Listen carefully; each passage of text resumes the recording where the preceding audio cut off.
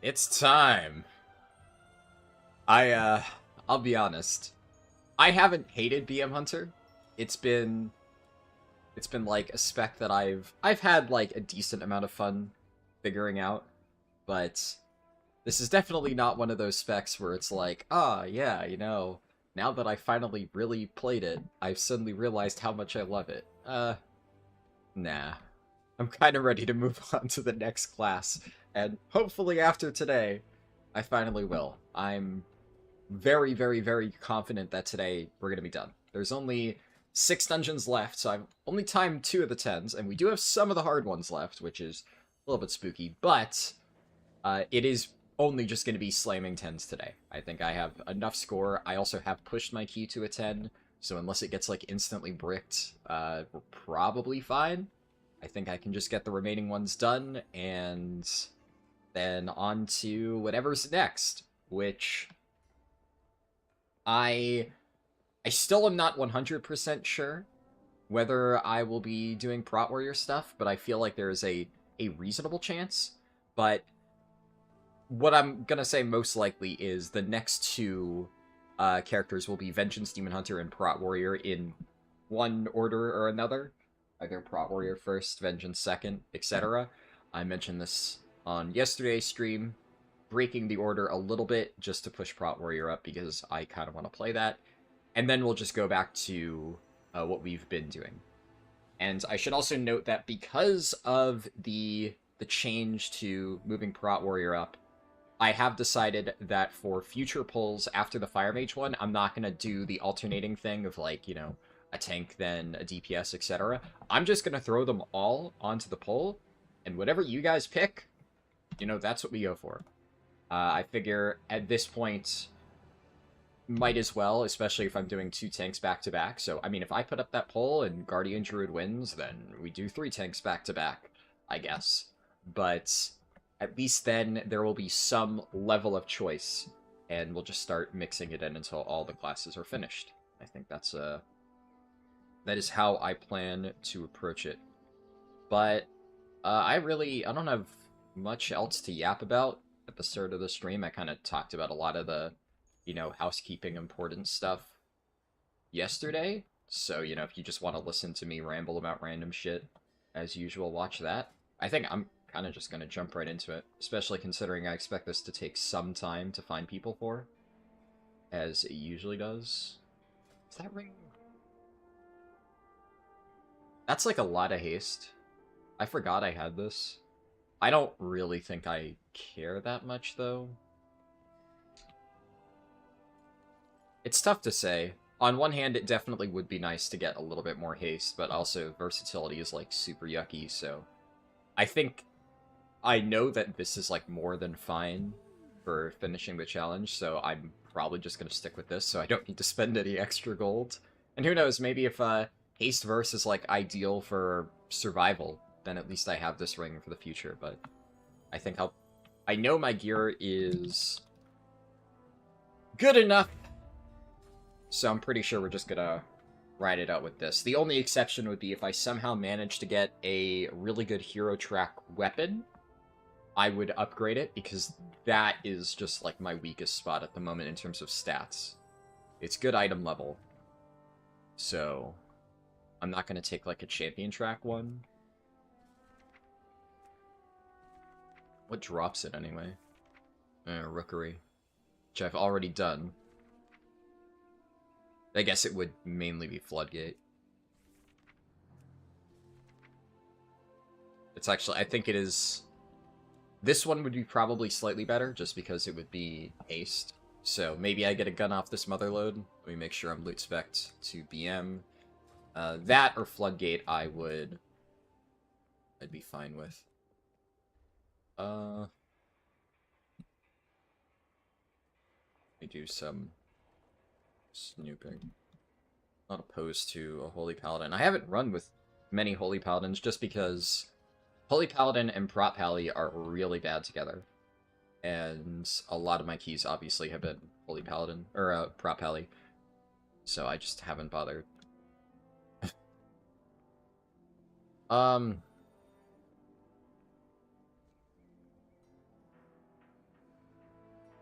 I don't really want to take that risk. For all I know, this priest and this tank could absolutely carry this person. And maybe they're, like, it looks like they have a really good character. But I've also, two of the different keys that I've had bricked by people were situations like this, where I invite, like, a stack and they do, like, a gigantic pull and then brick the key and then leave. So, especially since they're not all super geared, I'm already very hesitant when it comes to that. Honestly, for my fucking plus 10, I'm gonna be, like, insanely picky. I'll sit here for 20 minutes, if need be, which is kind of also why I wanted to throw it up here ASAP. That way, if people join in and start yapping, I can respond while still getting shit done.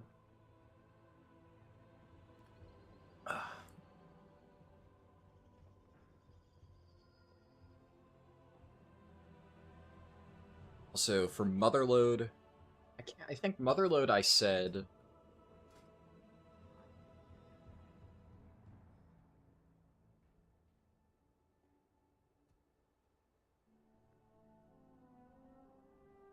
God.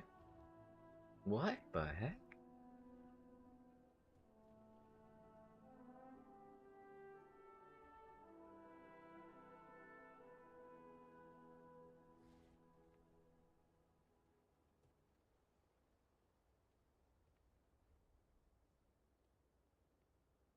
Yeah,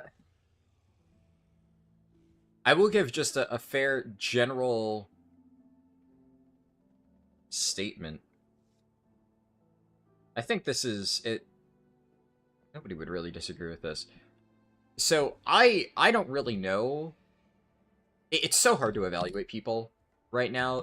I've actually seen, like, generally the community at large making posts like, "Oh, I keep getting my keys bricked by high item level people. Blah blah blah. It's so hard to tell if people are, like, good or bad this season." And when I see, like, regular casual players saying that, I'm like, okay, so I'm not being elitist when I say that, it's worth checking. But the way that I see it, if I look at somebody's logs, and I know some people are, like, really some people get, like, so fucking upset over the idea of checking logs. It's the reason why so many people are pissed off about that, like, Archon add-on, which I'm not using. I'm checking people's logs by hand, but functionally it's the same thing. But I've always done that. Why? Because if I look at somebody's logs and their best parse is like a 15, like literally a 15, a gray parse, and most of their kills are 0 or 1 parses, and they bought like full heroic clear, at that point, do I know if they bought all their score too? No, but I know that they literally paid for a full heroic carry. So at that point, what the fuck else am I supposed to think? The only thing that I have to go off for them tells me that they got carried. So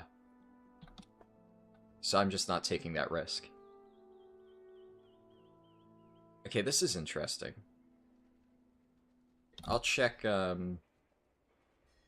this guy. What, Proudmoore?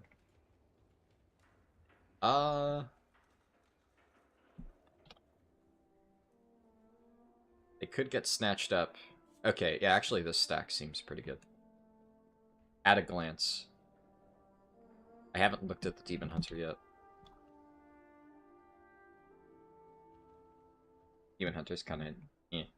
But tank is good, rogue is good. Good enough.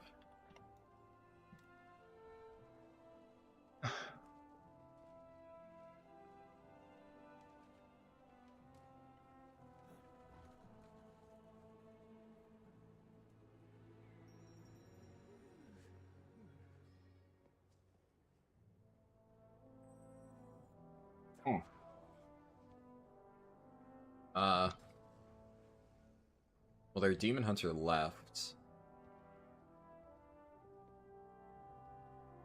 Okay, I guess.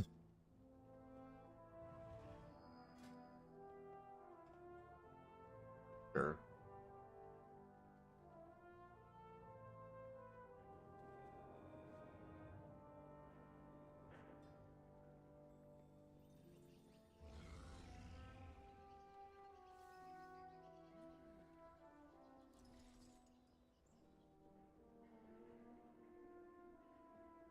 Oh, man.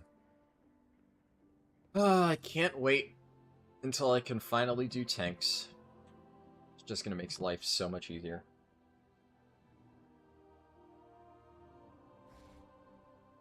Especially at hours like this. Though I guess technically it's not like prime US hours just yet. That's pretty good, I think.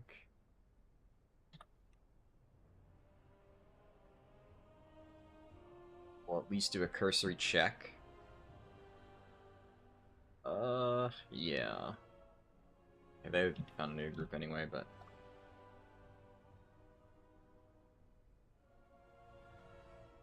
yeah.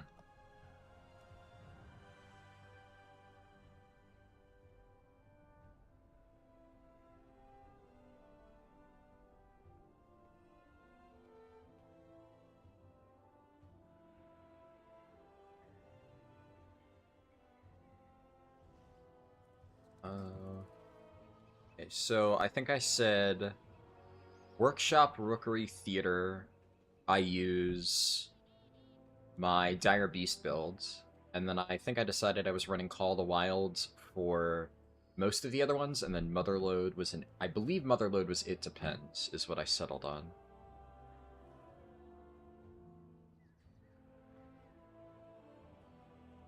I feel like Motherlode, you generally do large enough pulls to justify Call of the Wild, but... I also think that a lot of the hardest parts are low target, so maybe I don't bother with it.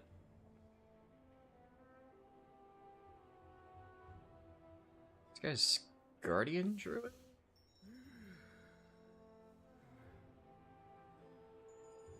I'm not sure about that one.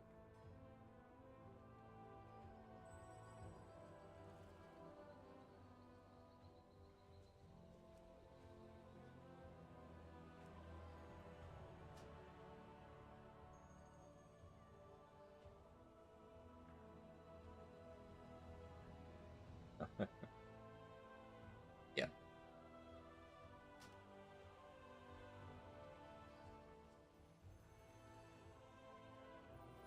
This a... Oh, wow. Wow, this... Wow. Okay. I didn't even know if it was possible to Grey Parse in a non-carry run, where you're just like, you're pressing your buttons, but you're pressing them so poorly. And item level parse, too. Wow. Yikes. Yeah, I mean, that means absolutely nothing. This is why we check logs. Uh,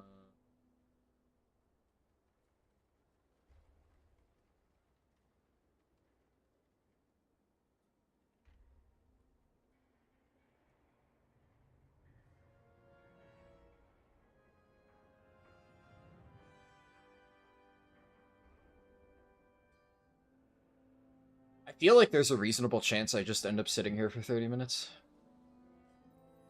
But honestly, if that's what it takes to find somebody who's not going to potentially break my key, I will fucking do too much bullshit.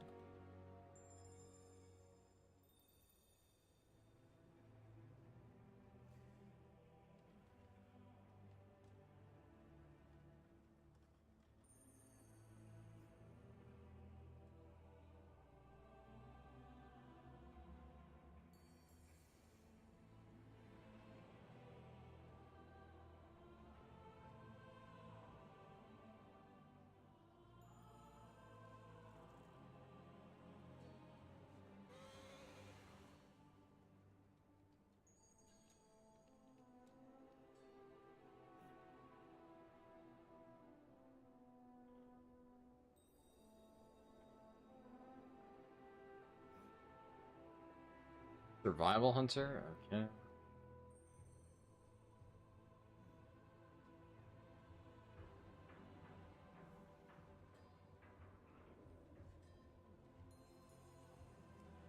I'll take a chance on this Warlock a little bit. Seems pretty good.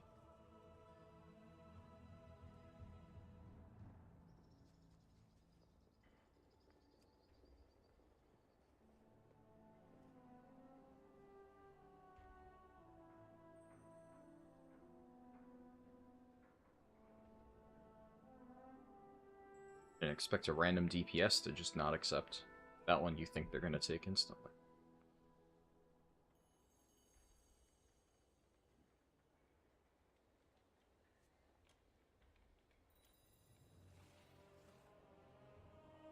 And it's actually playing dev, but you know.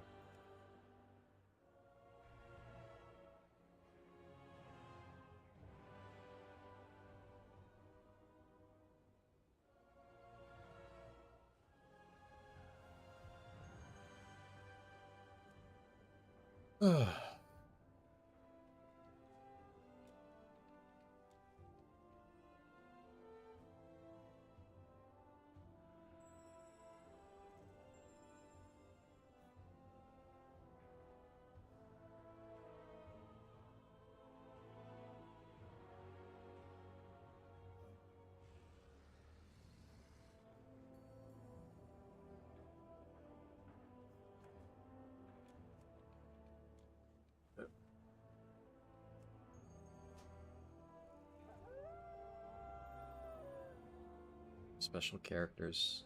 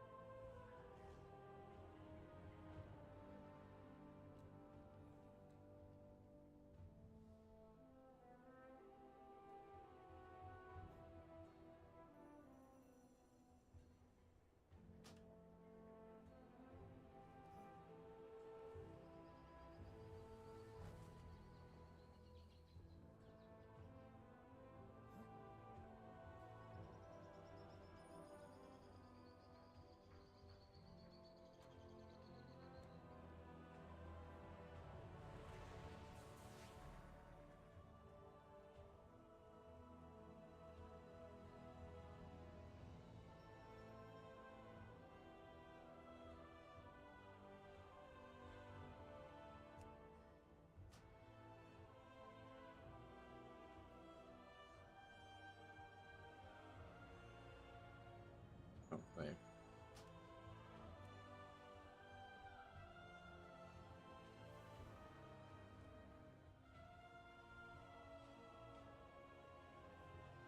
Nice thing is, after I do this, I should just be able to join keys. And then it's like, you know, no skin off my back. Most people are not this picky. Most groups will form much faster, but... I'm just... It's like every single time I'm in this position, I start having that, like, nagging thought in the back of my head of, like, you know, wouldn't I rather just, like, do the key? But then, you know, you grab a bunch of random people, you walk in, 5 minutes later, your key is a +9, and I'm just sitting here like, okay, well, now I've added an entire hour or more onto the time that it's going to take me to finish this, just because I didn't want to wait an extra 15 minutes to get, like, a slightly better person. So it's a frustrating experience doing this, but I mean, it's just like... I'll take the H-PAL. I mean, surely I will still double check, but I'll at least invite him just because... Yeah, okay, his shit's pretty fine. With that item level and that score, you would hope that they didn't somehow manage to buy their way there. And in this case, no. No, the guy actually seems like he knows what he's doing. But I mean, I've literally already seen people in this queue with like 660 something item level, and then they just like bought full heroic clears. So you just like, you need to check, because then otherwise the mole people sneak into your key. The Death Knight actually seems pretty solid, but 3.1k main. I mean, I've seen that before.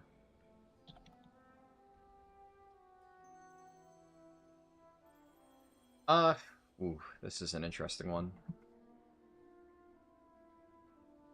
I will at least check Prot Warrior just in case. Alright, you know what? He actually has decent logs, and of all the fucking specs that I'd invite at lower levels, Vengeance Demon Hunter with decent parses at least tells me that they know what they're pressing, which is more than can be said for a lot of people. So, given the fact that the healer's pretty good and the other DPS seems solid, Warlock is a little tiny bit of a reach, but he seems solid at least. Worst case scenario. Bolton said, "Hey mate, love your videos. Awesome. I'm glad you like the videos."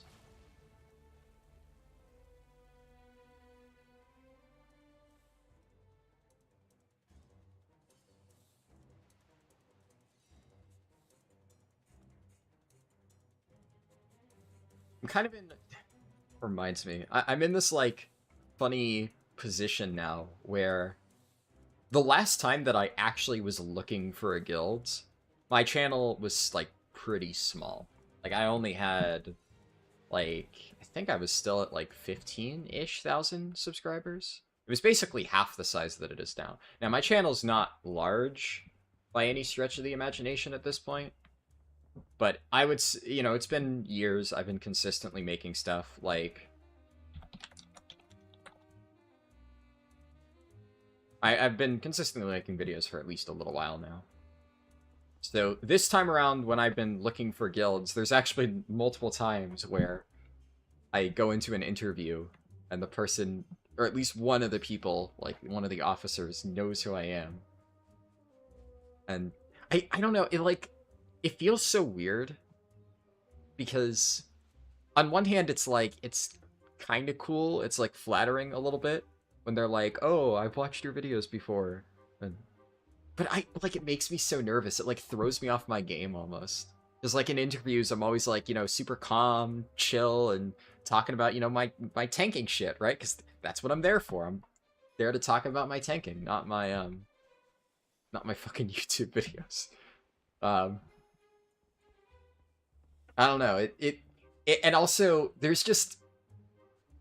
I feel like there's also a certain level of whenever I get into a guild, I want to get into a guild purely based on, like, my personal performance. Like, I want to get a raid spot based on merit. Now, I would hope that all those interviews that I do, you know, the people interviewing me are literally only looking based on merit. And I'd like to think that, you know, my performance as a tank is pretty fucking good, and that, you know, goes a long way.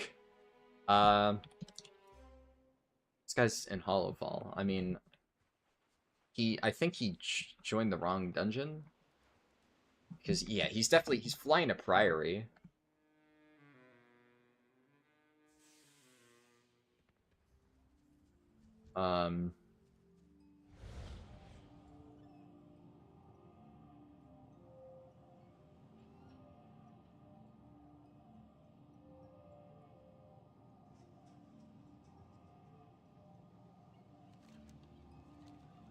I don't know, he's kind of lost. I'm just gonna go and fucking get a new DPS. Like,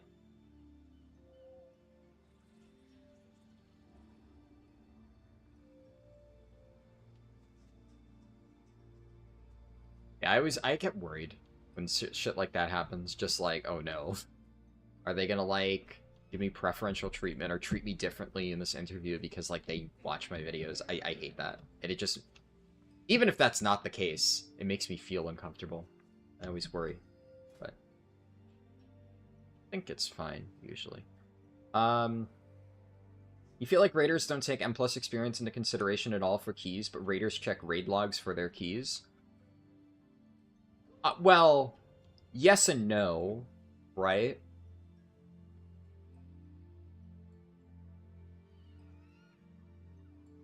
Yes and no.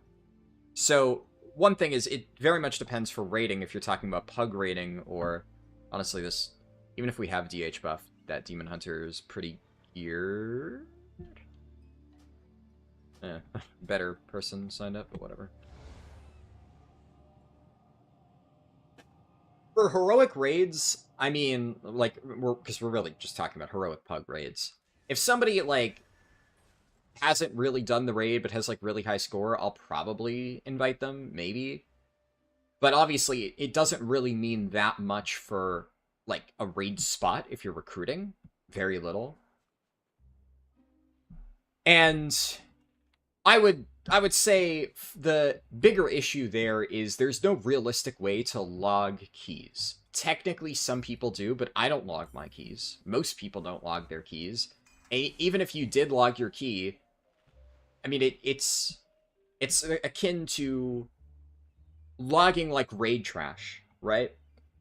Although, obviously, if you were to watch somebody do a Mythic Plus key, you could objectively say one way or another, is this person performing well, if you were watching.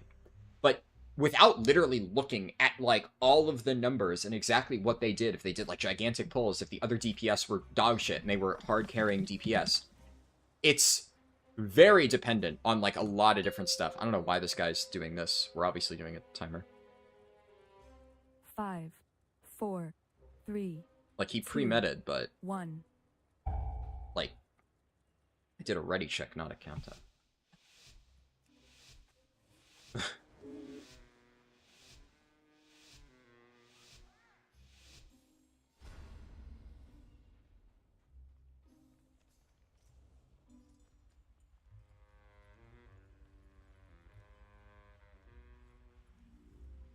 Yeah, interesting.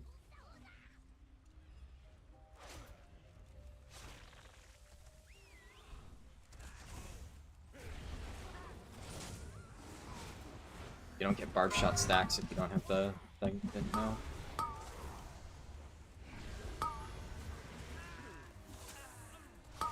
Yeah, I can't really, like, fully answer that question. I'm still doing this, but there's like nuance to it. Shit.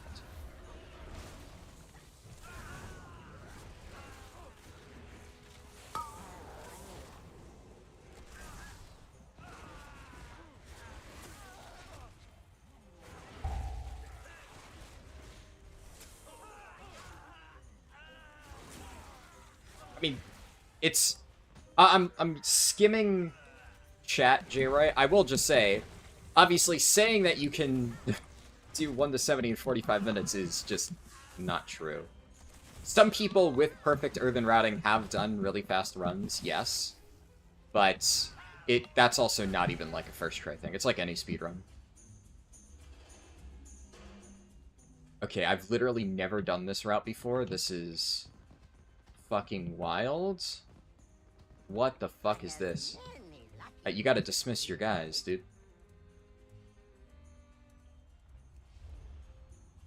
I have absolutely no fucking clue how to do this. This is fucking crazy to just try and rip a skip like this in a fucking pug run. I cannot believe he's actually going ahead with this. And because there's a fucking true sight mob. I hope I didn't pull that. It looks like I didn't. But that's...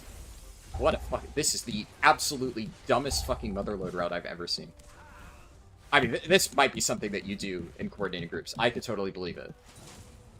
But that's actually just fucking wild to rip in a pug plus 10... I'm... What, so now... Now the healer failed to do the skip. The tank pulled without the healer. I think this is just gonna brick my key, isn't it?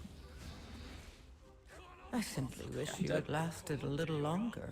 Holy shit, why are we fucking doing this in a pug? Jesus fucking Christ, dude. How do I actually manage to invite the most fucking chimp brain people in the fucking planet? This is fucking crazy. And we can't even get back! Because he imprisoned skipped the mobs! I don't have camo for a few seconds. This is crazy. This is a fucking deranged thing to do in a pug group with no comms. Holy fuck.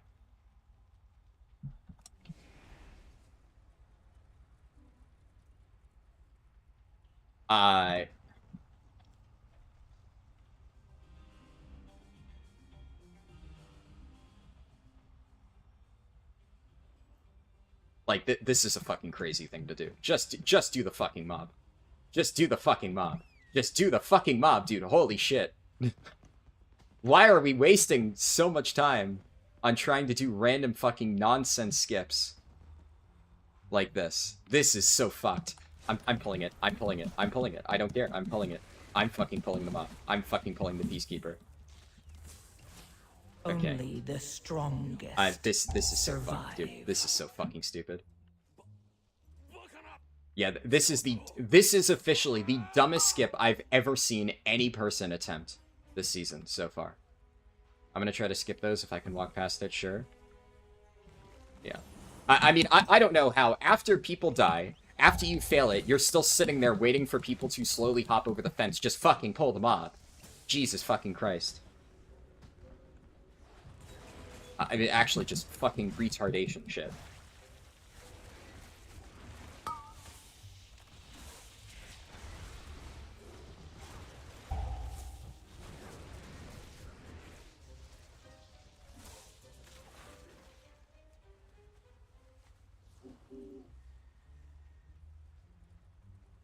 Even, like, more normalized skips, I will sometimes, like, do it once or twice, and then if people fuck it up, I will almost always just do it normally, just because you're wasting time at that point.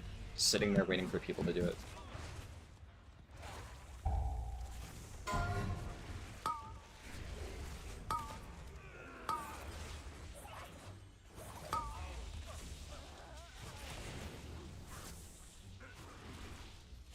It's a risk inviting people with a high IO main. I mean, like, I disagree. I think you would think that most people with a high IO main would understand that doing dumb shit like that in a pug is just not good.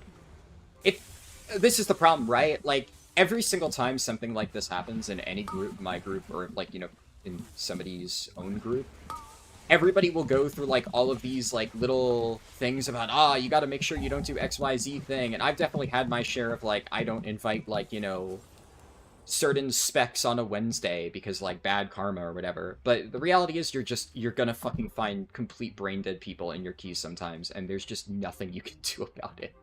They're just gonna work their way in there, and they will look completely fine, they will look like they are normal players with respectable things, and then suddenly you invite them to the group, and they just do the dumbest shit imaginable, and you don't know until they're in there. You just don't know.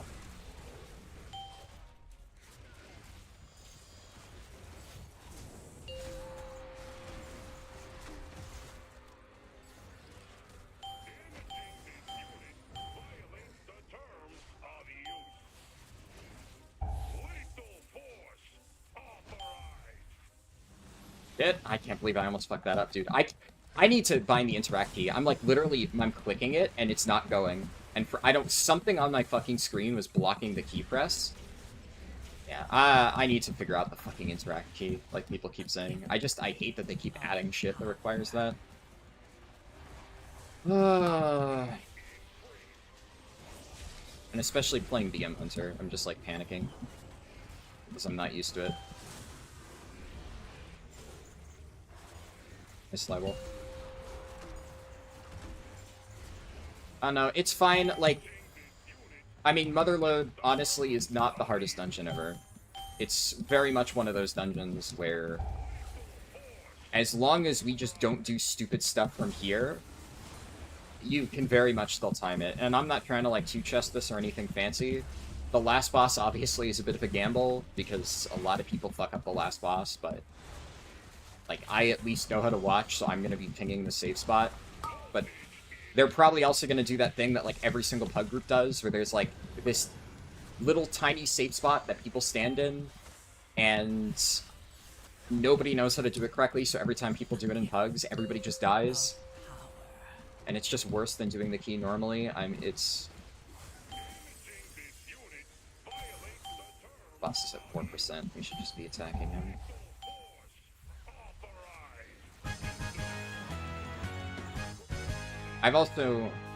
I've never seen so much skipped in the first room, so I don't know what his plan is, but...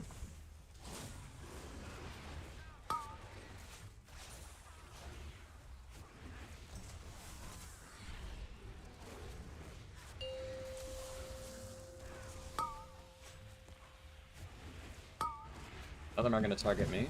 Alright, sure.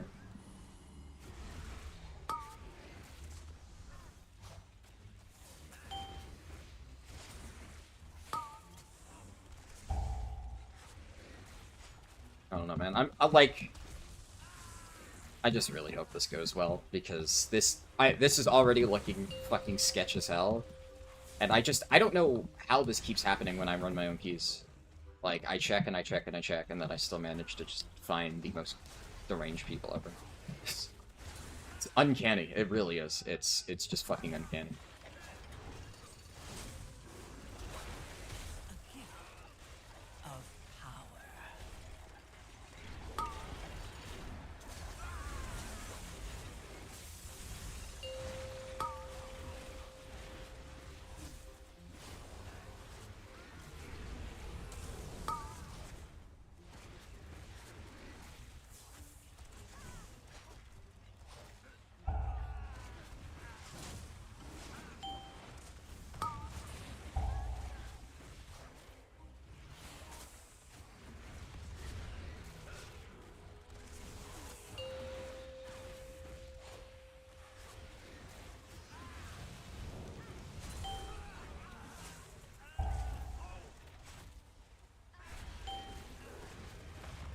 I'm also glad that I've at least done enough motherloads not tanking this season to know that this is not normal.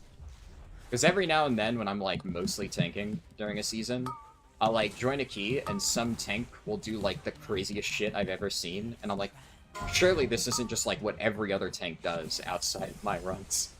This time I know, no, I've run this with a bunch of people and I've never seen this shit happen. Okay. Just not kicking through. I think everybody just overlapped their shit, it looks like. I guess maybe I could have freezing trapped that.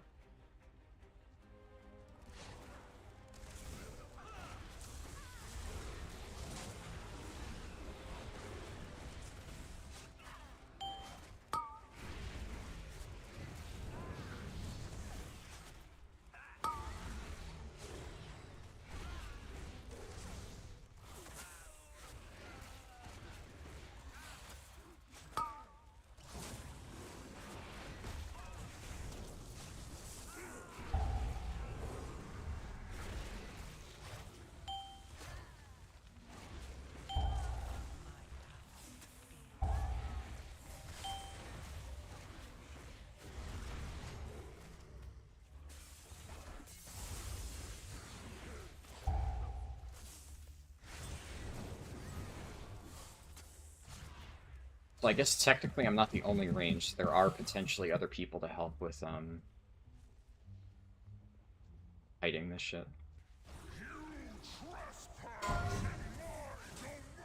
Oh, but it's on me.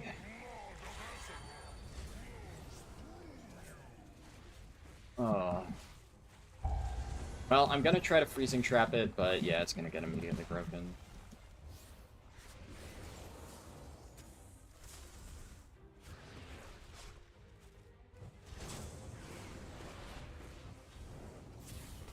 And binding shot it, though. So there's that. I could also tar trap it.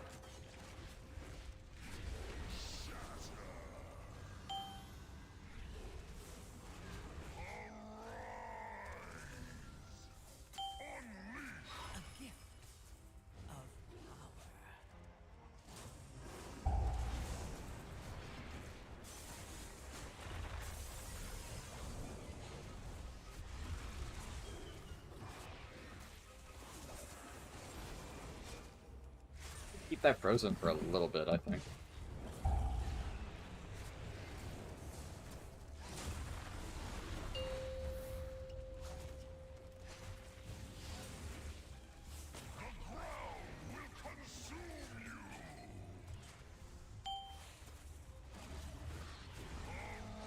Man.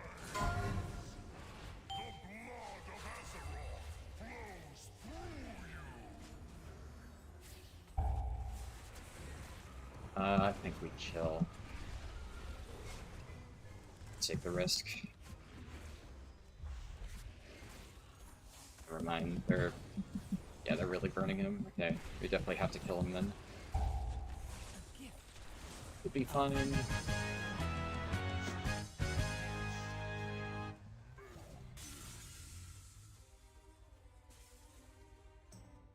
Gonna burn Bistro Wrath a little bit, but I was very worried about potentially wiping. Hey Pixelina. Sorry, I wasn't looking at chat.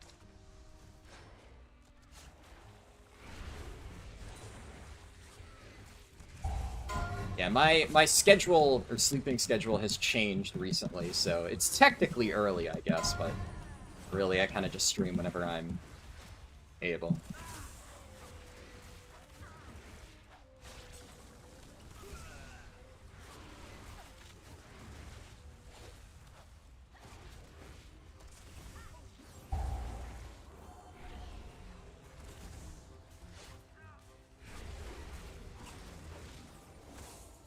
Gives you so much secondhand anxiety, and that's why you hate pugs. Yeah, it's...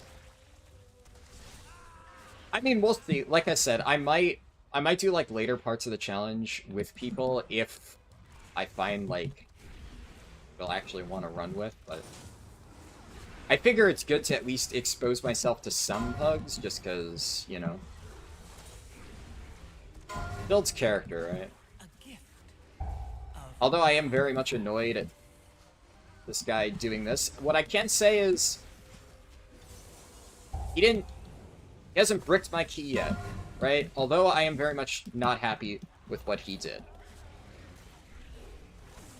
If he wants to try, like, a dumb pull, and then it doesn't work the way he wanted, and he still goes with the key, which he's doing, that's fine. Like, I've never done anything that, you know, at least in my opinion, egregious. Obviously, maybe in his mind, that's like a normal pull that he expects people to do. Like, it could be that he only runs with his friends normally, and this, like, since it's his alt, he's running with, you know, new people now. And maybe he's just used to everybody automatically knowing that. Who knows? But I've had too many times where tanks will go into your key, they'll do, like, the dumbest shit ever, and then they'll immediately leave the moment it doesn't work, and just go on from bricking key to key. And that's just their life. And that obviously really sucks. But, hey, look. This guy tried something, didn't work out, and he's still going. So, I will give him some credit for that.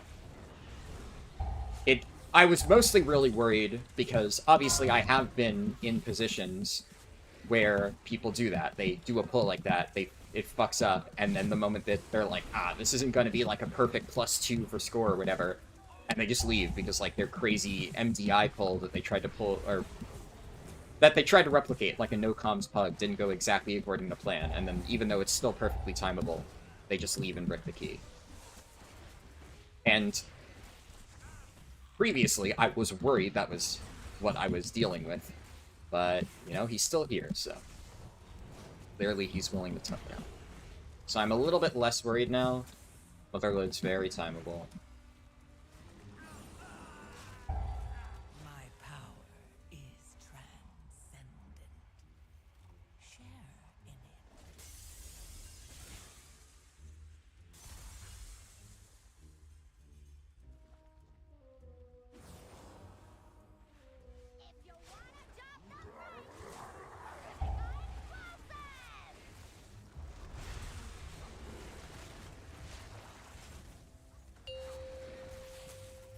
It's not on me, but let's hope that whoever gets it. Nice, he's doing it properly.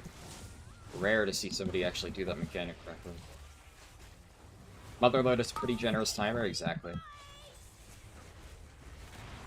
What happened? Nothing crazy, just the Demon Hunter tank did a really fucked up pull at the start. Tried to do, like, the craziest skip I've ever seen. It's just not a normal skip that most people do. I'm sure some MDI team did it, but not the type of thing that you would ever want to do in a pug. He died a few times because he tried to do that. But otherwise the key's going fine, so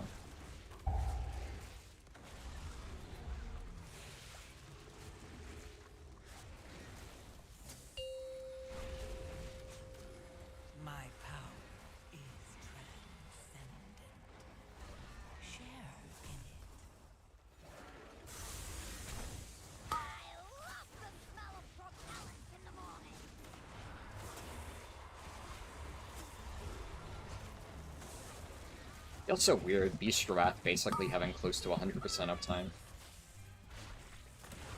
Not even a real cooldown these days.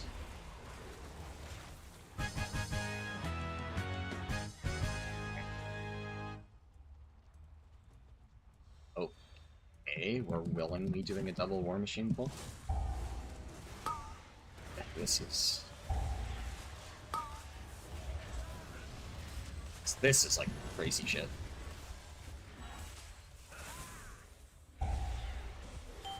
This is at least more reasonable, right? This is just like, oh, the healer's gonna have to heal their ass off, but it's very doable. The other shit was just... what? My power is transcendent.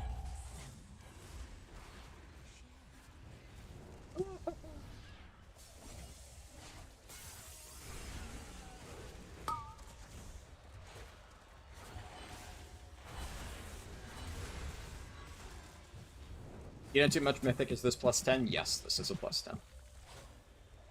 And yeah, the DPS are good. I mean, I'd like to think I'm pulling my weight. And, the Havoc Demon Hunter especially has been pretty good. The Warlock has popped off a few times, so... I'm not too concerned.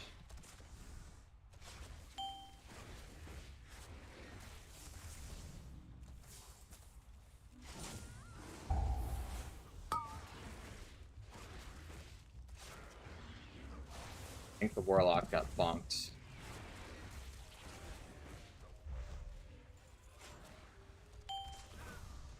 Yikes.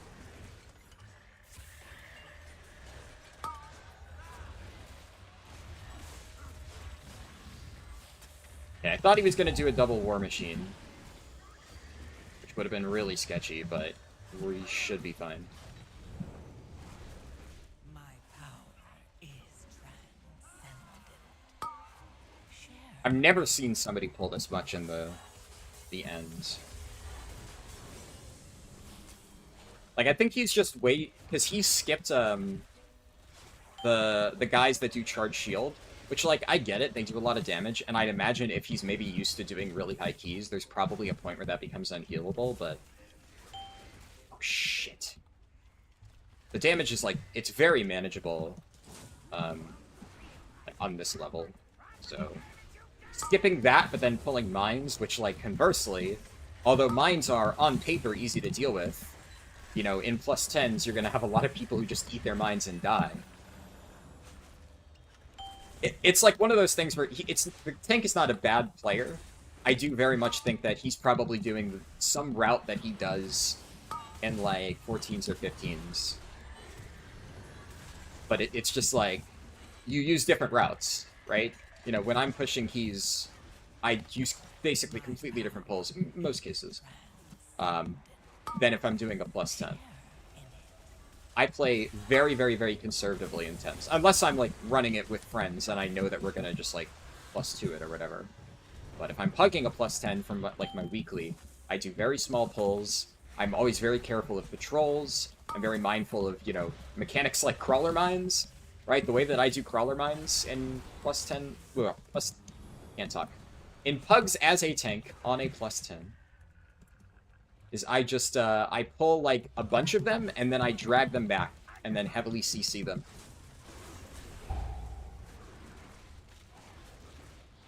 Yeah, they are gonna try to do the fucking save spot thing. Ah, fucking Christ, dude. At the very least, this is one of the safe spots. Every single time I've seen groups try to do the fucking safe spot thing, somebody fucks it up, and then a bunch of people die. It's just... especially, I never understood this strat, because the boss is just so easy to do normally. Like, just do the mechanic the correct way. It's not hard.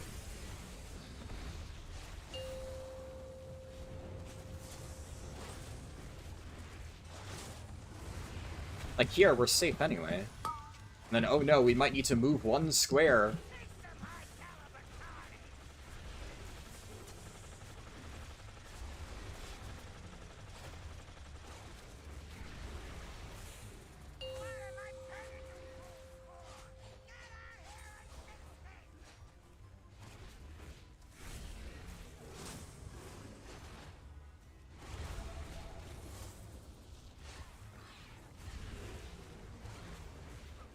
tab target betraying me. I have the... Probably should have been on the low health one, because I do have Kill Command Execute.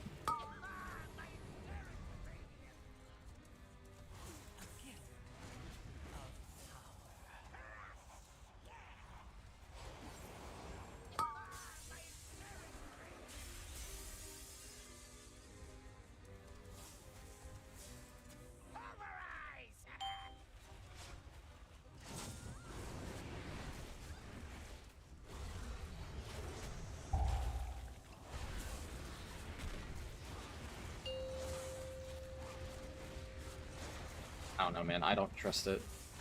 I'm turtling. See? We would have actually been safe. But...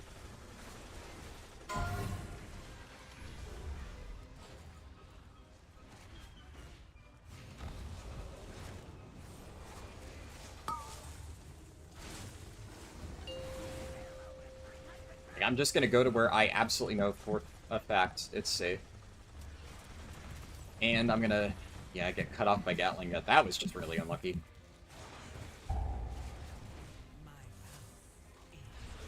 I probably should have just disengaged backwards through it really quickly. Oh well.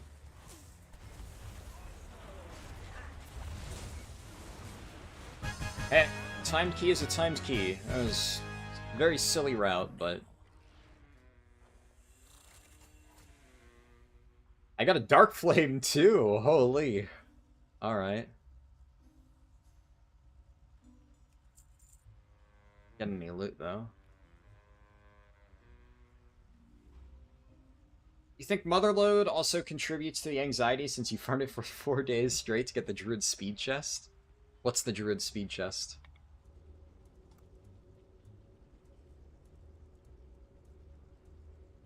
Is Fury Warrior Arms viable in Mythic runs? Yeah. Most specs are viable. There's only a few specs that I would say are... I don't even know if I'd say any spec is unviable at the moment. There are some specs that are definitely, like, a bit weaker. Really, I think right now that would, what, be like Survival Hunter and Og? That's it? Kinda? Fury and Arms are pretty good.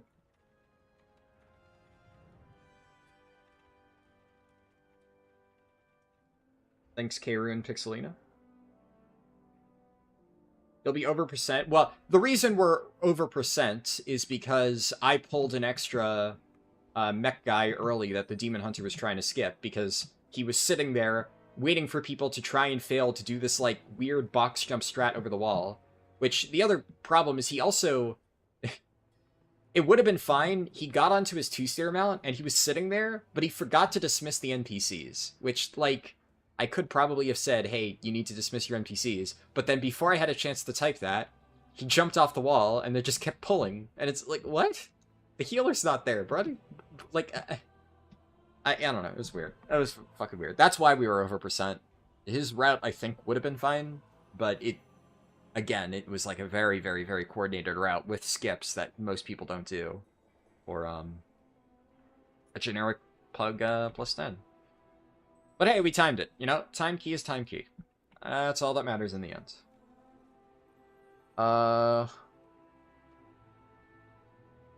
We shall update our spreadsheet. So I now have 327 score for Motherload. So that's like a big bump for me. Actually, close to 1500 just on this, but... It's not just the achievement for Keystone Hero. We have to get 10s in every dungeon. And... I mean, Dark Flame... I'm very tempted to just run the Dark Flame on an 11. I normally wouldn't do this for any other key, but Dark Flame is like... It is so easy. Like, a plus 11 Dark Flame is going to be about as easy as a plus 10. There's really not much of a difference. If you do the mechanics, the dungeon's going to fall over regardless. And this way, if I do somehow happen to invite, like, a mole person and they brick my key, then it goes down to a 10 and I just try again. And, you know, surely I don't brick Dark Flame twice in a row. Like, statistically, that would be insane. So I think I actually will just run it. And, yeah. Eventually, I'll probably start just applying to groups to get the last few, but considering this is, like, the easiest key, and I have it on 11, it's, like, the perfect situation to just keep running my own. This is the advantage, right? Sometimes you just get lucky. Keep rolling keys that you really need. And you're guaranteed to get in, because you're the one with it.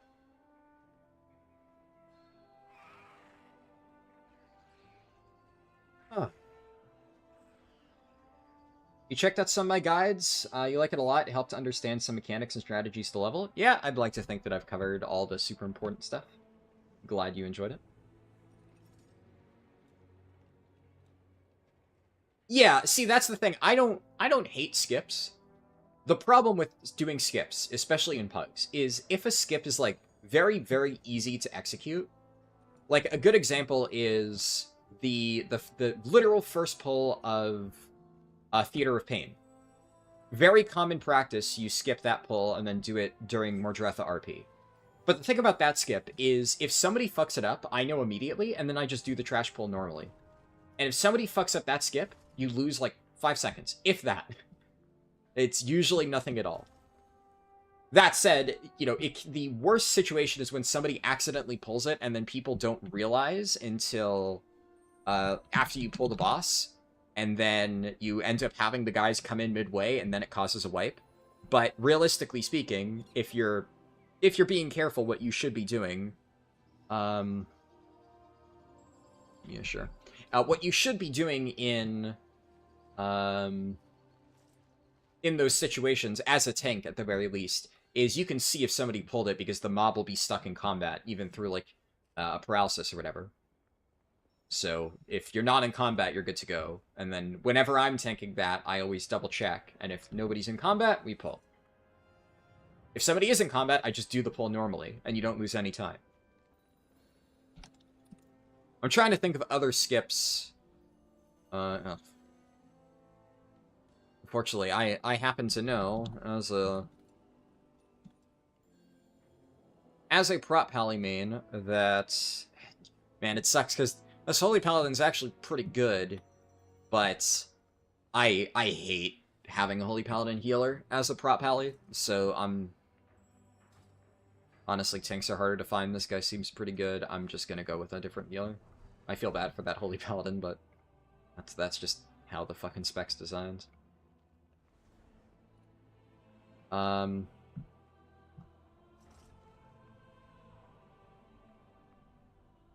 yeah, like, oh, another one's Cinderbrew. Like, the Cinderbrew skips, there's 2 of them. You can Mind Soothe the pack going to the meadery area.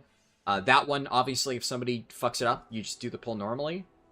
And, the only potentially problematic Cinderbrew one is jumping over the railing if you have, like, a hunter and they forget to dismiss their pets. I've had that pull. But then as a tank, right, I always jump over the railing, and I wait for everybody else to jump over the railing with me, at least in a pug, right? And then once everybody's down, I can see nothing's going to pull behind me, then I pull the mobs. So I wait. I wait like 5 seconds, and we're good to go. Otherwise, we just do the pull.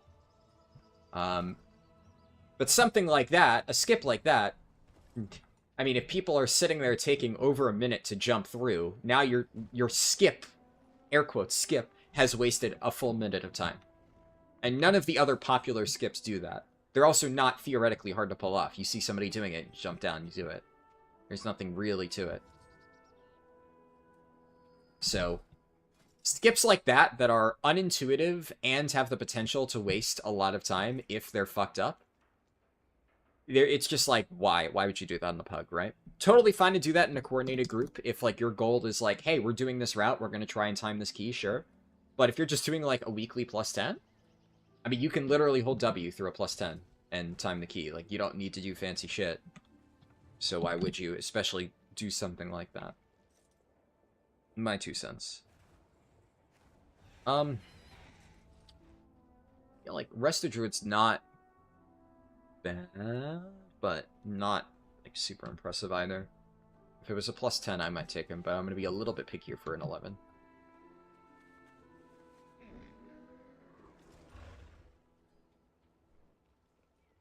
You'll never be as quick as me, but you're leveling an alt soon, and you have more understanding now how to do it quickly. Awesome. And another Holy Paladin. Unlucky. I don't know if that was the same one or not. I think they were both the same exact item level with roughly the same score. It might have been the same one. I'm just gonna invite first and check later. Unless this guy is like, you know, literally full Grey Parses. Nah, he's chill. I figured. Full Grey Parses bought a carry to get his shit. At this point, like, if somebody managed to clear 11s, you don't need to be as iffy about, you know, checking their logs and stuff. I mostly check logs for, you know, people who they've cleared like 8s and 9s and stuff, and they have okay item level, because that's the situation of you can very easily just get boosted through 8s and 9s. I should know. I have unintentionally boosted people through 8s and 9s. You know, they're doing negative damage and just basically getting dragged through the key. And you can tell that they just paid their way through like a heroic run or something like that. So 99% of the time, when I'm checking logs, it's just to make sure that it's not the situation I outlined earlier, where it's some dude who literally just has 1s and 0 parses on heroic raid, because then if they bought a full heroic raid clear, they probably bought their M+ score as well. Yeah, like this guy, pretty good logs, so we'll take him. Doesn't need to be like the craziest parser on the planet, just enough to tell me that like his score is actually probably indicative of his skill level, right? That's what matters. The Shadow Priest also pretty good. Oh, yeah, I'll take it. Priest buff also not bad. A decent comp. I don't really think there's anything crazy that I need for this that comes to mind.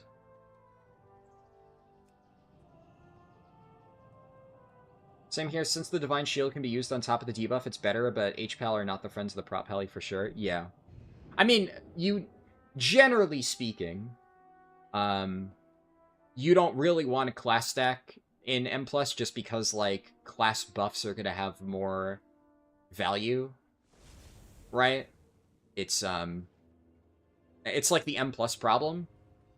It's why virtually no comps ever run 2 of the same class. That's just kind of how it is. And especially Paladin, right? Paladin only has Devo Aura as, like, really relevant utility, and a lot of the other special Paladin utility is already brought by Prot. So, like, it's not that Holy Paladin's bad, but it's just you're very hard-pressed to run a Holy Paladin if you have another Paladin in the group already. It's not impossible, obviously, but you're just going to lose value. But then the bigger issue is that specifically Prop Pally Holy Paladin just gets janky because of Forbearance.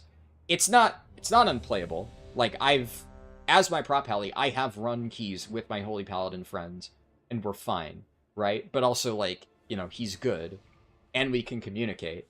And I think he knows, right? Don't lay on hands me, because I can lay on hands myself, and, you know, Forbearance and all that shit. But it's just, like, tricky, and then why would you?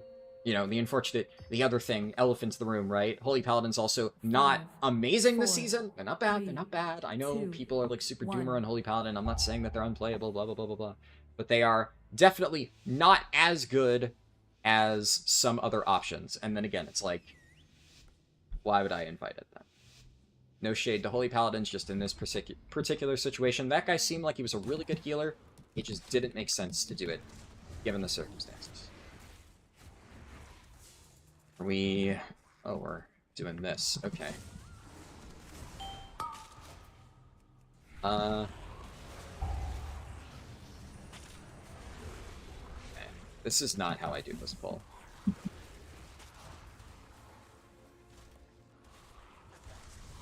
I guess I probably should have bloodlusted, but it's whatever. I always forget.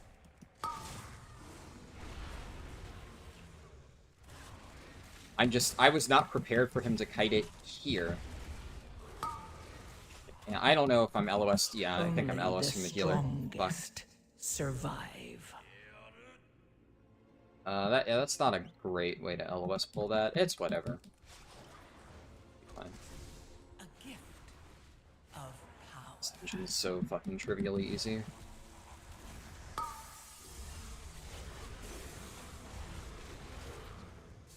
Also, all things considered, it didn't go terribly. It just sucks that I died. I was just getting hard targeted.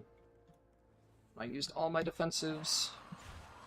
Are you checking logs? Logs, when people say logs, they're talking about Warcraft logs. The website. So if you want to see your logs, you just look up your character on that website.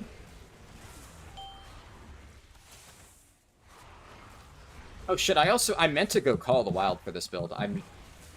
Or for this dungeon. I forgot to swap builds. Just realized. That would have very much helped on that build, but Darkflame has a bunch of big ones. Oh well. I mean, this is still a totally fine thing. I'm just gonna... I have to make up my damage on... Oh, we're...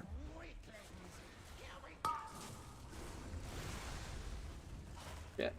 Oh my god! Only the strongest survive. Are you kidding me? Okay, I mean, that... That one, I'm just gonna call unlucky. I've never...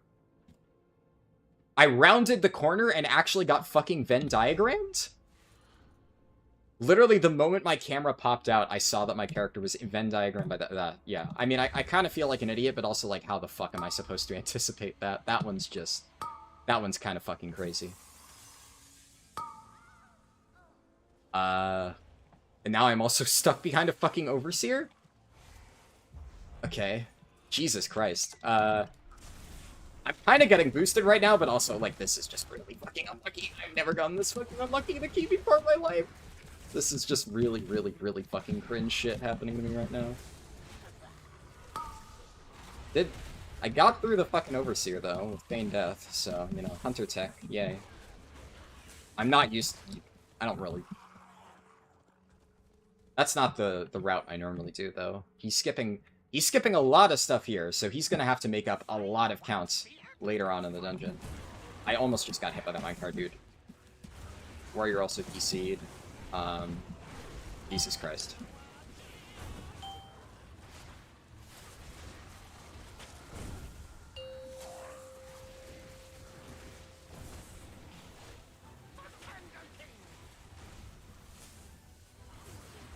Oh, man. I mean, well, you know, you can always just do the +10. I almost want to do the +10 because this is just actually the most fucking cursed key I've ever fucking had.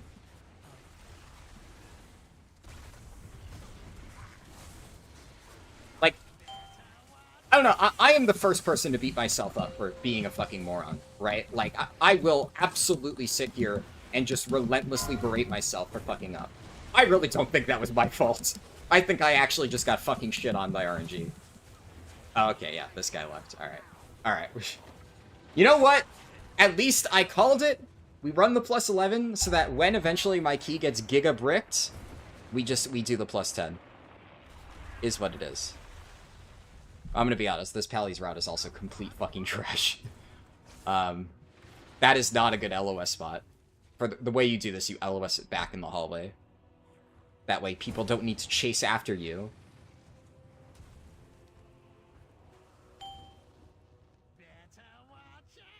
But, whatever. Whatever. I mean, yeah, I don't know. Frankly, I do not blame him for leaving that with the DC and the other shit. And, I can't be too mad because I still have my +10. Bummer that happens. Fucking hell. That was some shit. I still can't fucking believe rounding the corner into the fucking Venn diagram. Not just one. One I probably would have lived, and I could have just popped a potion, exiled. Or so, fucking Venn diagram. I actually rounded the corner immediately into two fucking... God. Yeah, yeah. Whatever. We run it on a 10. Now, if this gets bricked, we're in pain. Now I'm going to be infinitely pickier with tanks, though, because that guy was not very good.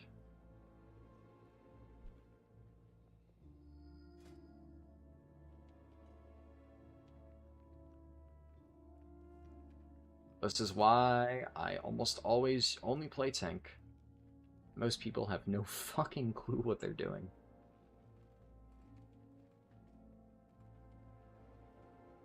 I think also I'm just going to start always lusting... yeah, sure. I'm just gonna always lust that first pull. I probably should have done it there.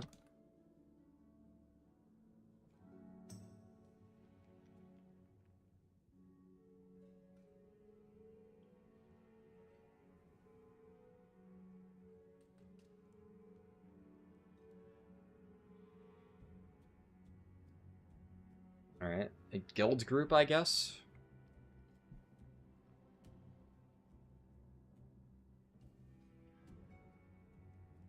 Yeah, alright. This time I can actually switch my talent builds. So I'll be able to do real damage. So I'll wait to see if this guy has friends.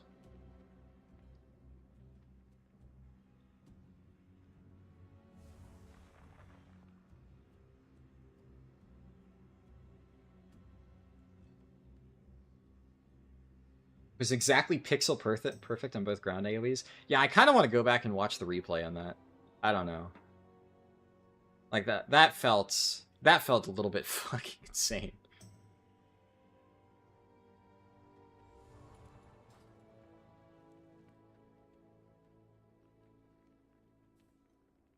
Just like I don't like also for Dark Flame Cleft, I've seen people skip like one side pack, but I don't really understand skipping like the entire first room.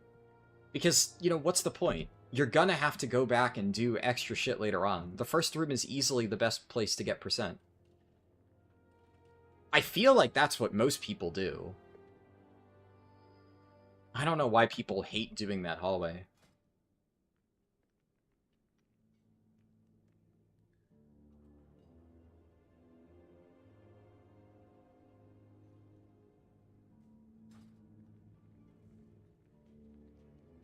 Alright, I mean, look, the healer and the paladin both seem good, so if they, I'm gonna put my life in their hands, and if they say they have a tank and a DPS... I mean, if they try to, like, suggest invite, like, some rat fuck, you know, 650 tank, I will say no. But if they suggest someone who's even remotely decent, then I'll trust them. Second room is easier to have the mob packs together. I guess well, you can, I've seen people pull, like, extra in the second room a little bit, and skip, like, one pack, but I don't know if pulling the entire, second room is ideal. I think I've seen these guys guild before in Mythic with 2 Cs. Pretty sure I've seen, like, one of their players somewhere. I don't remember where, though.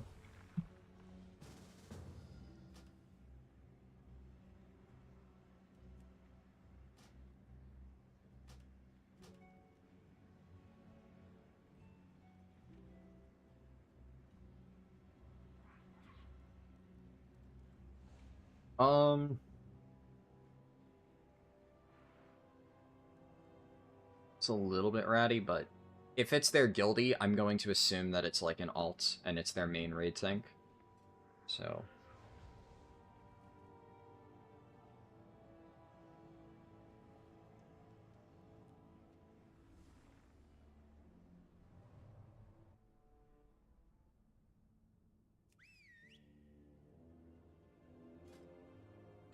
I want that. What else do I want for this dungeon? Dark Flame. Where's Kodo Tranquilizer? I'm not running it, shit. I'm gonna be honest, I'm not gonna remember to use that anyway. Maybe that's irresponsible. Maybe I should admit that, but there's absolutely no fucking way I'm gonna remember to soothe the mobs. Like, look. Maybe. In certain cases, I can... If I know that a soothe is like, you literally need to soothe this or it's a wipe. I don't really think there's any soothes like that in this dungeon. I'm pretty sure they're all like, you know, the mob does a bit more damage. Or something like that. If there's a mandatory soothe, I'll remember it, for sure. But shit like this... I think he has 4-piece. 4-piece, reasonable gear. He's going... Moonbear build? Oh. Alright.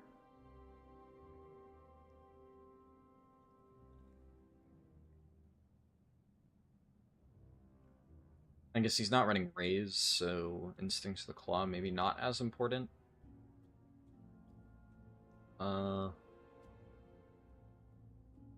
Interesting.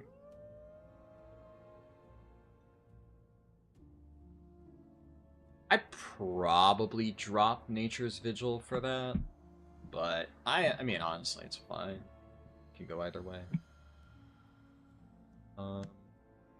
I definitely take Astral Influence. I probably wouldn't run this stuff in keys, especially because you have to commit like Innervate. But yeah, I mean, I can see the merit to it.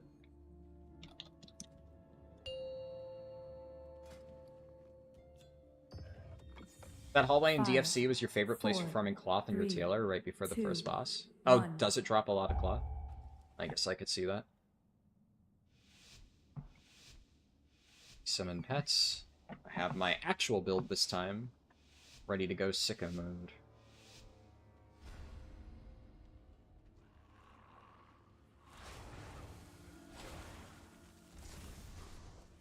Gonna drag back.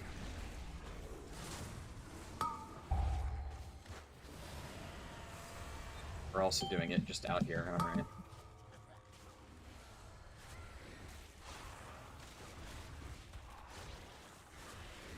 Eh, whatever.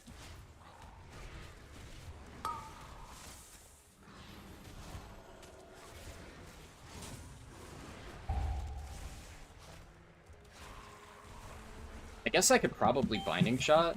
It works like Ursol's, but we also do have a Druid for Ursol's, so...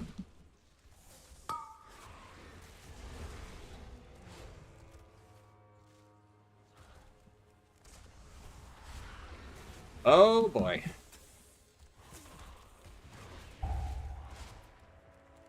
Yeah, I need to LOS the overpowering roar. Otherwise this is gonna get real spooky real fast. A gift of power. But he's positioned it well. I don't know if like he's just assuming that his healer friend is just gonna absolutely pop off and heal us through this. Or if he's positioning it perfectly so that we can LOS Empowering Roar, but he is putting it in the perfect spot for the LOS, so, you know, either way. Good shit.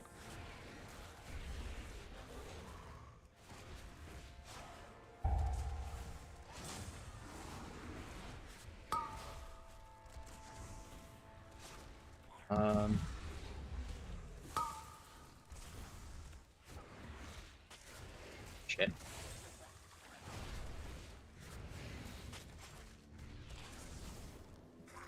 Oh, my focus is really bad right now.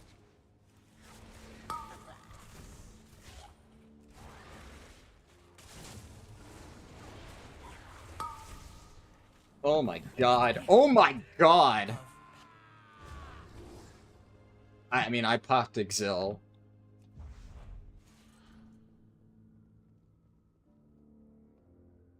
I think everybody else was in melee, so they all just turned to target me. I just needed to stack a melee there. That's on me.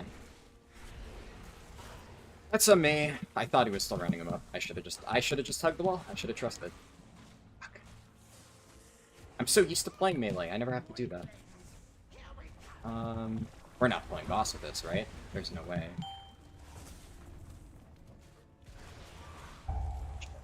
So, okay, he's using this as an LOS spot instead of My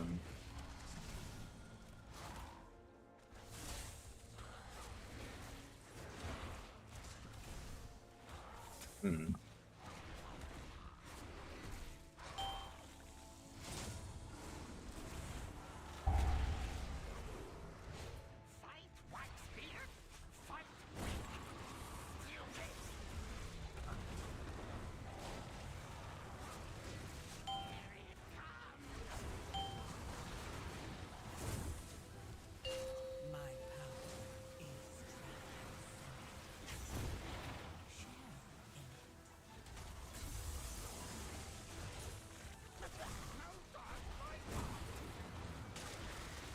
Alright.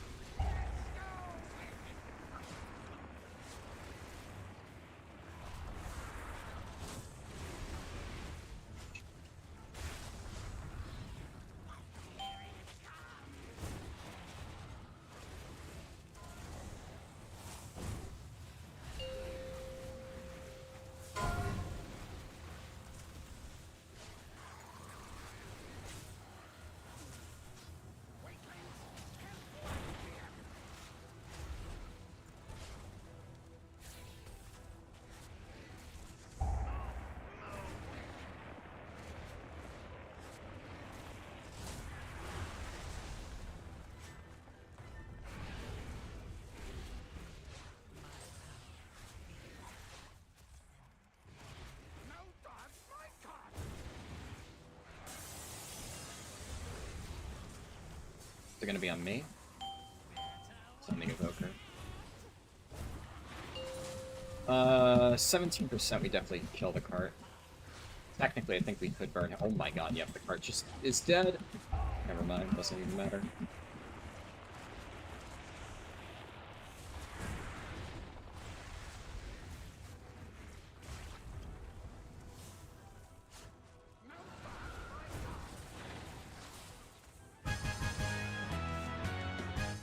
Did I win on Boss Dam? Oh yeah, I fucking thrashed the Evoker on Boss Dam. Thrashed everybody on Boss Dam. Let's go. I know this place. Old Wakespirit's been here forever. Didn't trust nobody. So Pet Snap? Nice. quick, faster, faster. I'll catch up. My power is transcendent. Share in it.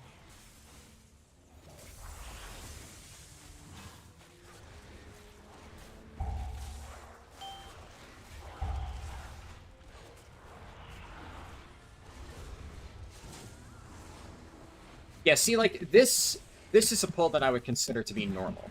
I think there's, like, two ways to approach Darkflame Clef that I've seen that are reasonable. There's this route, where you skip, like, 1 or 2 packs in the first room, and then do this side pull. And then there's just, you do the entire first hallway. And I like doing the entire first hallway just because it's foolproof. It's less so because I dislike these packs, and more so because I feel like a lot of times people face check stuff on the side in that first hallway, in pugs, so I really like just doing everything just to be safe. But I'm fine with either of these. What the Paladin did was not one of these routes. He skipped like half of the first hallway. And he also skipped mobs that are just blatantly blocking the way, so we didn't really have ways to skip them after they patrolled. That, I just think is objectively a bad pull. No matter how you slice it. What this bear did, good. Yeah, definitely a thing that you could do.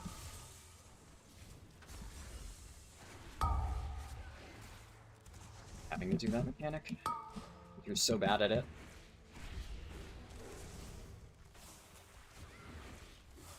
Maybe they would have had something, and I should have just had faith, but I'm so used to pugs just never doing it that I just don't trust ever.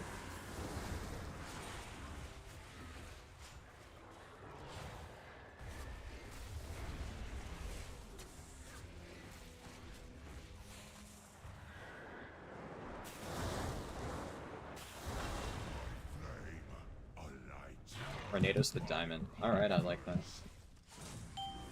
Here for it.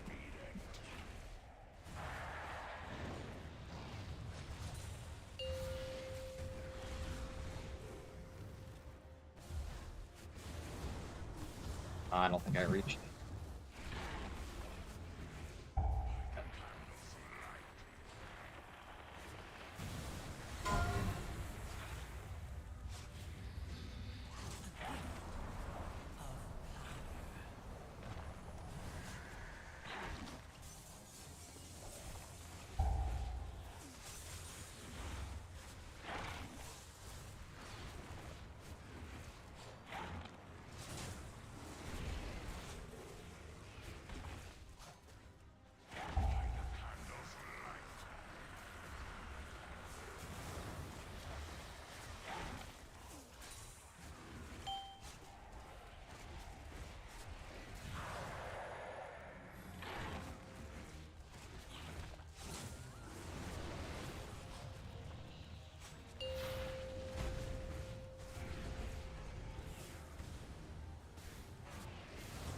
Fuck, dude, I missed again. It's really hard to do more than one as a hunter.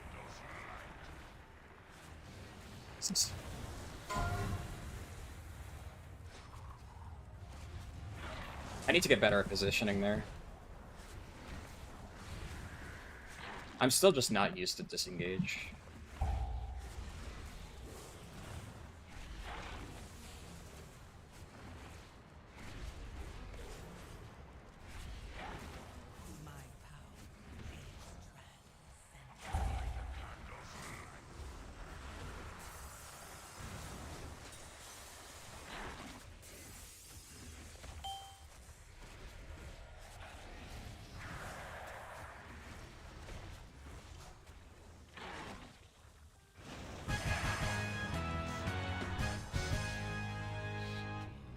How are we doing this?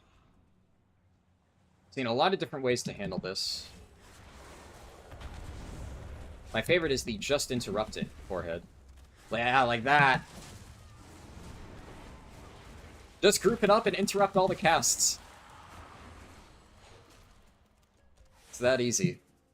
That said, whenever I do this on Prop Paladin, I just, you know, my strat for this is just Divine Toll forehead, so. Oh! Feign death! Oh, my pet's dead. Shit.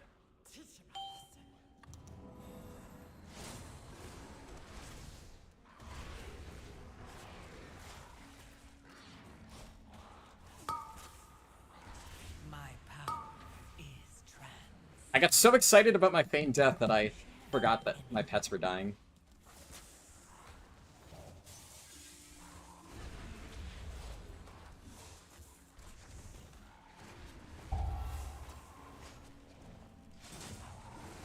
It's gonna human racial.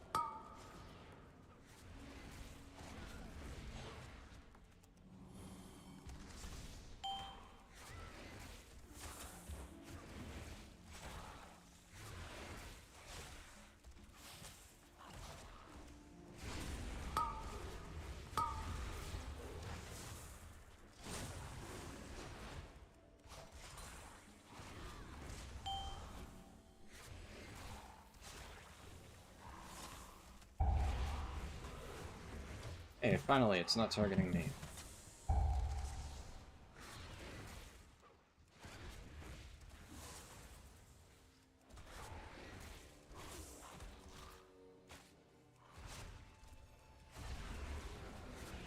Oh man, I'm gonna have everything going into this boss.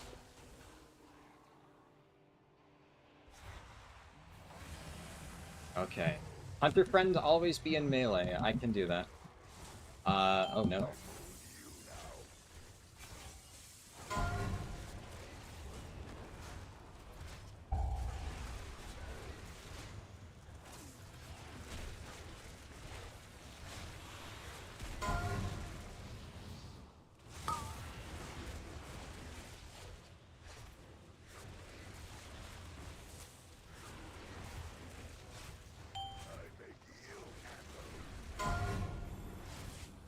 I should have saved my kick.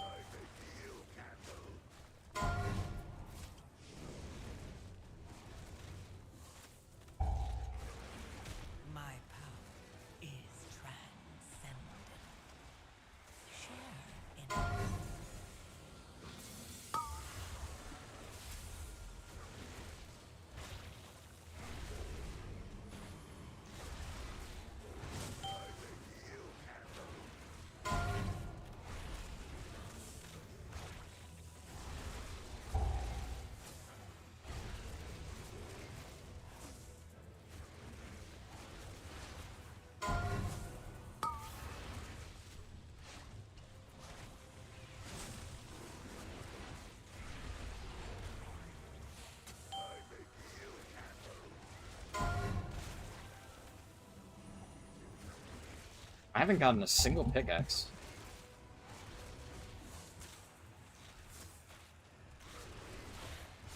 I could just kill us. Alright, hey, hardest part over. Dungeon's free from here. Let's go. No more Candle King. We can be free. But first, the darkness. Darkness cannot time to flee. Flee to freedom. We can use the candle card to escape.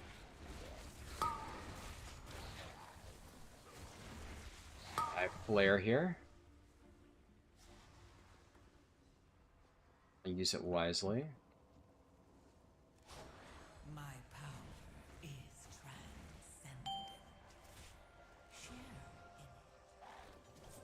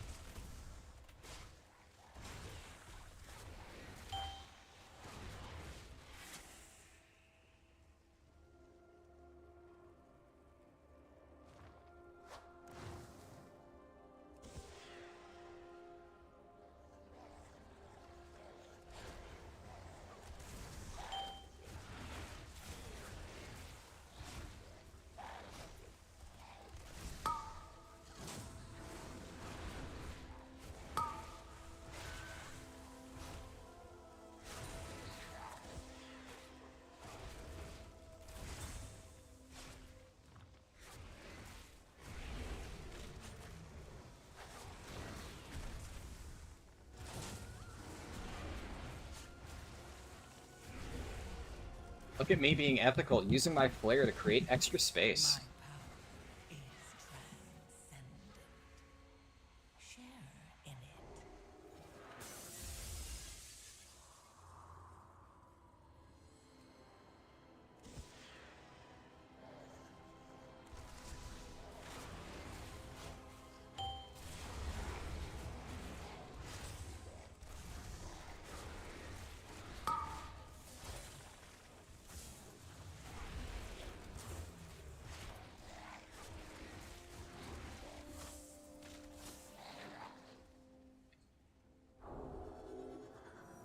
You could theoretically skip the end, although I think there's like an unavoidable corridor creeper pack. Quick,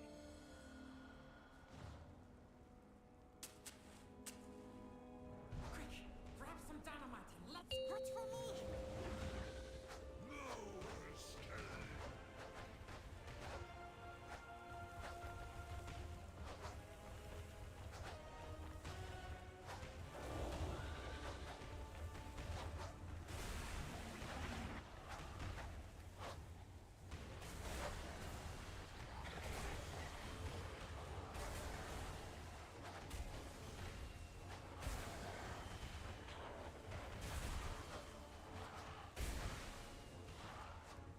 Let's go!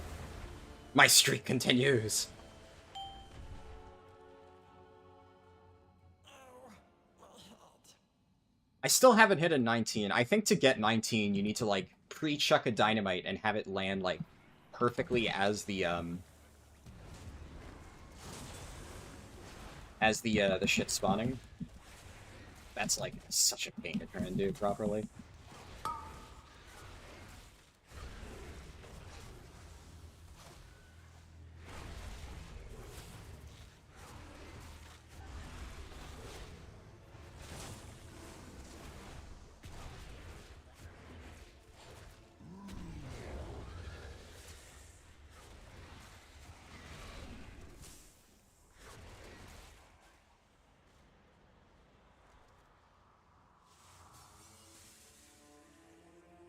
Oh shit. Unlucky.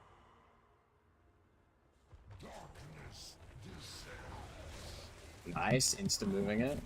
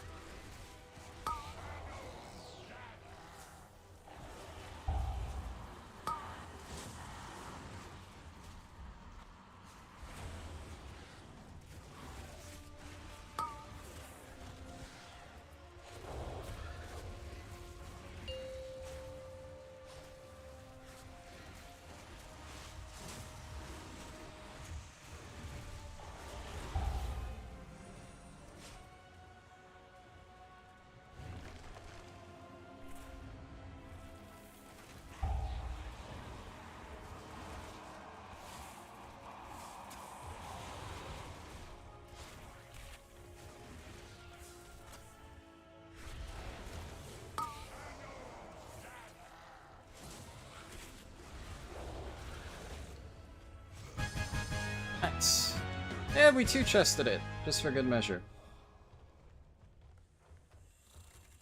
Alright, well I got a workshop, so now I gotta run different shit.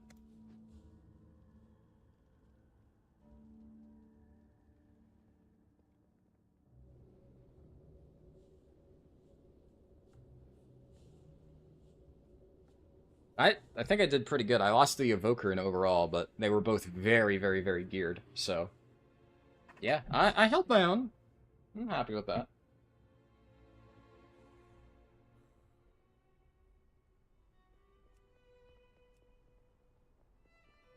Alright, yeah, my shoulders are better. Actually, oh, I just realized I never upgraded my shoulders the last step with Runed Crests. I should be doing that. Oh, I don't... Shit. Right, I forgot, because I don't have Runed Crests, because I'm only getting Gilded. So, ugh. It's like, I could technically convert down, but I'm telling you, you should never do that. Never do that. I'd rather just have slightly lower stuff and then, you know, do a +7 at some point. +7 gives runes, I think? I don't know. Oh well. Let's see.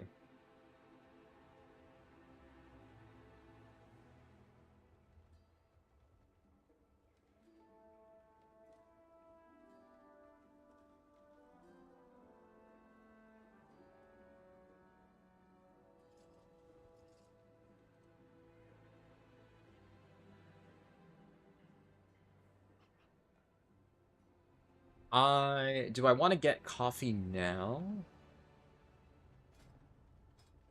You know, we're at the halfway point, technically. Technically not the halfway point of the stream, but the halfway point of, you know, the dungeons. I gotta update my spreadsheet, too. So I guess I will make coffee now. Alright, I now have 332 for Dark Flame. Okay. If I replace Floodgate, there's like a reasonable chance that gets me to 2500, but no. Order isn't super important. It would just maybe make it a little bit easier for me to get into groups. I'm probably gonna lower my key to a 10. Just because I don't need Workshop. So, and I'm not going to be joining +11s. Yeah, so now it's 11, so I lower it one more time. Okay, so now I have a 10. So now we just pug into any of these 4. And... well, presumably I time it, I re-roll, and maybe there's a chance that I get one of these. Worst case scenario, I just, you know, keep pugging until I get it. But anyways, I will be like 2-3 minutes. I'm gonna grab coffee and water. 6 gives runes? Yeah. I won't bother with it then. I'll probably just go the traditional thing of, like, getting carved crests and upgrading it. I am fairly close.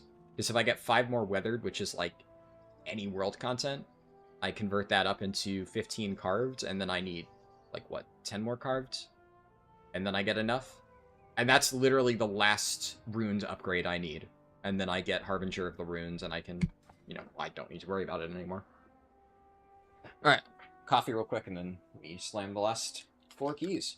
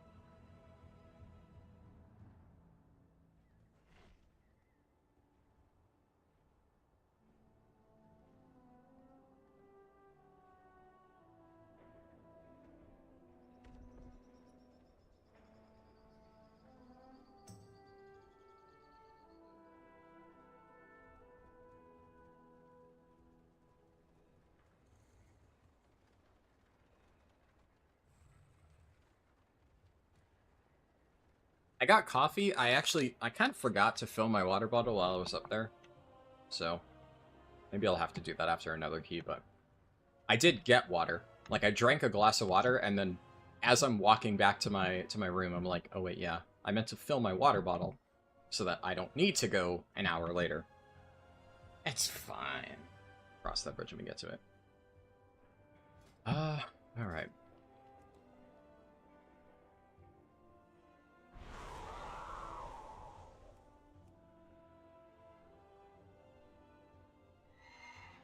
Workshop.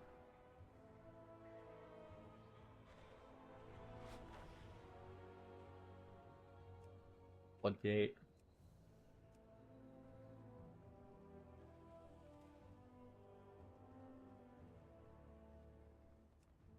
I'm gonna be honest, I am so looking forward to going back to playing tank after this. Like, this has been a nice diversion, but holy shit. It's like, sometimes there are things that, like, I die to. Like, it just kills me. And I'm not used to that. I'm used to just being unkillable. Like, you know, that's for the plebeians to avoid. They have to deal with the random instances of damage. I'm the tank, I just press defensive and nothing kills me. It's a weird feeling. Being mortal. At least Windwalker. Honestly, one of the reasons I always liked Windwalker is, you know, oh, a mechanic is targeting me? Ha ha ha. I'm gonna press Touch of Karma, and I'm going to make that mechanic deal damage to the enemy instead. Honestly, one of my favorite parts about Windwalker.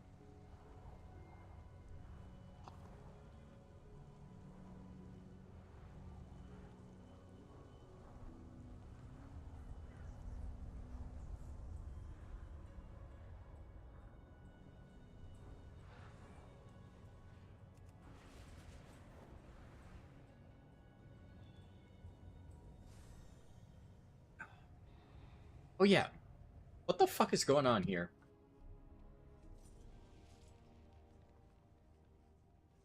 I think this has been messed up since the patch. But it's like... It's a really weird thing. Like, I don't know how they managed to fuck this up, but...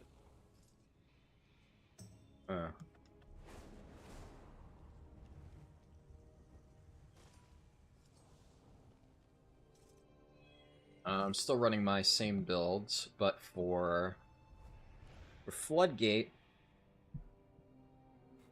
all you need is AoE Purge. Yeah, Coda Tranquilizer.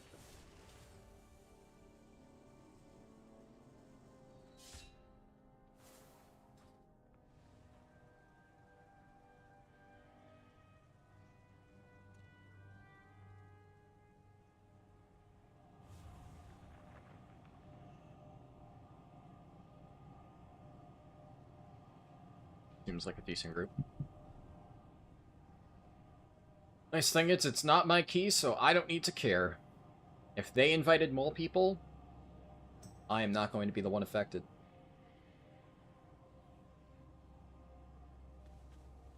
So chill not running your own key.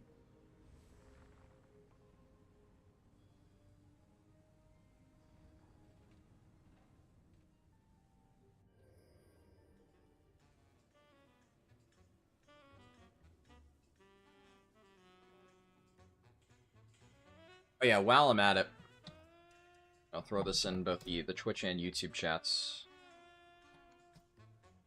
So, the other day I tried to test the 11.1.5 leveling stuff in the PTR, and Blizzard accidentally disabled it, so I can't test it.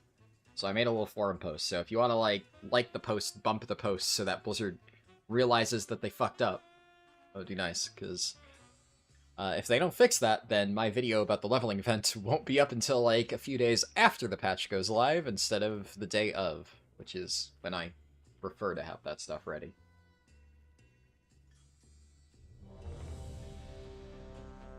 At the very least, patches like this, it's always really stressful when they do stuff like that for, like, major releases, because generally on the release day I'm, you know, really busy, too busy to work on shit, but the day of the patch release, I'm just going to be leveling characters for fun Anyways, so. Not a big concern. Old Lust for second pull.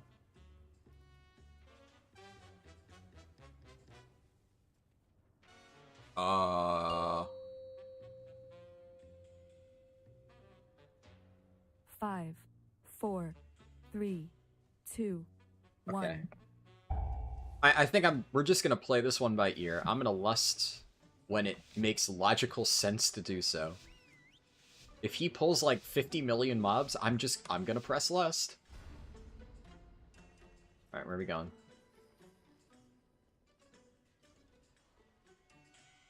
Okay, we're pulling this.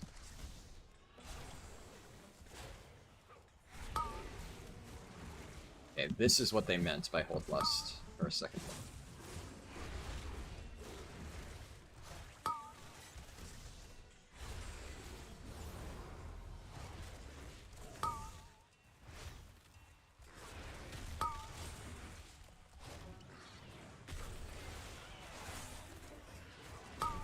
I feel like Floodgate is a pretty generous timer, so I'm not, like, too concerned.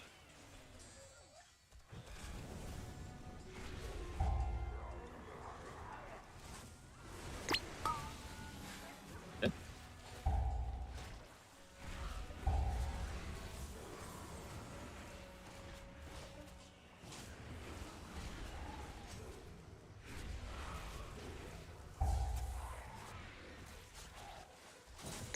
I think I Bistro Wrath pull off a little bit early. I probably shouldn't have ripped it at the end of that previous pull.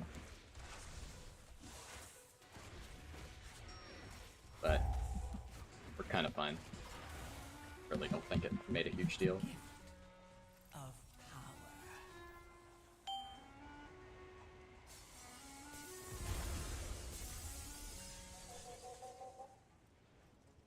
Oh shit. I went the wrong way.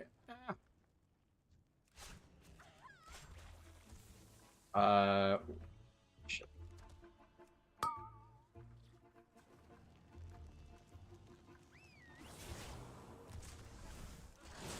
I love pet AI! I love pet AI. I'm gonna be honest, out of all of the things that annoy me with BM Hunter, that one is definitely the one. Like, there are some small things with BM Hunter that I'm like, you know, I'm pretty sure if I played this back a little bit more, I'd get, like, more comfortable with this, and it wouldn't bother me as much. No, pet AI, I literally could never see myself not getting annoyed by. It's easily just one of the most infuriating things just in World of Warcraft in general. Ah.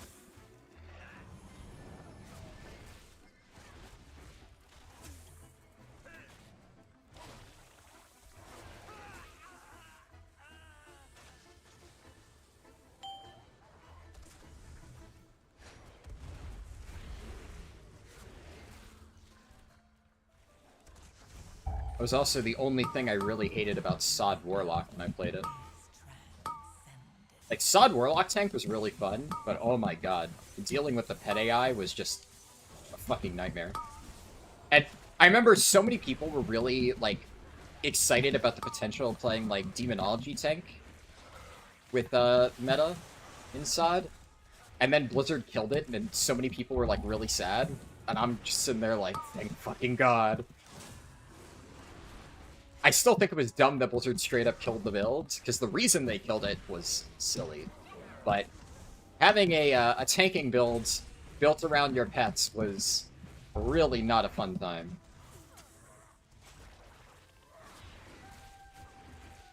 That's why I've always loved the idea of, like, a hunter tank. Because, like, Rexar in Heroes of the Storm, I always thought was really cool. But I don't know how you would implement that properly, because with the World of Warcraft pet AI, there's no way to make that good. You would have to do something like Heroes of the Storm, where you control both your pet and your character, but then also that would be really fucking complicated within WoW. Having to micromanage your pet.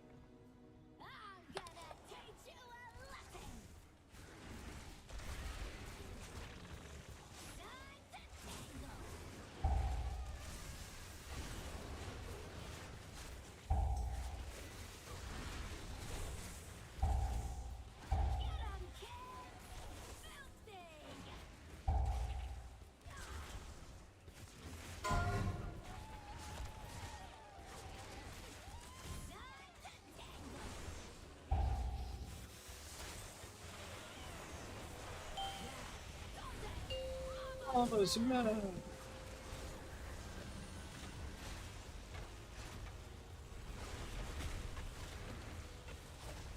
Oh my god. Why am I just not getting healing?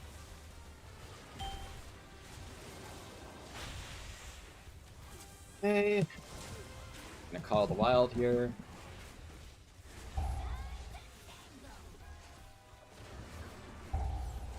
I feel like DM Hunter is just really, really, really, really bad at this boss. Because everybody can, like, perfectly cleave the shit, and then Beast Cleave just gets fucked the moment they jump away. It might be that I'm missing some, like, critical tech. But I've definitely struggled when I've done this.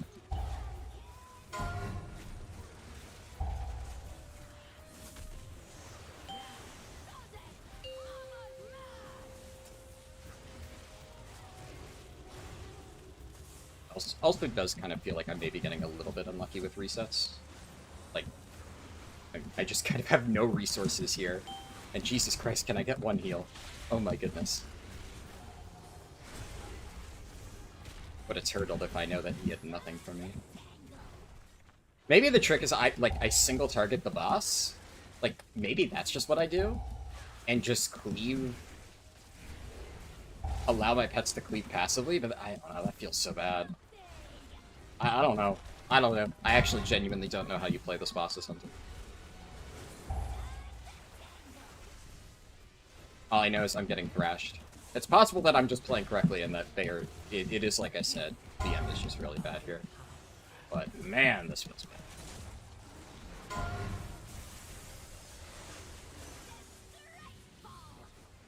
Jesus.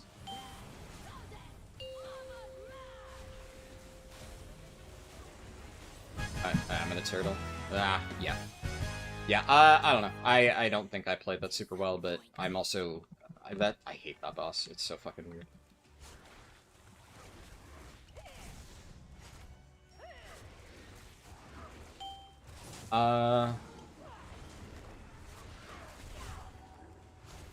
It's gonna up CDs, because...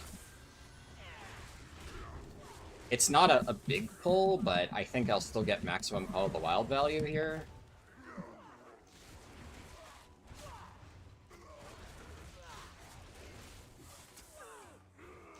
And, yeah, decent value, and then that way it'll be back up for potentially a big pull on the other side. I just won't have it for this pull. This rogue is fucking crazy, though. Guy's smoking me. Okay. This is new.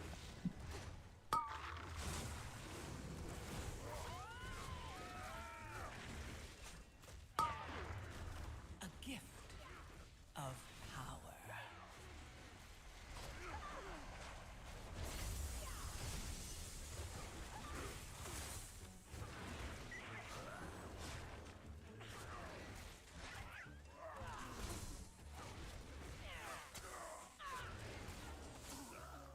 I don't know, man.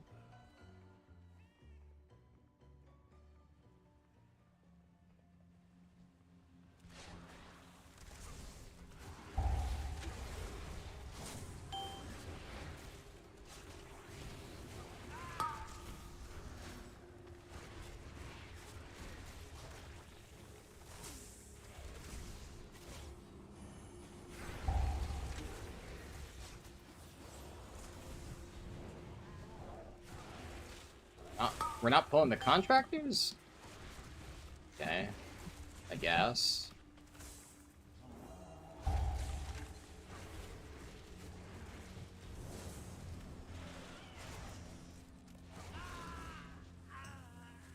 I feel like that's just free percent, usually, but...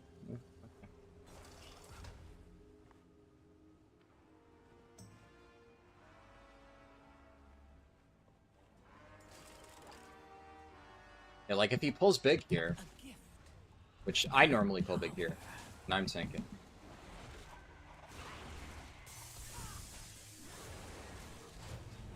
He's not.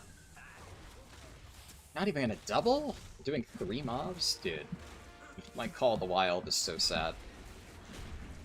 Yeah, I mean... Unfortunately, this is definitely a potential big pull dungeon, and I'm running my big pull builds, and he's just doing terrible pulls from Call of the Wild. That definitely makes this feel worse. I don't know. Like, I can't...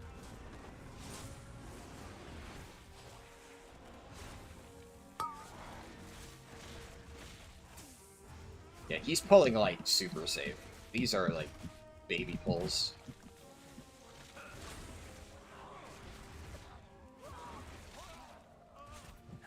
But also, Jesus fucking Christ, why am I doing no damage? I genuinely don't know what the fuck is happening.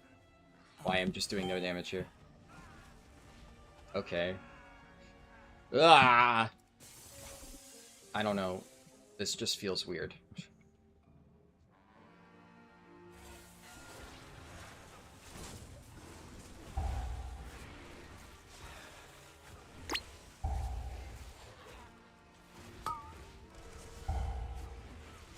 Well, well, what have we here?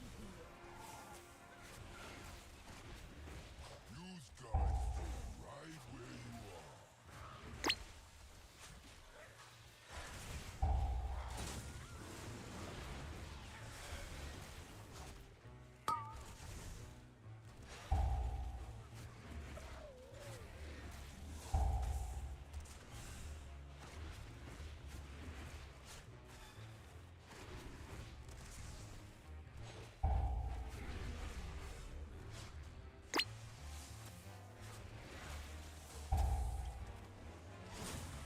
Bestial Wrath here, I guess, just because I don't want to literally sit on it, and I'm assuming... Yeah, we're not doing that. Well then, let's... Oh, Jesus Christ. Jesus Christ. Welcome to the fire. Yeah, I am getting a little bit shit on by this tank's timing. I'm like, okay, Bestial Wrath, and we, you know, pull the boss, right? But then we sit here and do nothing for ages. And I'm just like, oh man, why am I doing what I'm doing? I'll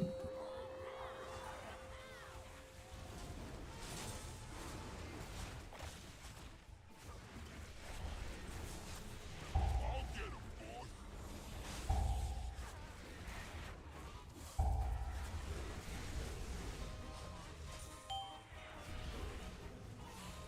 Did I get it? Nice.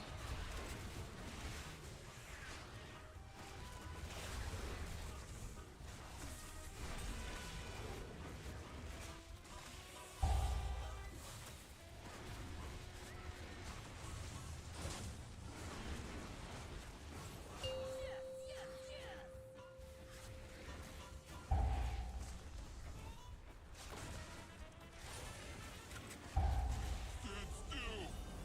A gift of power.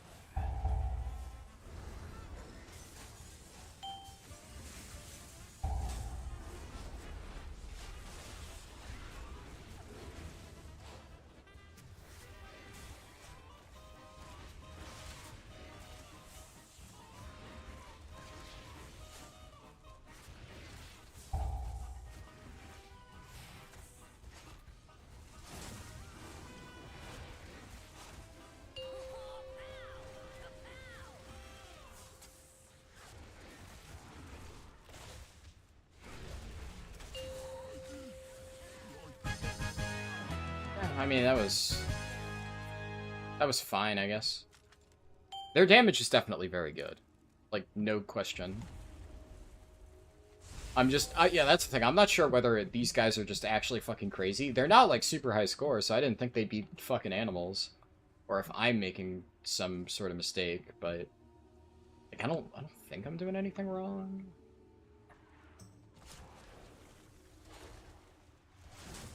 See, this actually works out quite well for me.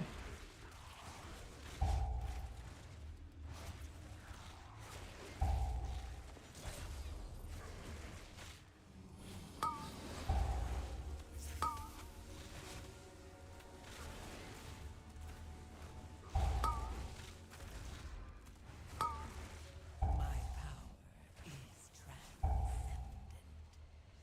Share in it.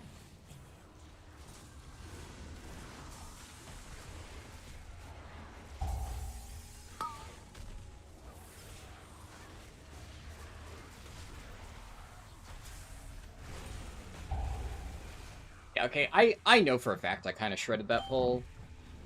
This rogue is just actually crazy. So, I think maybe he's just making me look bad.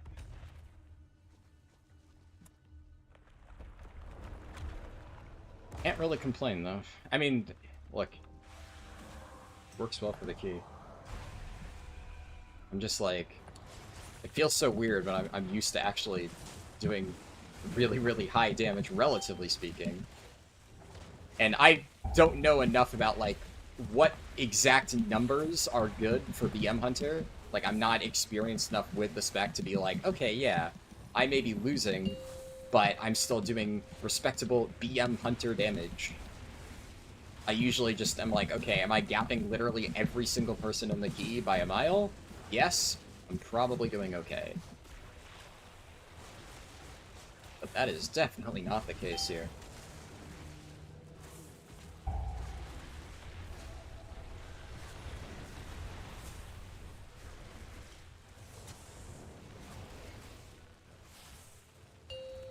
Holy shit. Like, where did all my focus go? I don't know. Something feels weird this key, though. I genuinely cannot put my finger on it, but something feels weird. I feel like way more focus-starved than I am ever. I think I might be just... Is this build, like, missing some key talent or something?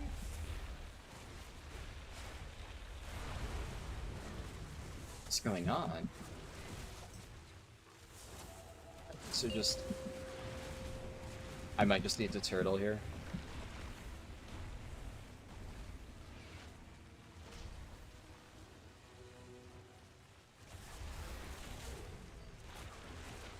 This healer's really struggling here.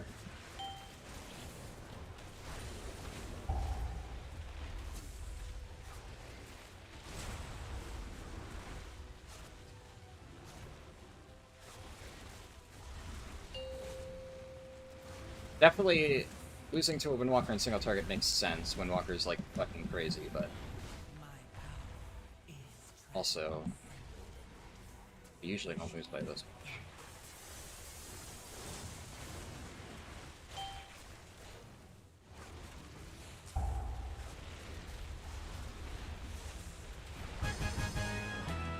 I mean, that was fine, honestly.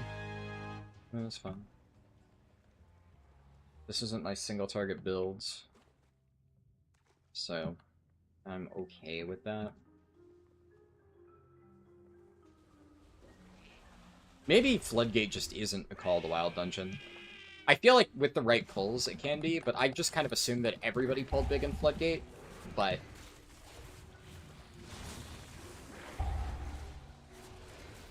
I feel like with pulls like this definitely would have been better with the Dire Beast builds. But there are dungeons like Dark Flame and Priory and stuff, which, like, no matter how big you pull, just the way the dungeon is designed, you're gonna do gigantic pulls. Just naturally. So it makes sense.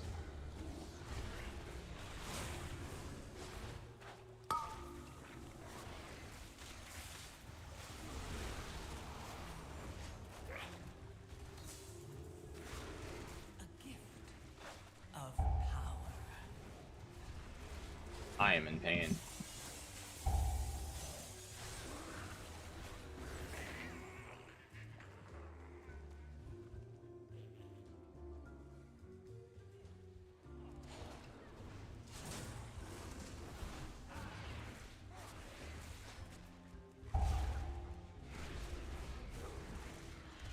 Or not. Okay, we're pulling this guy then. That's very questionable. This is not a good pull. This is the first objectively bad pull that the tank has done this dungeon.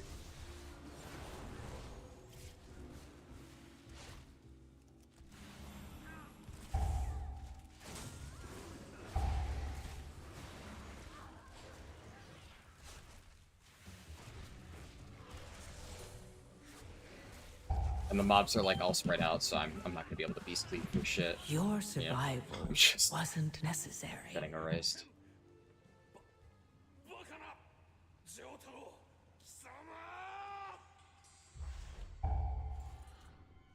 I do know that survivability-wise, there is, to a certain degree, not a whole lot I can do, because I have listened to my hunter friends bitch and moan about having, like, 0 defensive options for years, so... I kind of knew going in that that was just a thing that I would have to deal with. But it does kind of feel bad in situations like that, where I'm just like, well, I've used survival instincts. My power is trans. Like, technically, yeah, I could turtle, but that's the kind of thing where it's like, you know, if we were in comms and the healer was like, I have nothing for you, use turtle, I could, but I usually, most cases, will just kind of assume that I'm gonna get healed. Can't really blame him a lot, though. Like, that is also just a really not good pull. Like, he should not have done that. The tank, that is. So, it's not really on the healer there.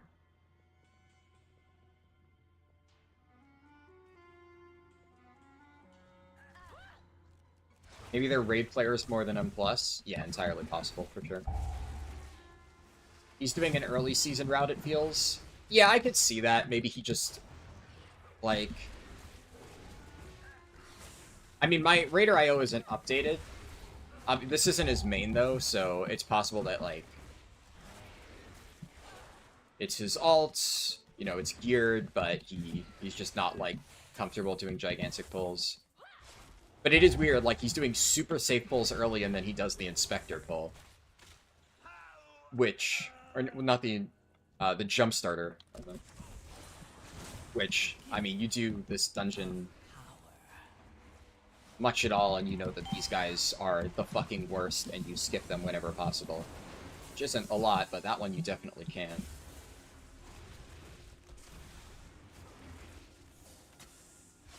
He's missing... oh, is he missing count? You know, you might be right.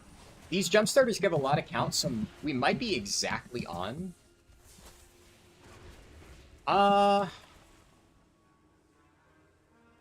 We might, yeah, we might be barely sure. What did he miss? I'm trying to think what he skipped, because he pulled extra packs that I wouldn't pull. He missed a pack of 3 that you do with the big shredder pull before second boss. He actually didn't pull a bunch of stuff in with the lust pull. Yeah, I guess he actually did kind of skip a few things. He did, like, the same general pulls that you normally do, but he, like, missed a bunch of mobs in those pulls. So I think, yeah, we are going to be short.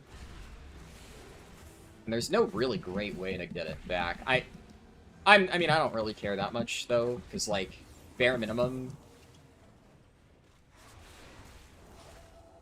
you know, we have 10 minutes overall. This key has been going relatively smoothly, even though I'm actually amazed nobody died on Swamp Face, because that was one of the sketchiest Swamp Faces I've ever seen. I've never seen people drop that low consistently, and somehow we didn't have any deaths despite everybody being at, like, 0 HP, and I had to literally turtle to get the healer to keep me up.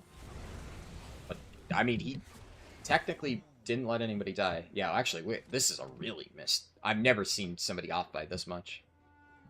This is a pretty scuffed route. Yeah... oh, I kept my house of cards, nice.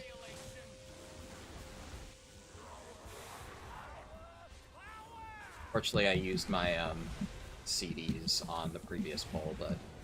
honestly, worth it, because with the healer dead, those mobs are, like, honestly the scariest part of the dungeon. This boss is pretty chill. If you know the mechanics here, it's, like, so chill. He almost got knocked off.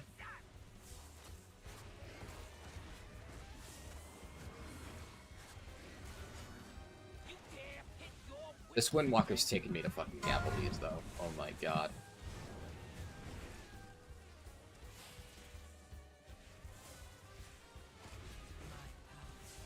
Ugh.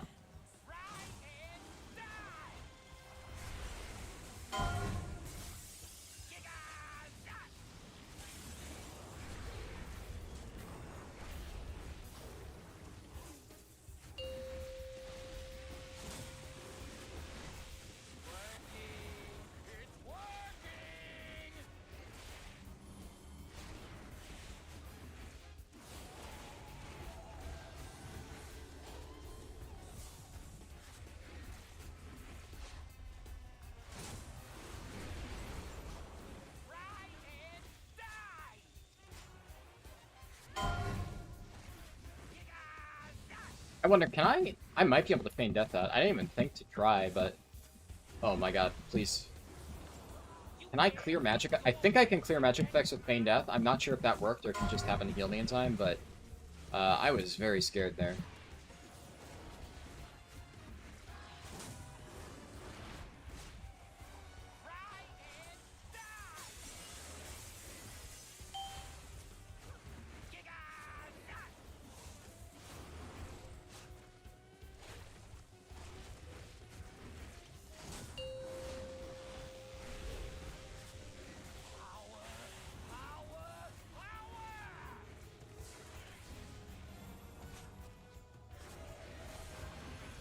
I'm catching up to the Windwalker at the end, though.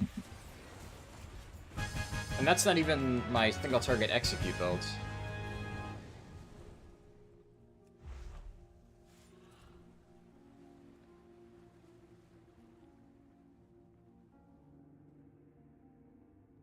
Where do we get percent? I guess we could do the corner guys. Probably these. Yeah, I guess we do this.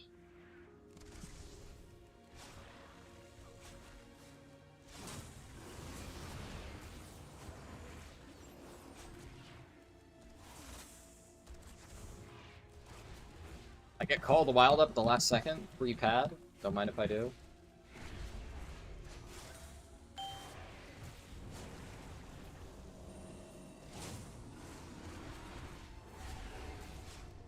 Never mind, they're also getting more free pad than I am. Holy fuck. You won't be so lucky next time. Nice.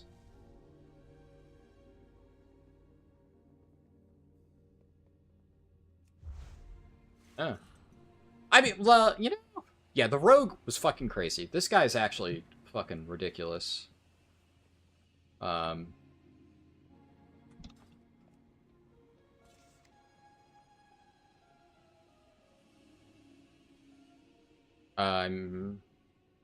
Wow. Wow. He's not even a Mythic Raider. Oh shit, somebody got Pacemaker. Damn, nice. It's a great day to visit a dungeon. 2 people got it? Are you kidding me? Oh my god. Tell me another story sometime. Oh. Look, you know, here's the way I'm going to look at it. This is like an alt that I'm not going to play. Well, I guess I will play this for the Marksmanship and Survival Hunter challenges, but outside of the other challenges, I'm probably not going to play my Hunter that much. This is probably all their mains, so better they got it than I got it, but goddamn. Goddamn.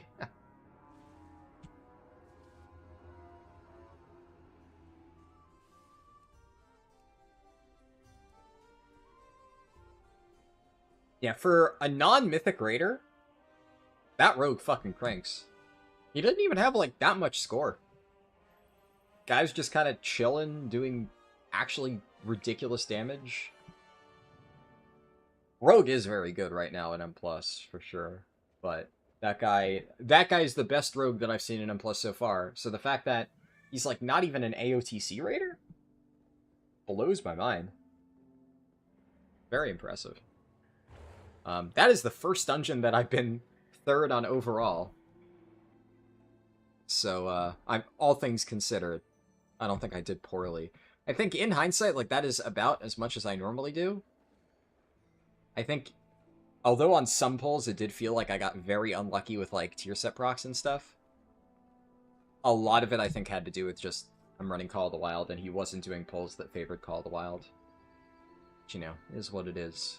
But I don't think it was a bad dungeon by any means. I think I still entered the dungeon with a respectable amount of damage. Alright, spreadsheet time.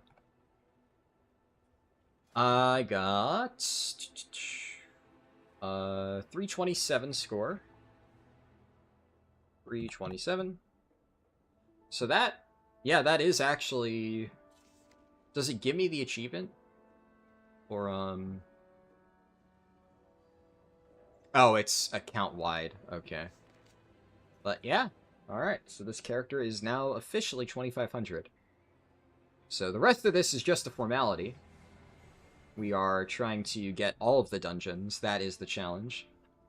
But I'll take some solace in the fact that the, you know, we're like, we've hit a mini milestone on our way to the very end.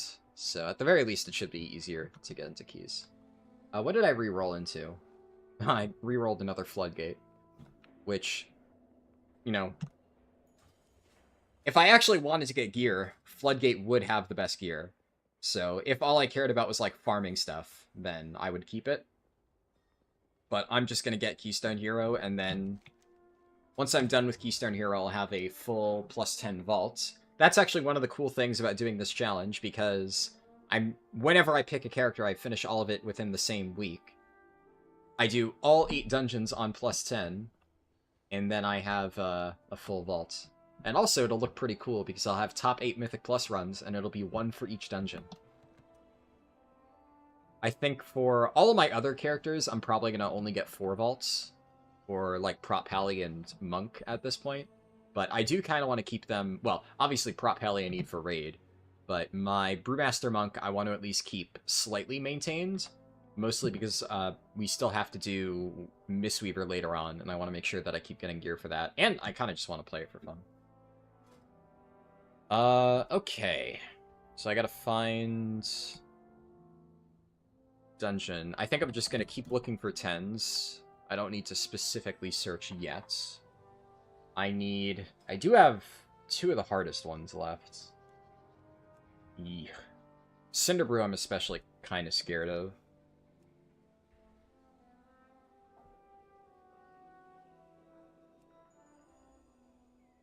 Put that in his not skipping first pack. Alright. That dude has seen some shit. He has seen people wipe to skipping that first pack. He's letting everybody know. You join my group. You fucking know ahead of time. We're not skipping that first pack. Don't you even fucking dare. I respect it, honestly.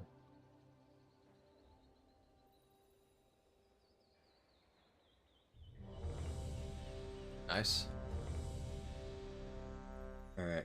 At the very least, also, the last 3 dungeons, because Floodgate, you know, I wasn't entirely sure on the builds. These last 3, it is very clear what build I run. Theater of Pain is like the definitive single target build. And both Cinderbrew and Priory are the definitive gigantic AoE pull dungeons. Ah, shit. Coffee cup. Thankfully, it was empty.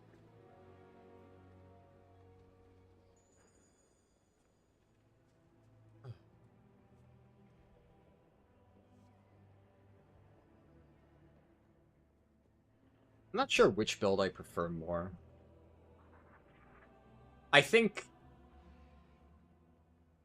overall, I probably like playing with the Dire Beast package a bit more. It feels better to have, like, more consistent focus generation and stuff. And Call of the Wild, it feels really good for situations like First Pull Cinderbrew, First Pull Priory, where you are getting insane value. But for dungeons where you're not reliably getting value, it doesn't feel super great. Whereas, like, even if I were to run Dire Beast build in Cinderbrew Priory, it would still feel fine. But it feels really bad having to pop Call of the Wild on stuff where it's like, you don't really get a lot of value. Especially because you have to pick between the AoE version, where you get Beast Cleave and Stomp, and the single target version, where you get Kill Command. Like, I would imagine, I think the raid build most people run Call of the Wild with Wild Instincts, and that probably feels pretty good.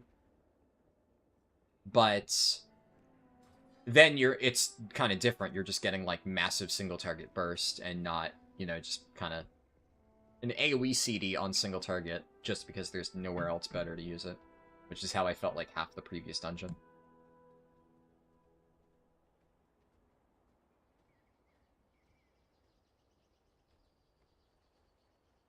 Huh.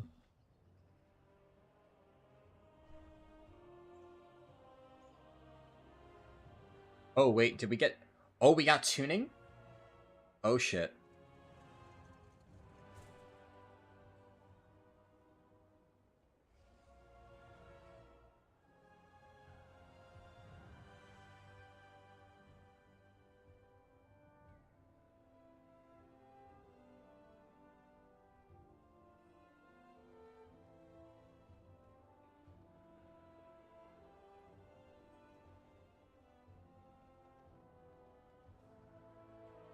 Okay, hold on. I gotta read this shit then.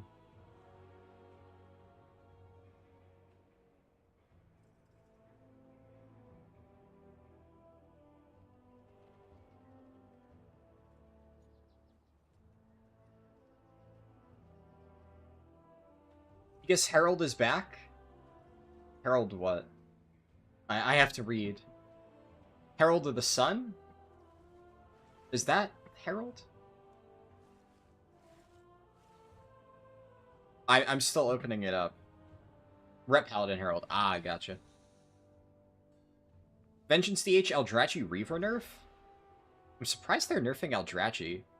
I don't really think Eldrachi was the broken part of Vengeance DH. Because a lot of people were still playing Felsguard. But, you know, I don't know. I feel like there's a lot of things in Vengeance Demon Hunter's kit that they could have nerfed, and I don't really think Eldrachi is one of them. I mean, I'll read it myself. Unfortunately, I didn't... I would have stopped before getting into this key, but I'm not going to, like, leave the group now. Okay, let's read this shit. Speedrun. They buffed Deathbringer Blood. Wow, that's a big Blood is Life nerf. Holy shit. I mean, that makes sense. Blood is Life was doing ridiculous damage. Wow. That is a significant set of tuning for Blood Decay.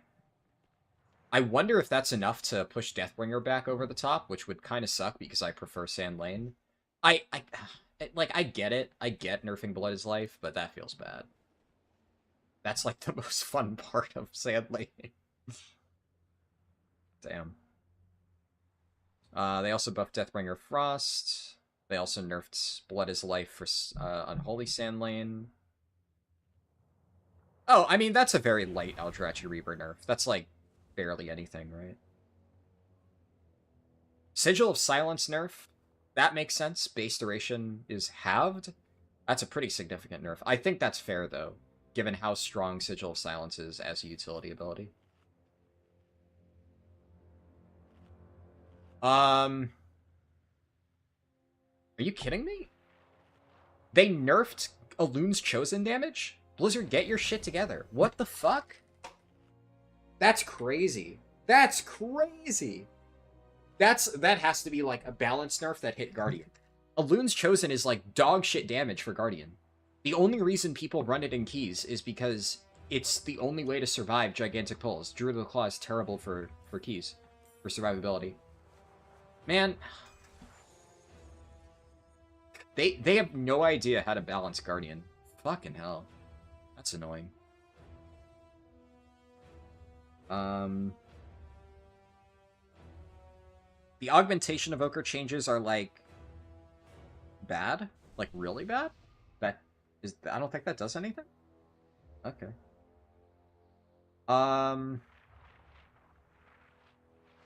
They buffed Frostfire Fire and Sunfury Arcane, which, last I checked, neither saw any play whatsoever.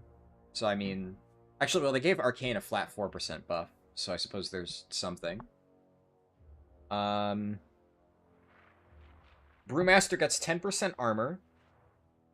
They buffed Brewmaster's Mastery again. When is somebody gonna tell the developers that Brewmaster's Mastery is just completely dogshit and doesn't matter how many times you buff it, it's still terrible. They buff Tiger Palm damage, that's good. They buff Rising Sun Kick damage, that's good. I mean... like... those are nice single target buffs. I think... I mean, they're still not even close to the other tank. The problem is, right now, Brewmaster's so far behind... that might be enough to get them, like, on par with, like, Prot Pally and Vengeance for single target in raids. But their AoE damage is still really bad. Like, that's the biggest problem right now. They have terrible AoE. compared to like every other tank. Like really, really bad AoE. And that's not changing. These are both 5, exclusive 4, single target 3, changes. 2, So like I will at least say the Celestial Brew buff and the armor buff are notable single target buffs in are notable survivability buffs is the word I was looking for. I gotta talk. Fuck. I can't talk, I mean. They're notable survivability buffs for M+, is what I'm trying to say. Brewmaster was already unkillable in Raid, so the stuff that they would need to survive in M+, is that. Like, that's a good change, actually. That is definitely nice. It's not going to solve their problems by any means, but are these guys, like, just fucking full sending CDs on the trash? Is that what's happening here?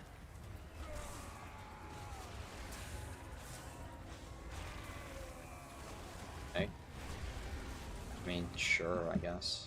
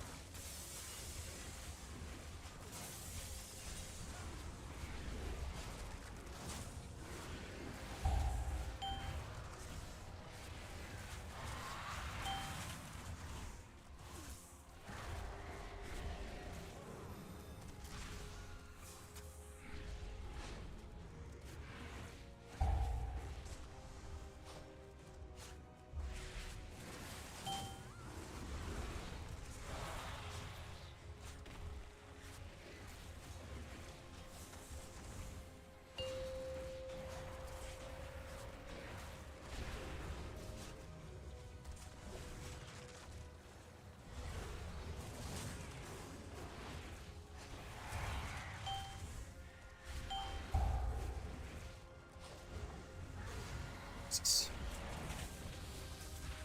unfortunate. My power is transcendent. I think the Red Paladin still beat me on that boss, damn. Okay. Am I really gonna get fucking demolished 2 dungeons in a row? Fuck, man. It seems our little pups have some bite after all. Now that the preliminaries are over, the real trials can begin. Oh yeah, I know you're memeing. I will say the mastery buffs to Brewmaster are like insignificant. Because even in M+ that it does nothing. It's like it's not a buff at all. Mortal lives are so fleeting, so fragile.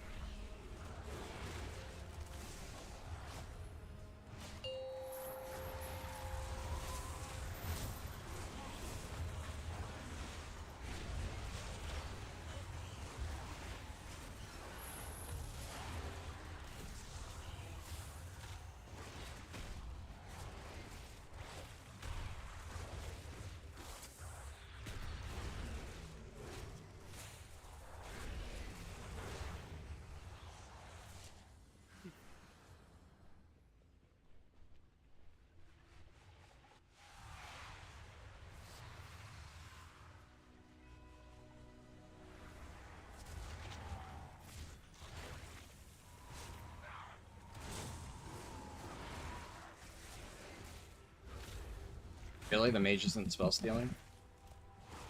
A gift of power. Maybe he spell stealed the one that I purged, but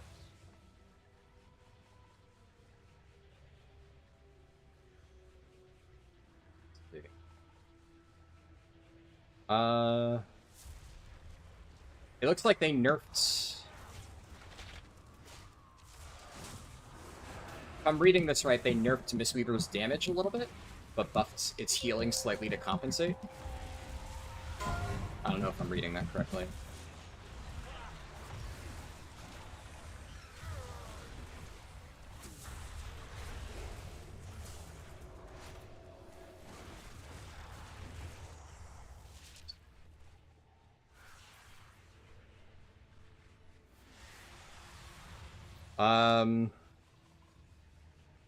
They slightly buffed... When they buffed... They didn't... the wording on these patch notes is terrible, but they buffed Shadowpan Windwalker, but they didn't explicitly mention in the post that these are Shadowpan abilities. I recognize the names, so I remember that that's a Shadowpan talent.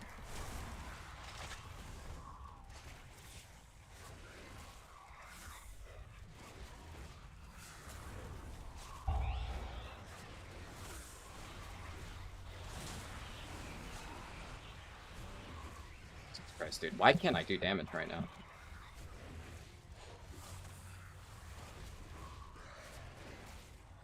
I don't get it. It's like the second dungeon in a row where I genuinely feel like I'm doing no damage. Like, last dungeon, I think we came to the conclusion, or at least I did, obviously, that my damage was, like, fine, and that it's just everybody else is doing insane, but is that, like, the case here, too? Why am I in combat? What the fuck? Oh my god! That's gonna drop my frenzy stacks. Well, that fucking sucks.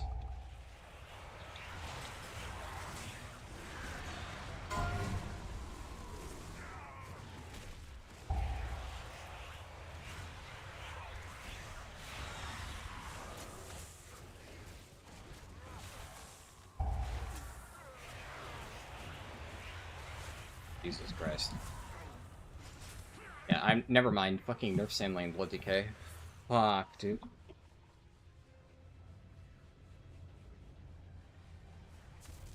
Yeah, I don't know Mistweaver enough to really evaluate that.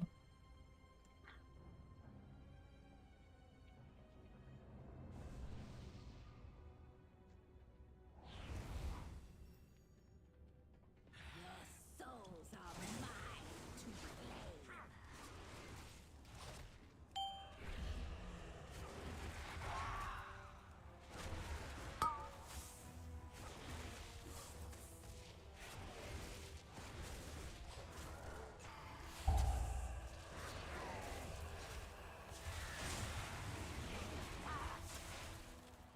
A gift of power.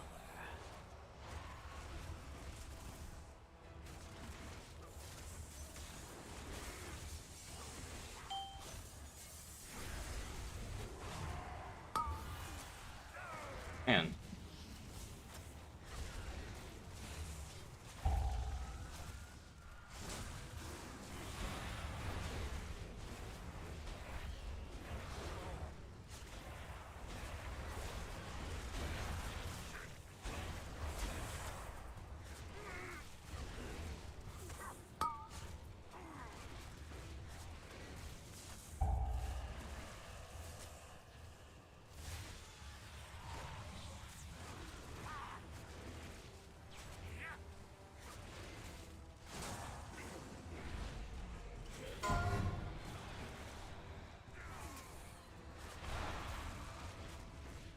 Okay.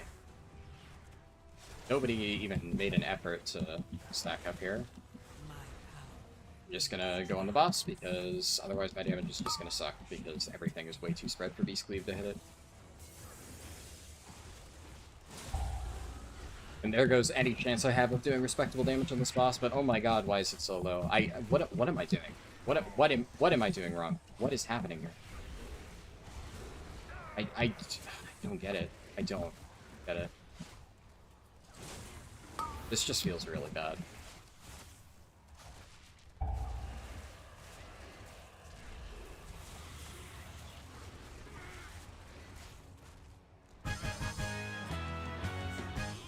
And then...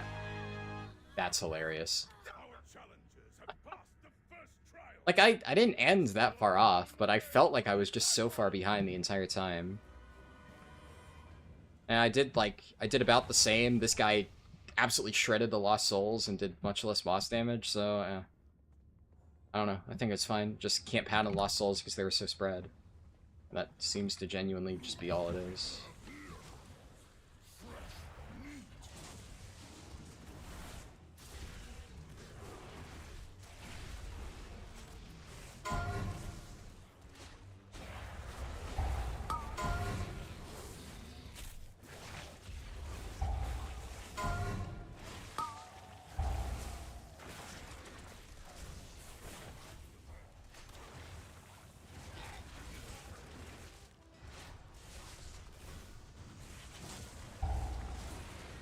A gift of power.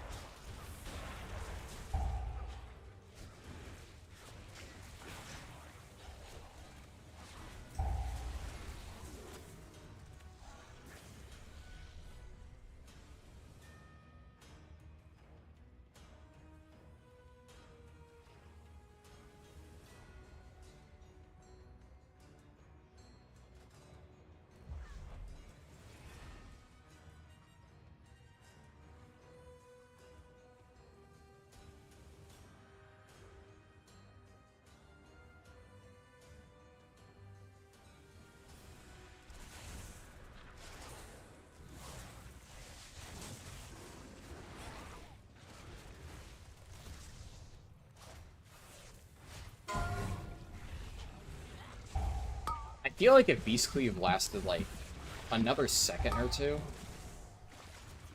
I would enjoy the spec a lot more. But it genuinely feels like so much of my AoE rotation is just keeping a buff rolling. I really don't like that. Just so boring.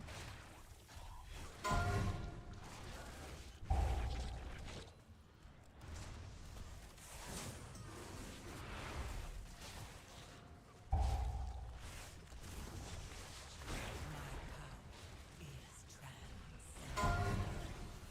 Share in it.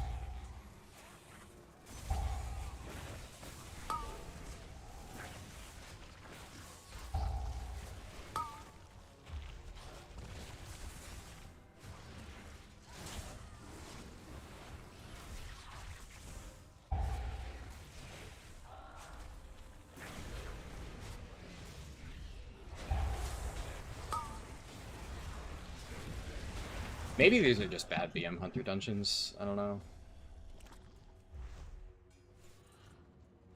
Probably cope.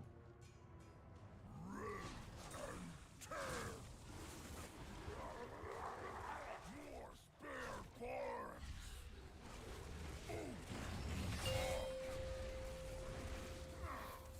parts! Pieces!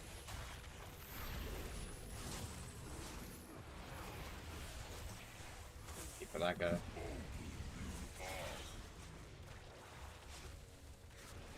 My power is transcendent.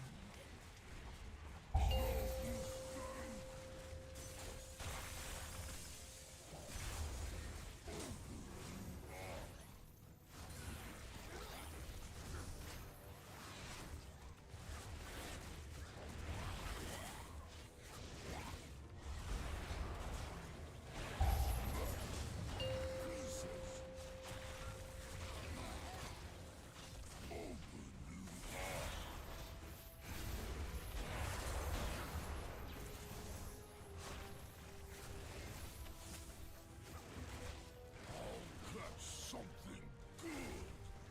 Will it chop you up?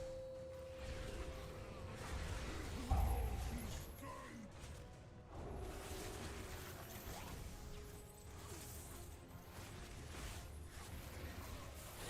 Gonna chop you up!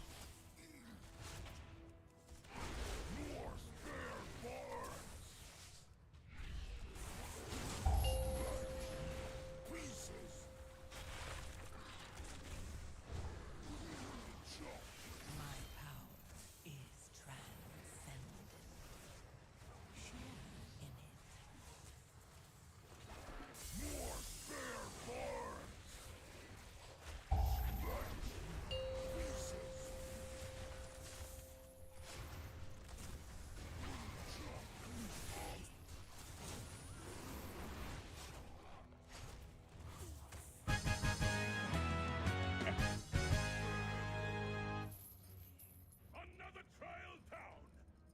Yeah, I fucking gapped them on boss damage. Okay. Yeah. Yeah, we'll see how the overall looks. I feel like I'm probably gonna end up third again, just because I'm getting absolutely clapped on these gigantic AoE pulls. But as long as I'm doing something.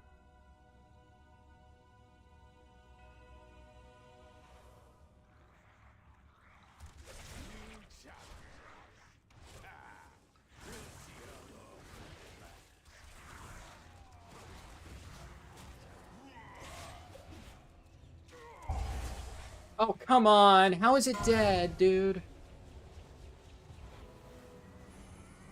Oh. I thought, like, I saw him pull them up! How did my pet get wrecked? Oh, I hate pet AI. I hate pet AI. Oh, I got fucking hit by that.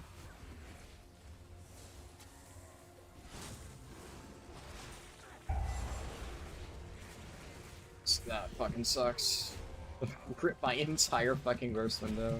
Gift of power. Yep.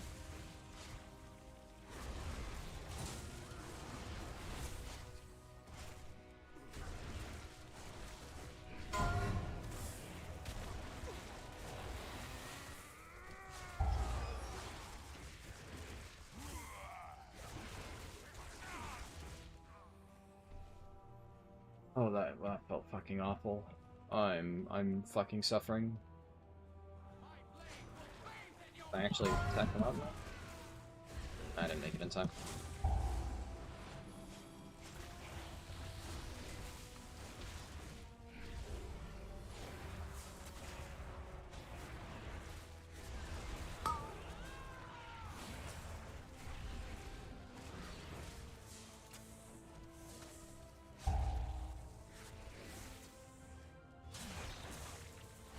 Of power.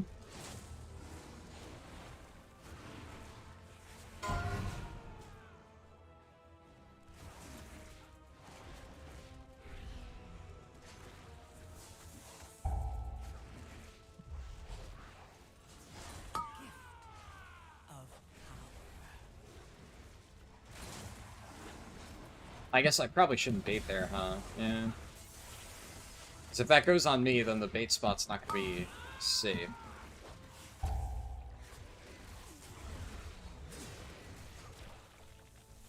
I didn't think of that.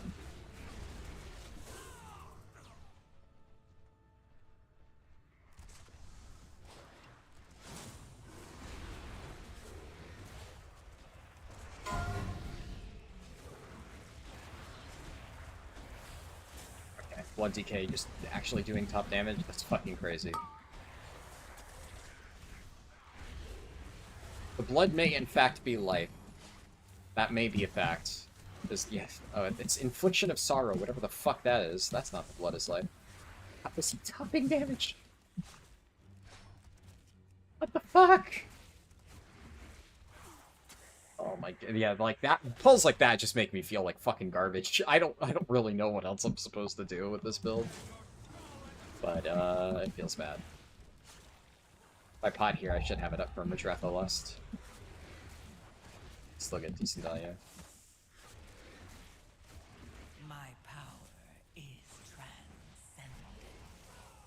Share in it.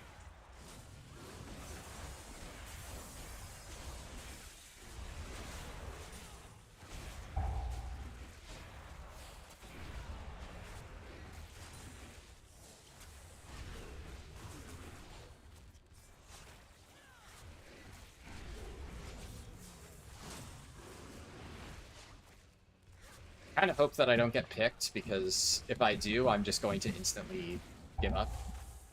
Let one of them kill me. Because I'm just not... I don't know. Like, technically I'm probably high single target, but I have less burst, so if they can play around their CDs, that's probably better. You had best make this interesting.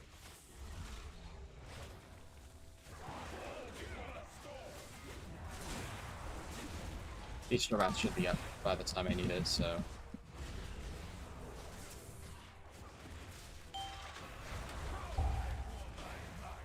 Yeah, it's already back up, holy shit. I think I still use it here. Oh my god! That was crazy. I always get picked. My power. knows no equal.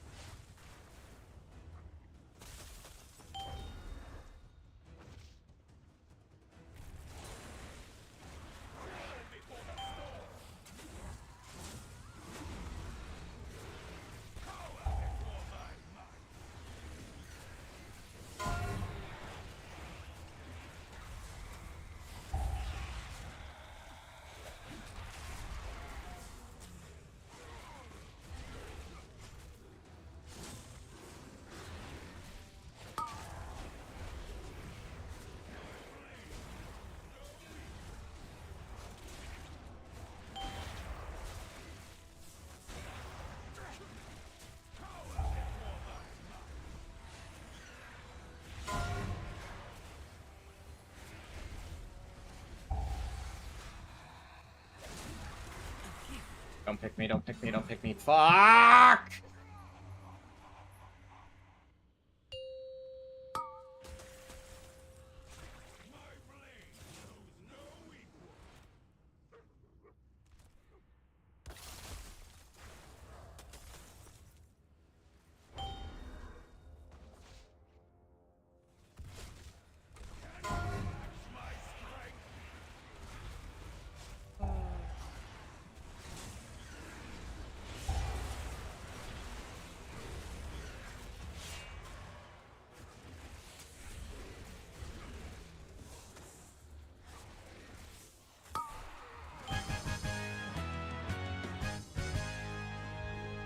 I hate Theater of Pain! This dungeon fucking can eat my entire asshole. I hate this so much.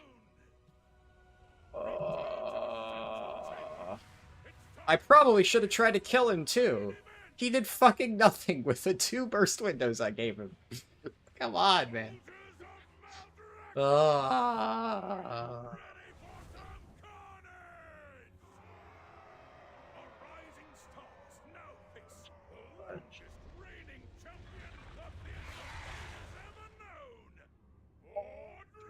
Oh, the Endless Empress. At long last, a worthy contender. Behold my power and despair!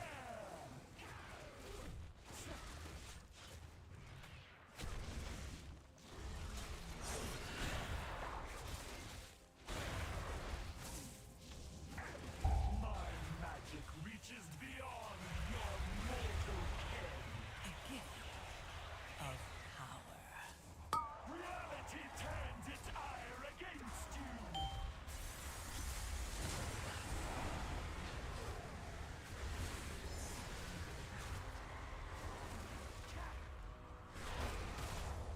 Oh my god, why am I dying? You shall be swept into oblivion.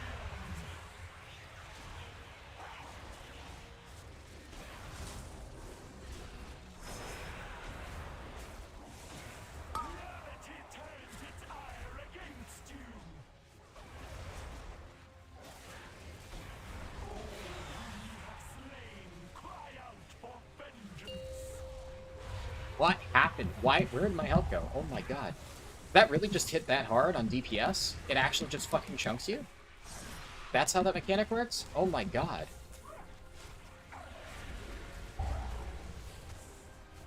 You shall be swept into oblivion.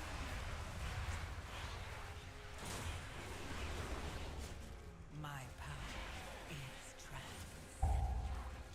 Death itself demands your soul.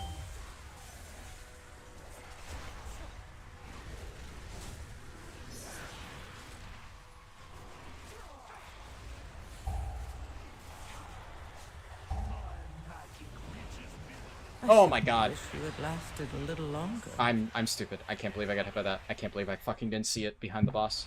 I can't believe I got hit by that. That's the first time I've literally ever died to that mechanic. Oh my god, I'm such a fucking moron. Yeah, thanks for just the res. Yeah, I For now. don't know, I just kind of played like shit that game. Straight up. I mean, we timed it, but I actually just fucking played like shit. I mean, I played like shit, but also I just, you know, I genuinely think that is...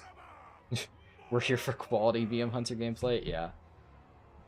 I don't fucking know what I do that dungeon, man. Like, I don't know what I'm supposed to play to not just absolutely get shredded. Because there's not, like, gigantic pulls. So many pulls have mobs jumping away, so I can't get good beast cleave. The bosses feel like fucking ass. I genuinely don't know how you play that as BM Hunter. I actually have no fucking clue. That just feels like such a fucking bad dungeon. At the very least, it has been like that for me every time in Theater of Pain. So either that's just a shit BM Hunter dungeon, or I just have no fucking clue what I'm supposed to be doing in some of those pulls, but... I mean, dying on Mordretha was just like, yeah, fuck me. Like, that one fucking sucks. I mean, obviously that's one of those, like, I could look up specifically what people are playing on that dungeon in particular to see if there's, like, some special thing that I am doing incorrectly that I should be doing properly to fix that. I don't know, though. I don't know. I felt bad.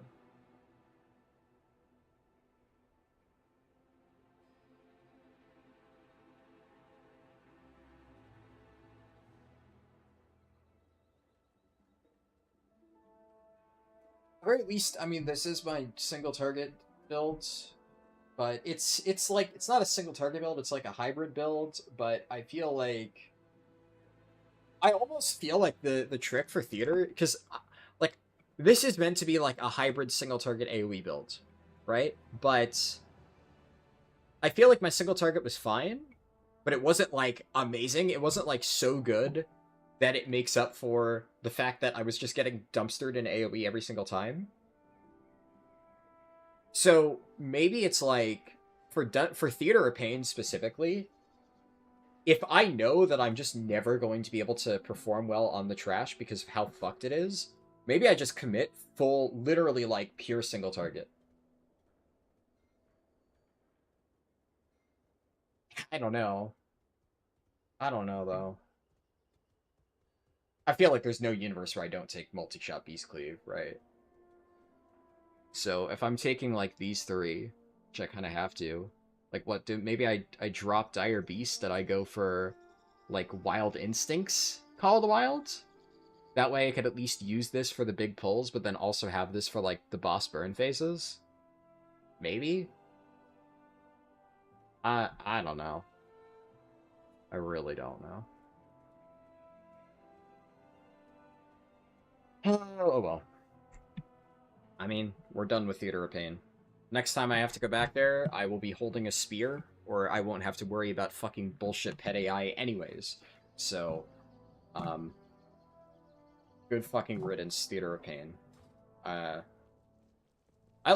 like this dungeon as a tank, or rather, it's not, I don't like it, but I don't mind this dungeon as a tank. And I like this dungeon as Windwalker, because Windwalker does fucking crazy single target, so every time I do this, I just absolutely shred every single boss. But, like, playing Windwalker, I still have really good... I feel like this is such an amazing Windwalker dungeon, because when I did this, you have really good, like, up to 5 target burst, and so many of the pulls are just, like, 3 to 5 targets, so it doesn't really feel like you ever are at a worse off position. And then, obviously, Windwalker single target goes crazy. But, I don't know.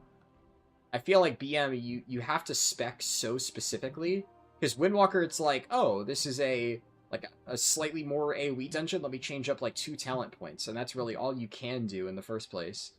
But BM, you have to, you literally... I'm gonna be honest, I feel like this should be baseline. Maybe make, like, Kill Cleave a talent point, but Beast Cleave is just such a fundamental part of BM Hunter. It's literally how you AoE. The fact that this is something you need to spend 2 talent points on is just fucking crazy. Because obviously on single target, BM is going to be tuned around the damage that it can do in raids. Like, its single target damage is going to be tuned around, like, on Sprocketmonger Lock and Stock, a raid boss where you know there's no ads and you are talenting into pure single target. How much damage can it do? And it's not like, if this became baseline, it wouldn't meaningfully change any of BM Hunter's ability to do single target damage. Because this doesn't give you a damage increase.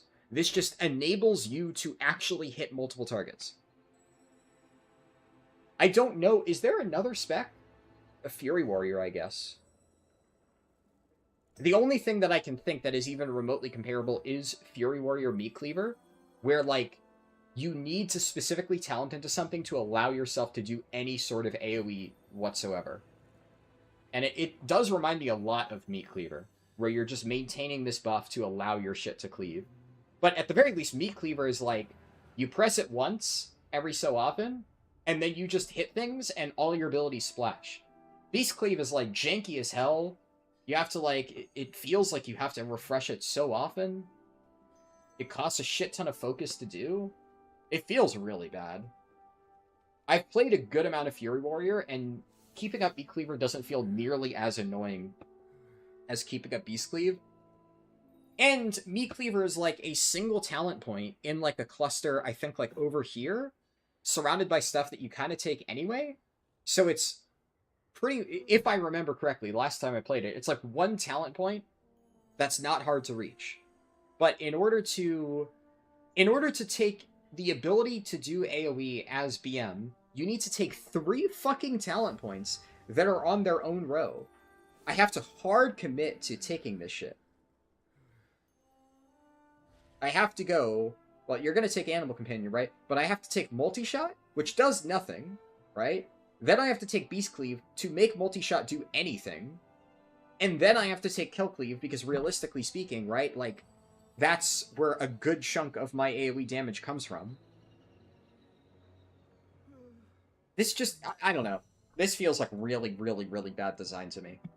Especially Multi-Shot being an ability that functionally on its own does literally nothing. The only reason you're ever taking Multi-Shot is to take Beast Cleave, and they know that, because that's how the talent tree is laid out. But why not at least make it so, like, Multi-Shot has Beast Cleave baked in? And then, you know, sure, if you want to have an extra talent point for Kill Cleave, obviously you would always pick this if you're taking one or the other. But at least make it so you don't need to sacrifice 3 whole talent points to be able to do AoE, or just make this shit baseline. This is probably my biggest gripe with BM Hunter. The Beast Cleave shit, and just general pet AI problems. Anyways.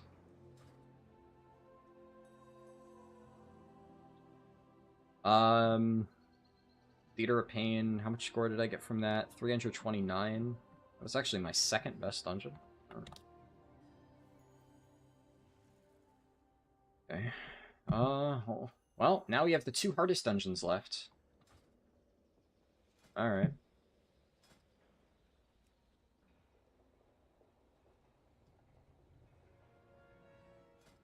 At the very least, now I can just play Call of the Wild for both the remaining ones. Now that I think about it, I kind of just prefer the Call of the Wild playstyle, just because it feels nice to be able to just erase gigantic pulls, and I don't need to worry about Beast Cleave for the duration. I definitely prefer having Call of the Wild than not, but it just makes no sense to run it for Theater of Pain. Unless I'm running it with the single target version. That genuinely might be the play. I don't know. Okay. Priory.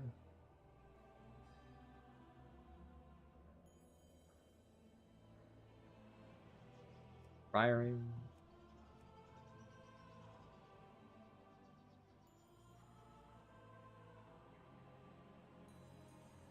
Priory.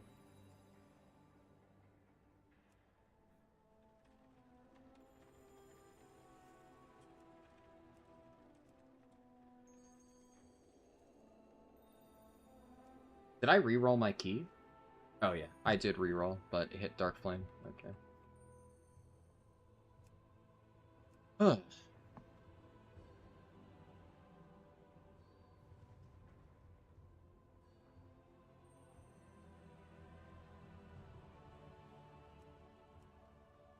Double Warlock.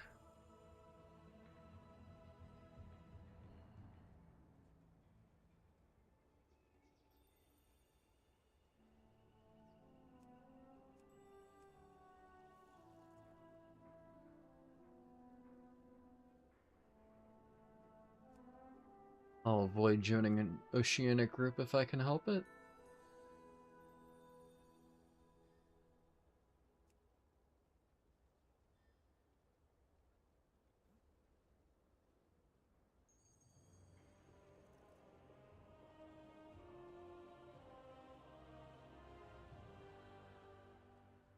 I mean, it's a good group. Fuck it.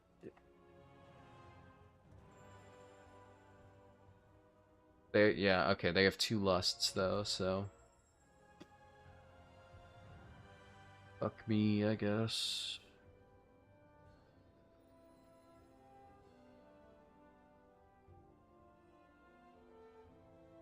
It already is a lust, but YOLO.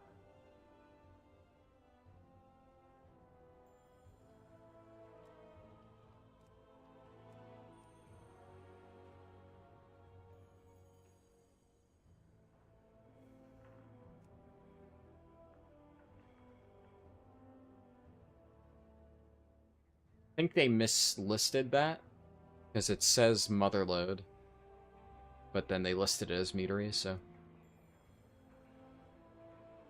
Oh boy. You know what, before I do anything else, hold on. Before I do anything else, let me go ahead and read the rest of the changes.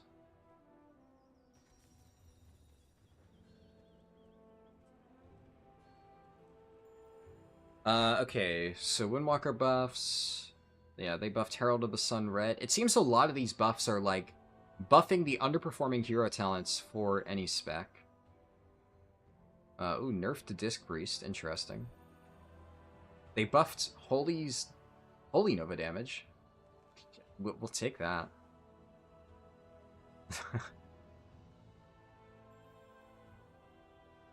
Let's see. Ellie Shaman buffs? Enhancement Shaman buffs? Farseer Arsham buffs? Affliction buffs, okay. Warlock buffs across the board. Alright, cool. Well, they didn't nerf Prot Pally, and they didn't nerf, Prot Warrior. So, that's what I was kind of worried about. Yeah, alright. Buffs seem fine. Brewmaster single target getting a buff is definitely nice to see. Never hurts. Let me check something real fast.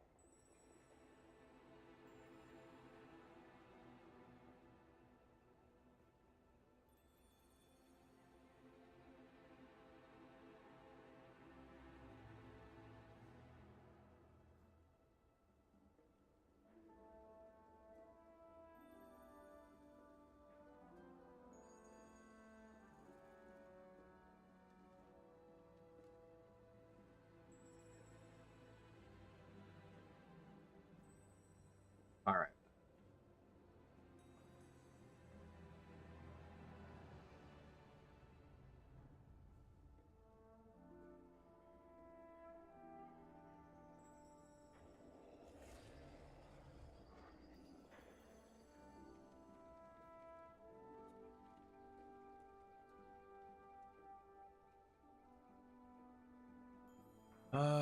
Where were we? Vault key. Okay. I mean, vault key is usually scary because it usually implies they don't intend to time, but like these guys have good score, so you know, fingers crossed.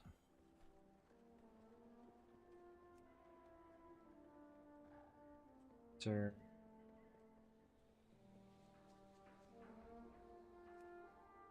Bucket, Oceanic.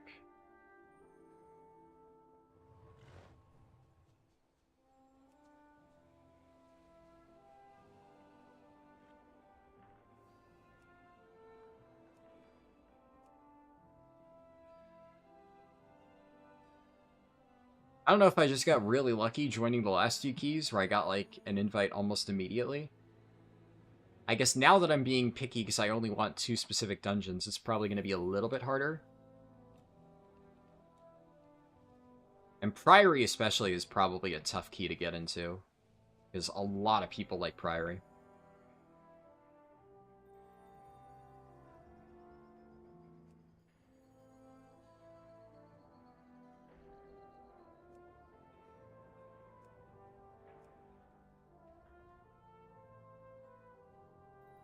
And I will say, for these ones, the reality is the timer, depending on the quality of the group, the timer can be fairly tight. So, if I end up in a situation where, like, you know, there's 10 deaths before the first boss, I probably will just leave if it looks like there's not a realistic chance of actually completing it. Because I've had a lot of Sinner Brews and stuff not get timed. I mean, when I did my Windwalker Cinder Brew, we timed it with like 5 seconds left. That one I was heavily debating leaving, and I had faith and I stayed. Oh, that is a sketchy IO for somebody doing Cinder Brew, but man. It's not my key. I'm willing to lower my standards a little bit. They invite me, but they're not.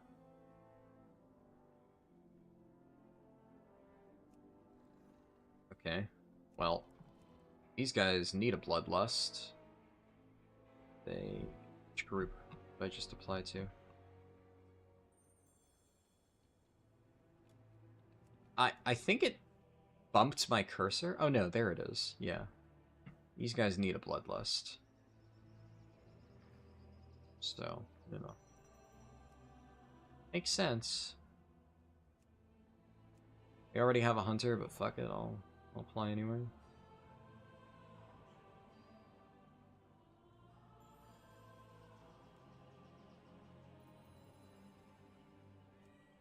Priory. They need a lust.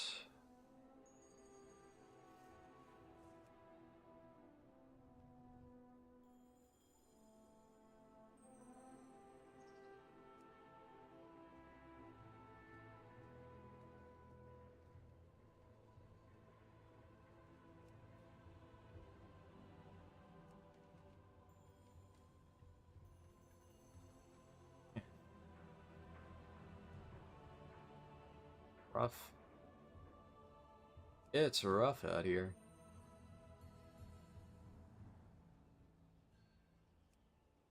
Oh. Plus 10 lust, but they need a healer. Wow.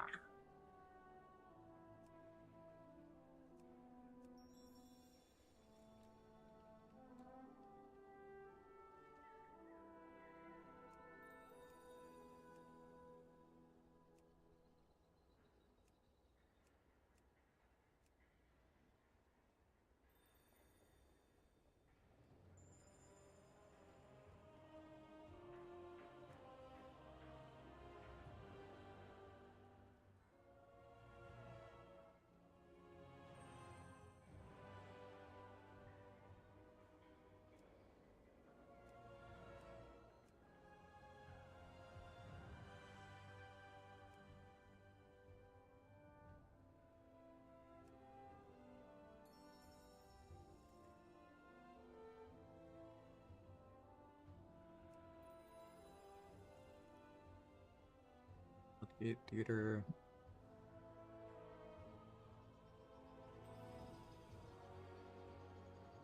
I'll look for another minute or two, and then I'll probably go refill my water, because I forgot to do that earlier.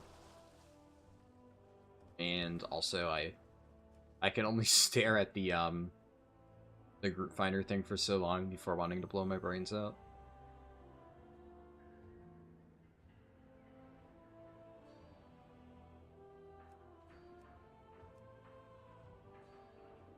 It sucks when you're looking for a specific key. Or in this case, 2 specific keys. Because, I mean, if I were to apply for, like, a bunch of keys, I'd eventually get in.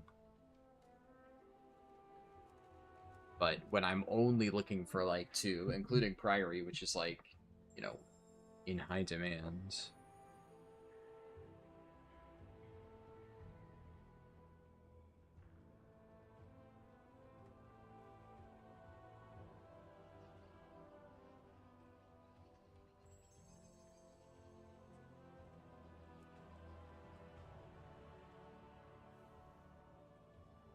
Damn.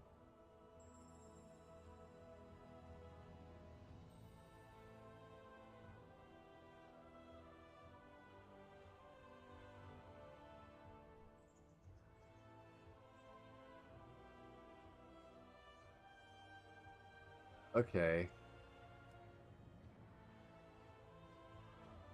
Yeah, I'm gonna go grab water. And probably more coffee, too, while I'm at it. Fuck it. May as well 2 birds, 1 stone this shit. Oh, wait, we got more buffs? Okay.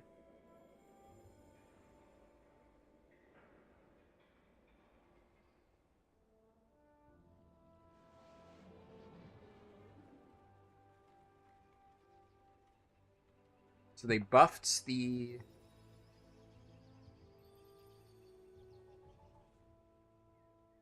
Huh. They buffed the damage of a lot of the corruption enchants, which were really bad. So maybe that's good.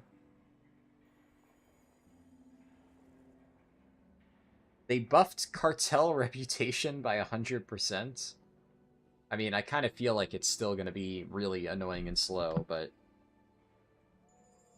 I mean, okay, sure. Yeah, better than nothing.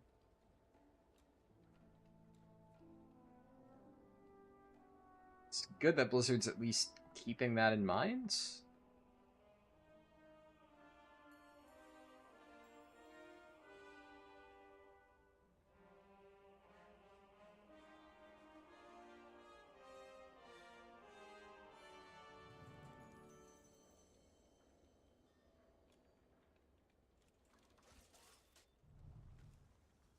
Well, I guess since I spent some time looking at that, I may as well just rip a bunch of apps now that there's probably new groups.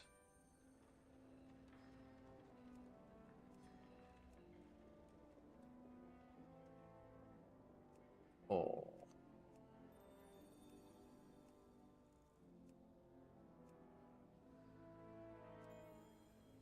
It's temporary. Oh, now we're down to the 3 DPS groups.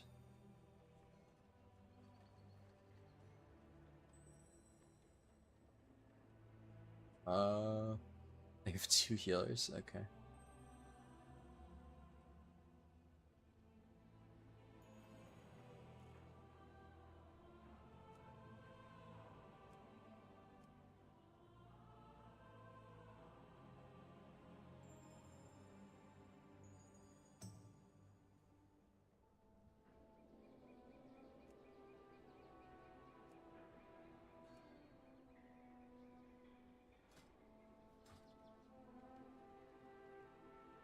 Ugh.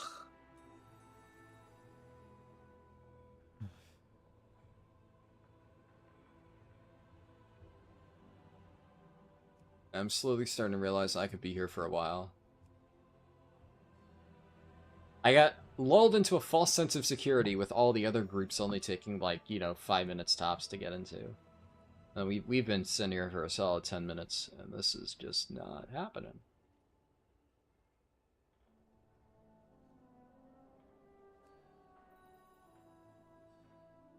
Um.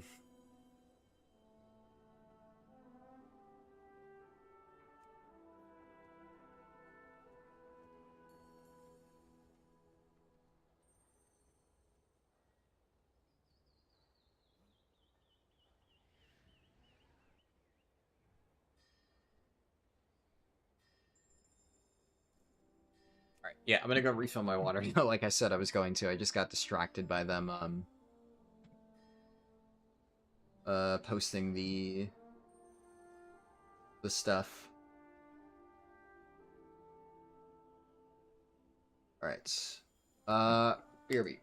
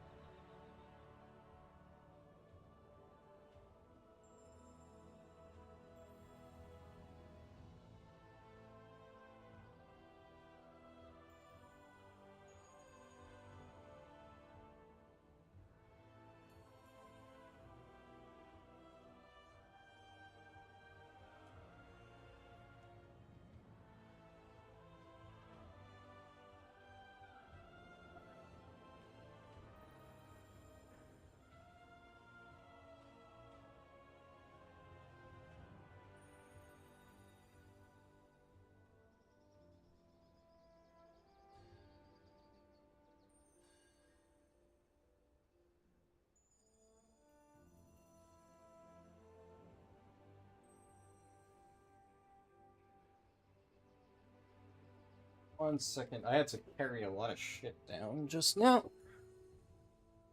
Balancing a big jug of water, a coffee cup, and I got a bag of chips, just so that I'm not starving. Uh, Surprisingly difficult.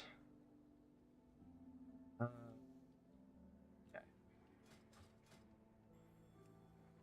Let's get declined from some more Cinderbrew keys. Fun. Also, a fun little thing. So, I'm forced to use some generic coffee cups right now because I have like a fancy coffee mug, but in the middle of raid earlier this week, I went to drink from my coffee mug, and it has like this little mechanism where you have to like slide the cap, and then you drink from like this little hole in the top. And it just broke, it like snapped off, and then hot coffee spilled all over my lap. And it was also right during a ready check. So I had to like scramble to like change my pants and hit ready, and then like get back and, try and pull the boss while still very lightly burned from hot coffee. Thankfully, it didn't like directly hit my skin, but it still stung like hell. Um, and of course, that just never a fun experience. And now I don't have a coffee mug. I have to drink coffee like a normal person in a cup. How droll. Um.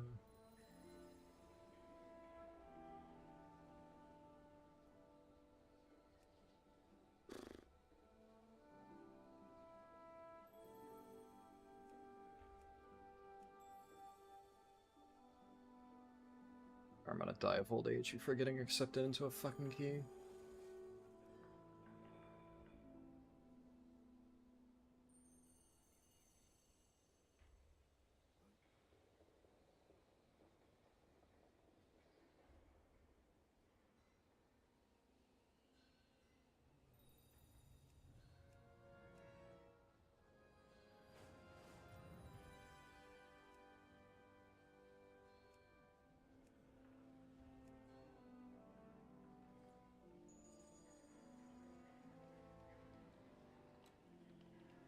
We're already down to the 3 DPS ones.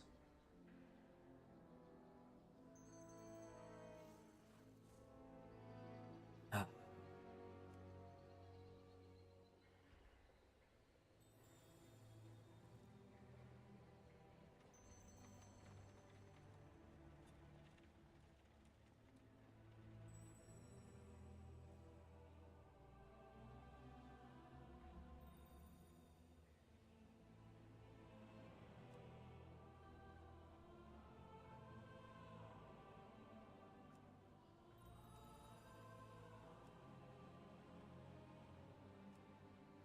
Nope, they need a tank.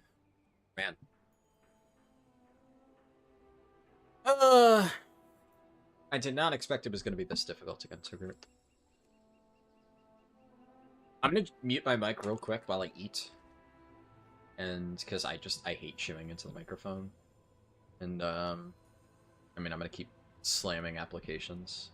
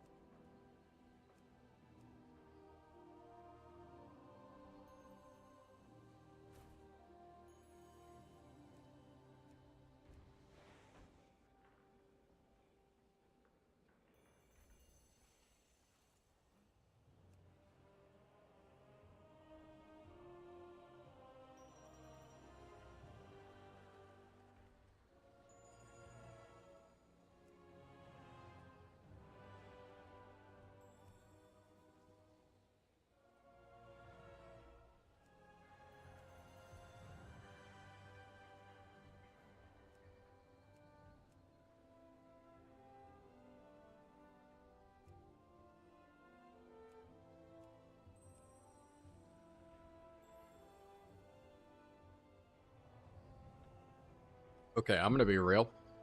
I'm starting to go a little bit crazy here.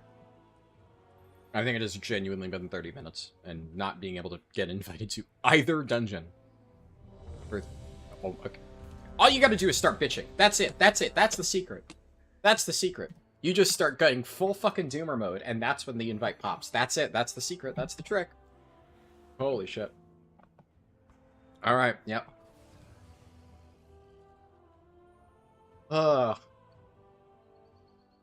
See, the thing that really sucked about that is because I'm down to 2 dungeons, I have to scroll through and specifically apply to 2 different dungeons. Because this was, what, Priory? So when I'm down to Cinderbrew, I can literally just search Cinderbrew. Oh, man. Oh, we're in for a treat. Oh, hell yeah.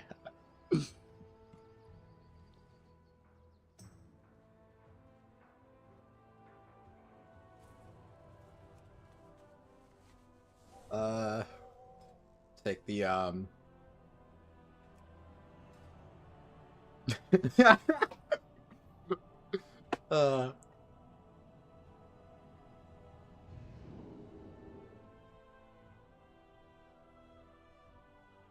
Yeah, so assuming this, actually gets timed.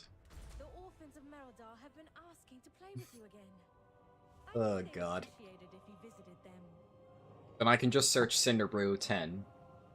And it'll make my life easier, because then I can, I don't need to scroll, then refresh, scroll, refresh.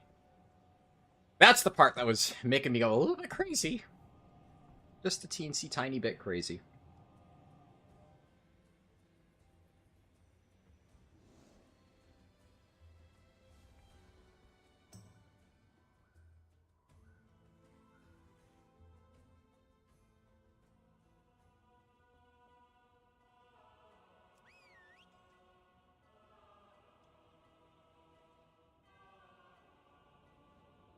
Alright.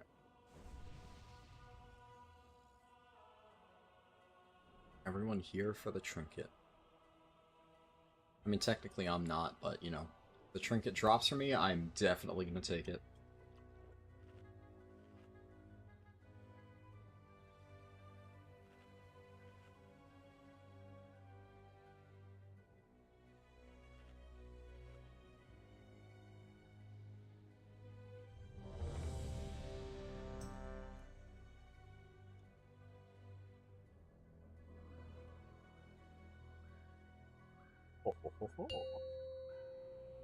Big pull. Perfect for Call of the Wild build.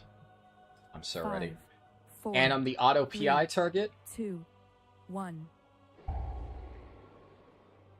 Wait, did he just said pulling to mini boss?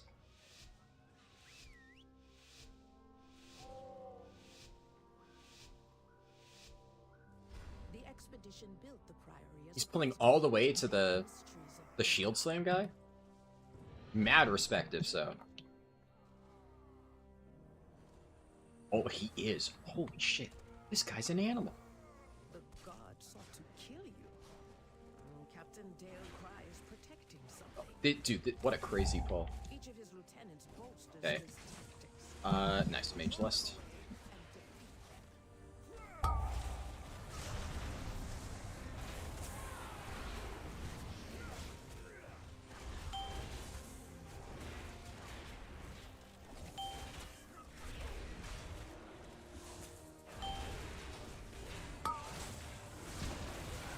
Easter Wrath is up. Ah!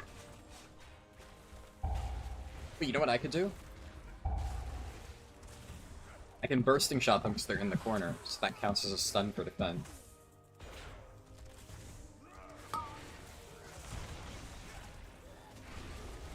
Yeah, baby, this is what I'm talking about. I'm very worried about this, though. Nice, we got the buff. Your training grounds fall to the intruders.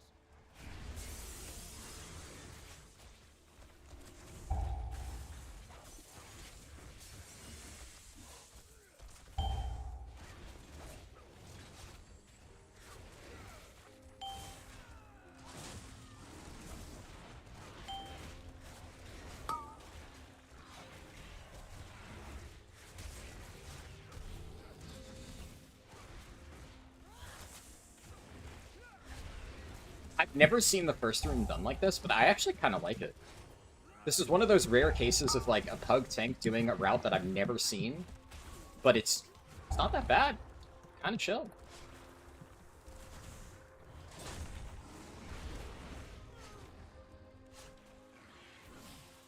Oh, we're just chaining? Okay, hell yeah. Hell yeah. I'm here for it.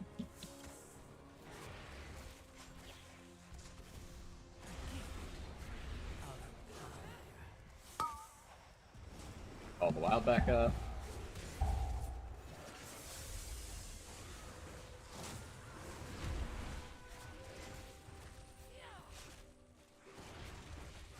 I should be targeting Chainmail though.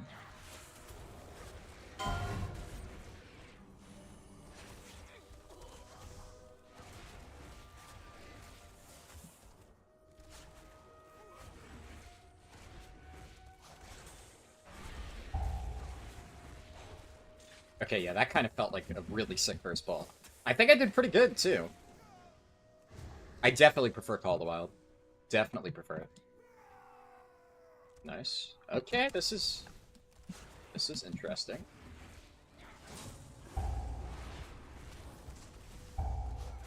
I'm gonna just pre-survival the fittest, because I'm sure I'm gonna get sniped by so much of this shit. Yep.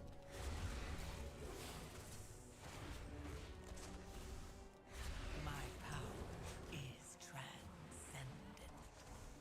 Share in it.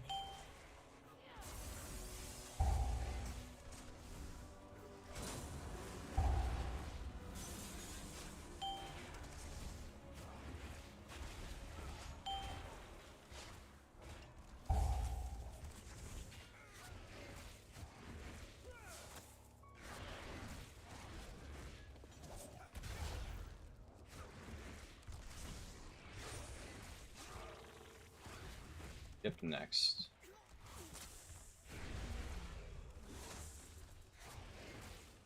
I kinda hate skipping the patrol just because so many people will face pull it, but I do have camo, so...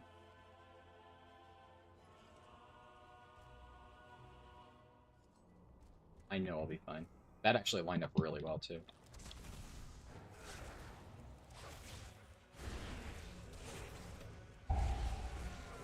This area, this I have seen before.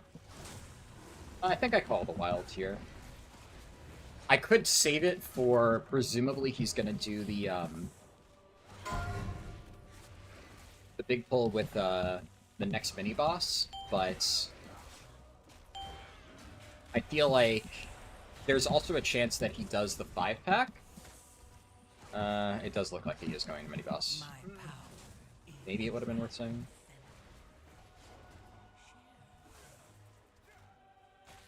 I think he can get all this, right?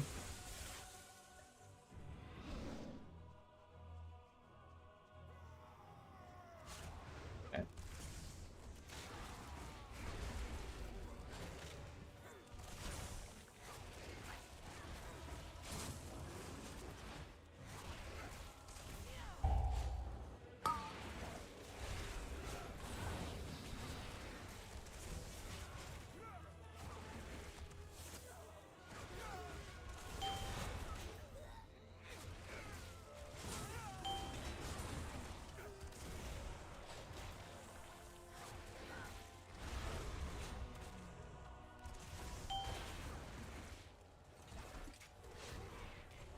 Oh, look at my trap. Come on. How does that not go off? It actually hit the sharpshooter while he was jumping, though. That's crazy.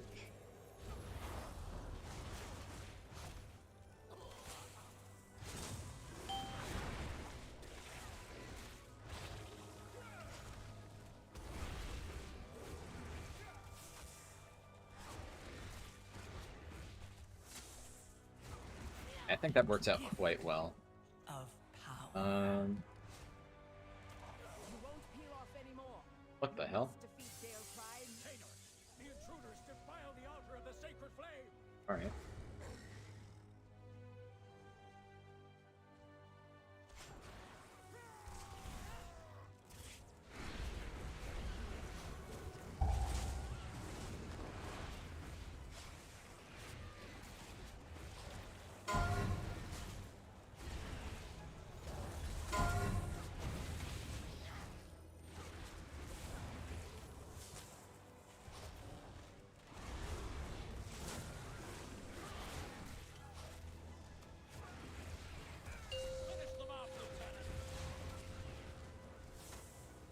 Clearly we're doing the patrol. This is like the craziest Priory route I've seen that actually works, though. Like, I feel like we gotta do those 5 mobs. There's no way we skip that. Surely. A gift of power.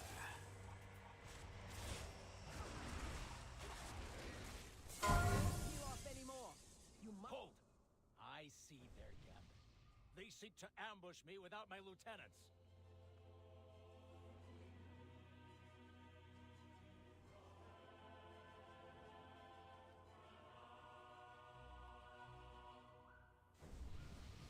Like, this patrol's not...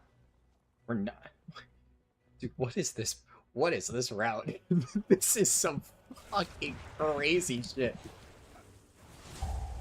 I've never seen something like this before. What the heck?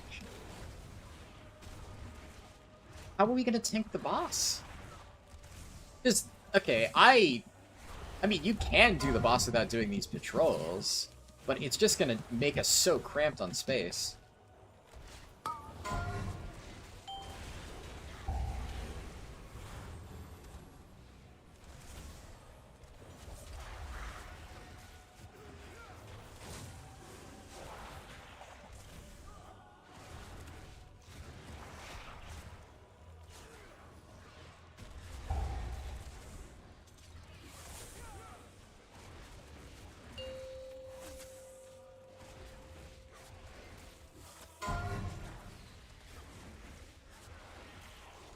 Where the fuck are we going?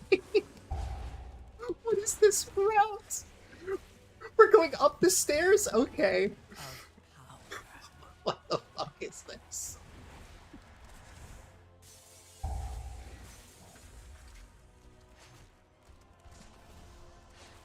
I guess I just saved Call of the Wild for the boss? Maybe this is like a I need lust for the boss type route?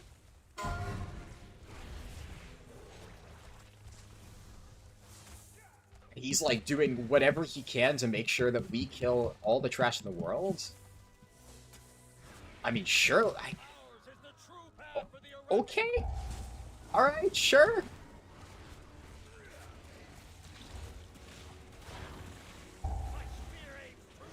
You don't have less, but I don't know. It's just if you're gonna go to that much effort to pulling the entire first room, you could have at least done like, I don't know, one more pack?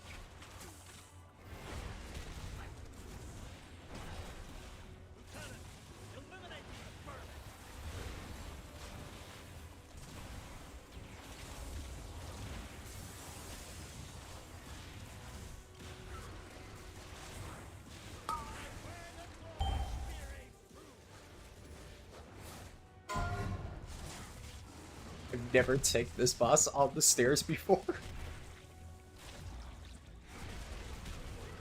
Is this like, okay. Has anybody actually seen this route? Is this a thing?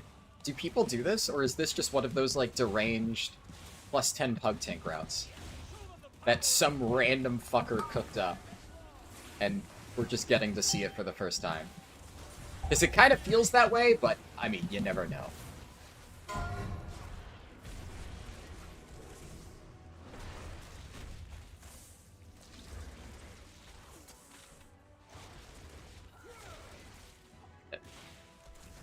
Where in my barb shop? Please! Oh my god. I am actually so fucking starved right now. I'm getting fucking nothing from this game right now.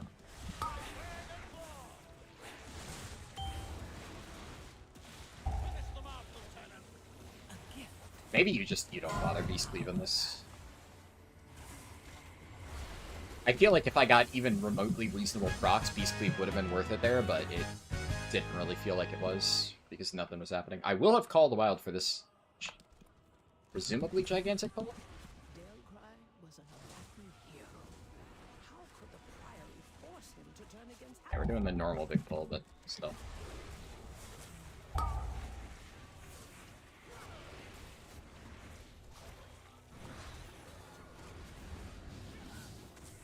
he still strikes lackeys.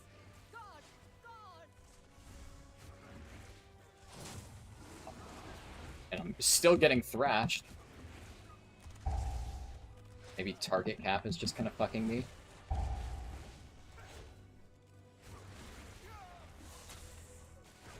Damn. Yeah, they all kind of popped off. Fuck.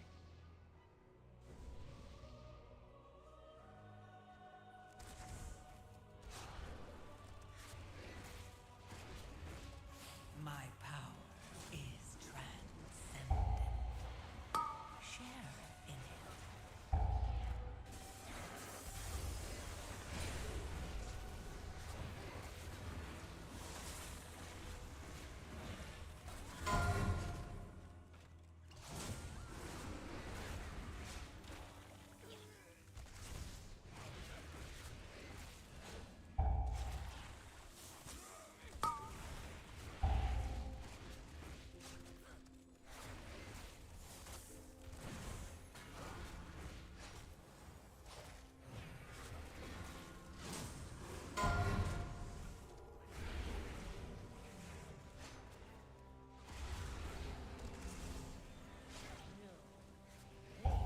That old fool's sister Blaze. Destroy these outsiders.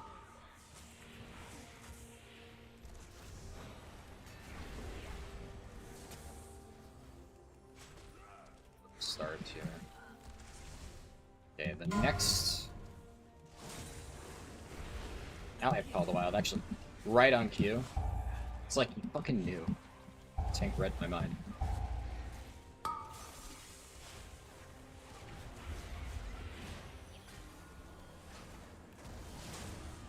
Oh my Only god, the what the fuck? strongest survive. Oh, rip my burst.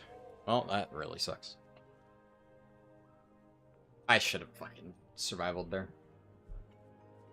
Oh, this is awkward.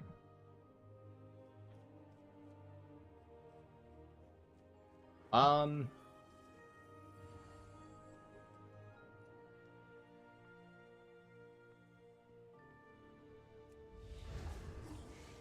don't think any of these mobs have True Sight. I think I can... Whoa. I think I can just do this. That worked. That's a really unfortunate run back. There needs to be a checkpoint at this boss. That fucking sucks. Oh my god, that fucking sucks. And, oh, right. Yep, pets.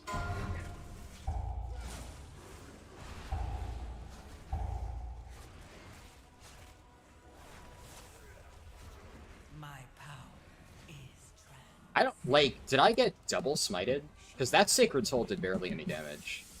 I think I must have gotten either double smited, double Sacred Told, or, like, some combination of the three to get completely erased from 100 to 0. Still should have pre-survivaled there. That's still on me, but that felt a little crazy. Baron, demonstrate your worth. Unlucky. Those who oppose the Emperor will fall at our feet. By the Emperor's will!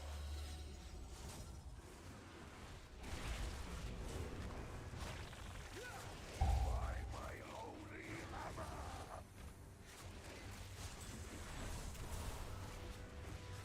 Flame cleanse you! Let's hope they don't go super crazy with pops here. By my shield!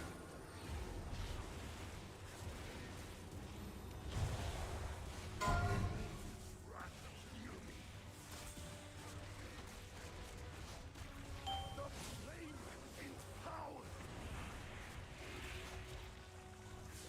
My power. By my holy hammer! Flame cleanse you! Another victory! That's not good. That's really bad, actually. Heal me!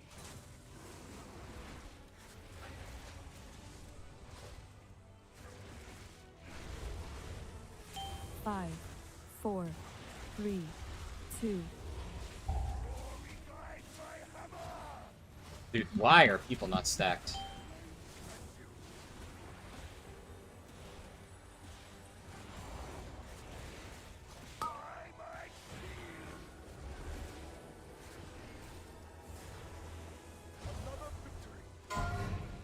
This boss can be either, like, just way fucking harder than it needs to be, or trivially easy, depending on whether people actually do the mechanics properly.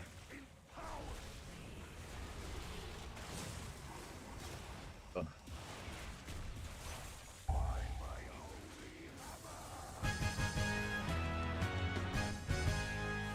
Ridiculous.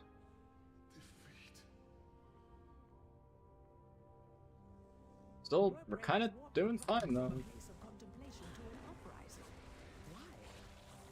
They didn't need to just leave there since I called a while, but...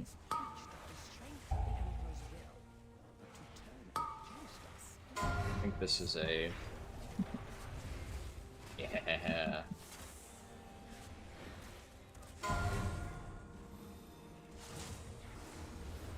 Nice, I got the stun.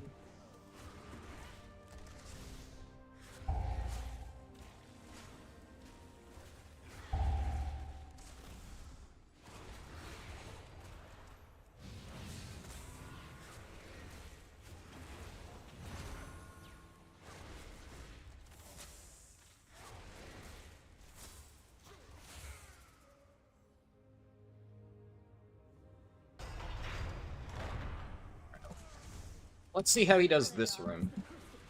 It burns away weakness.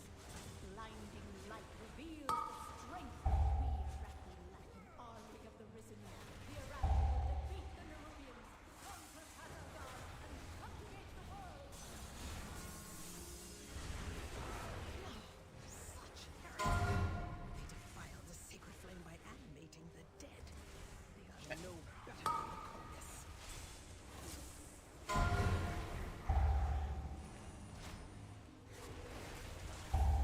Yeah, I kind of fumbled that pull.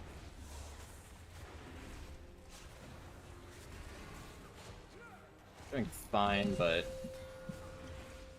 panicked a little bit and fucked my shit up midway.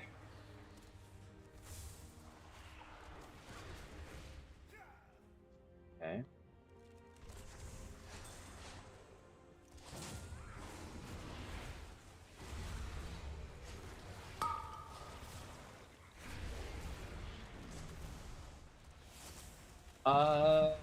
Fuck it, I'll call the wild. I don't think we're doing anything more than this number of targets, so it should be fine. Oh my god, we're going all in. Yeah, that's actually a great sign for Call of the Wild then.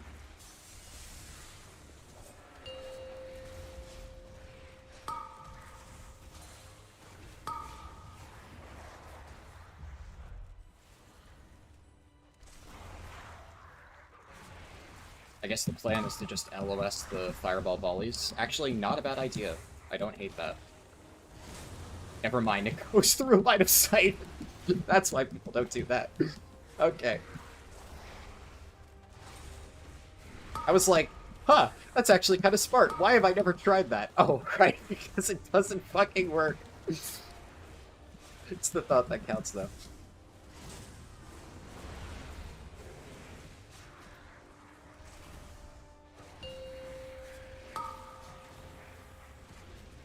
Oh.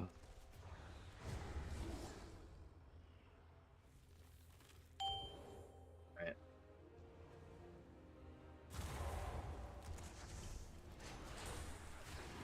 Nice.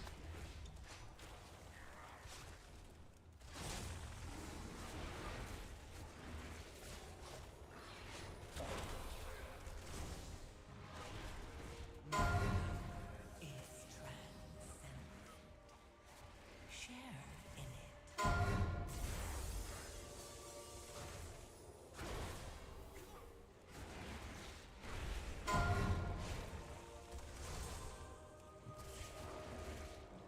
I think it actually would have gone off if they didn't get that CC. My kick was barely not up. I'm just gonna call the wild here. No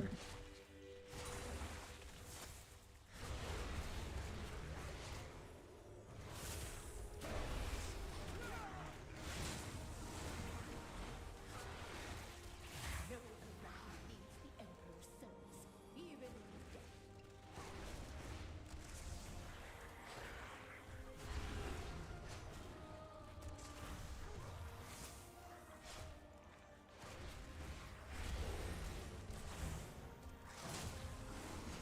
Okay. Spicy.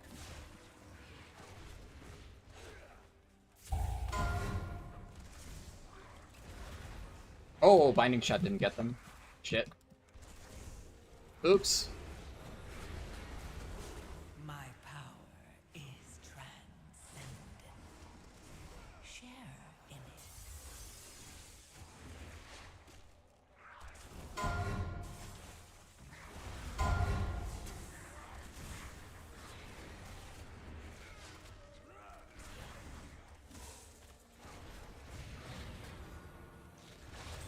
So I did survival of the fittest. Oh, alright. We'll have Lust for burn phase, I think. Might be just barely not up, but I think we'll be fine. We have 8 minutes on the clock. We're chilling.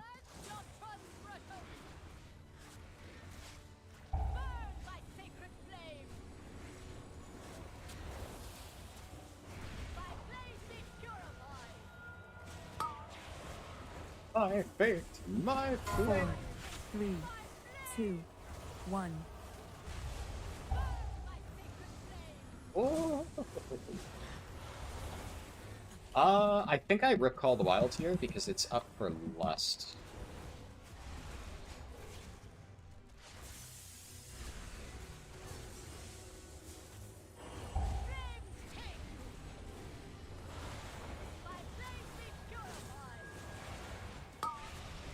Four, 3, 2, 1.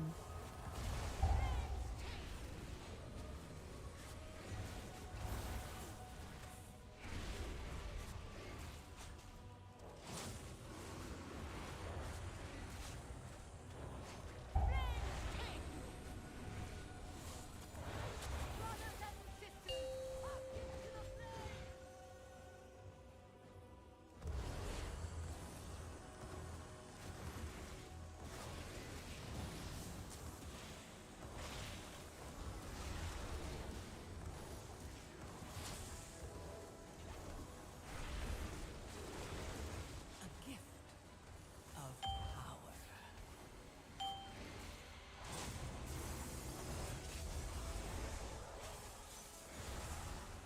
Nice. Oh shit, we missed it. That's actually not very good.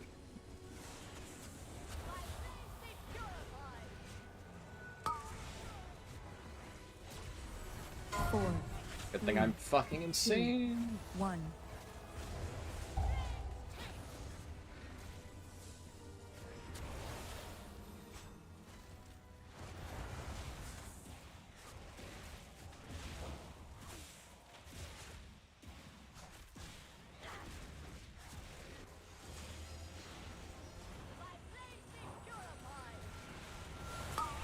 4, 3, 2, 1. Nice. Whew. Very spicy route, but look, if it works, it works. Oh, that's not a signet. Cinderbrew? Oh my god, we get this. Okay. That's crazy. My game just froze. Oh, please tell me my internet didn't just go out. There's no fucking way. Or just lag spike, I think. That's insane. That's fucking crazy. Barely lost the Ret Pally. Yeah, I felt like I did much better that key. I think it's just the, Have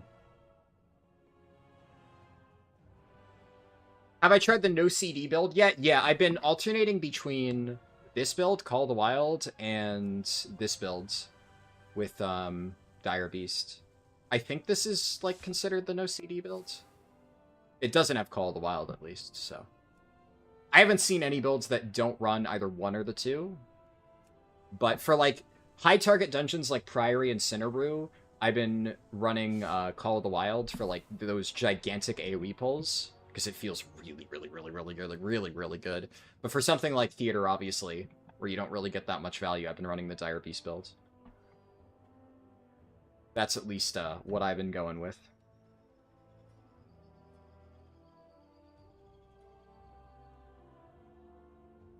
Have I had any of the disconnecting issues lately? I've seen a lot of people posting about issues with that stuff, but I don't think I have. I don't believe I've had any issues with that. Let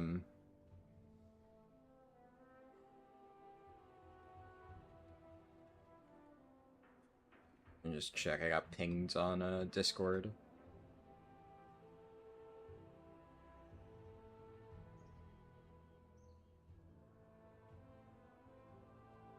If you're bad like me, you forget to multi-shot your opener when swapping from Call of the Wild to Dire Beast.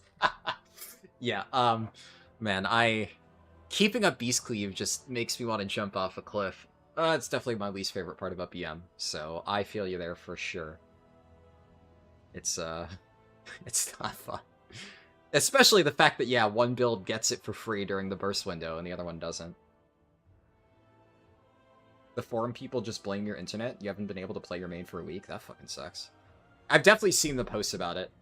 And I'm with you there because So for anybody who's been watching for years and years, I know some of you are here, you'll remember back in fucking Dragonflight, early Dragonflight, where my computer was getting this, like, ridiculous memory leak from random things in Dragonflight.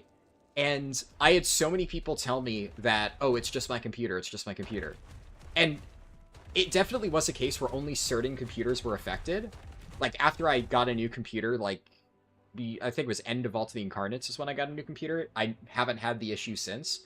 But on my old computer, consistently, every single time that I would go through Valdrakken, I would be forced to restart my game. Because it would start this, like, downward spiral where the memory leak would completely fuck everything on my computer. The game would just be unplayable. Everything would be unplayable. If I was streaming, the stream would just turn into a stuttery mess. And I had so many people tell me, like, oh, try this, try that, you know, there's something on your end. But then you look it up, and there's tons of other people saying, oh, on my computer, I'm having the exact same issue. And Blizzard, to my knowledge, never really fixed it. Because all the way up until I got a new computer, I had that same problem. And I don't really know if they ever clearly fixed it. The optimization of this game has just kind of gone to shit over the years.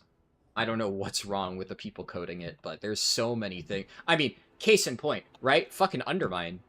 I'm literally every single weekly reset, even still, long after the patch release, this zone just becomes virtually unplayable. Anybody pulls the world boss, everything just grinds to a halt. I don't know how you fuck up that badly, where the entire zone just becomes a complete stuttering, lagging mess. It's awful. I don't know why they managed to mess that up consistently. Yeah. Well, I hope they managed to figure it out so that you can play your main. Really sucks. I mean, I could just send my Cinderbrew. I think what I might do is I might, like, apply for random Cinderbrew keys for a little bit, just to see if I just get invited. Because it's always scarier pugging your own key, right? Because people can fuck it up. So I'll do this as a last resort if either I join a group and, like, it gets bricked, or if I sit here for, like, 15 minutes and can't get into a group, then I'll just run my own. Fuck it. It's so crazy that I happen to reroll into the exact dungeon I need. I also, we need to update the spreadsheet time. I got 327 score from Priory. Alright, one left. We're almost there. So close to freedom. So close to being able to play a tank spec again. God, get me off pure DPS.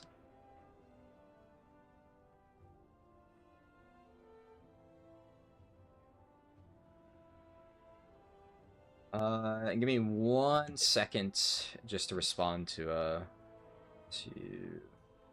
Discord before I do anything.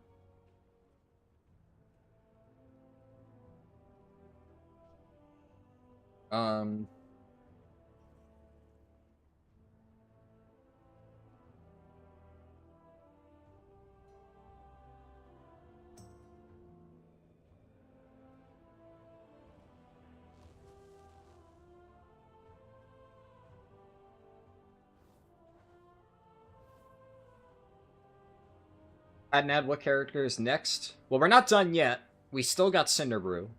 So we got one dungeon left. If Cinderbrew doesn't take a while, I might actually get started a little bit on the other characters tonight. Because, I mean, I'm not really tired at all. I have nothing else to do tonight. And, I mean, so far this has been pretty smooth.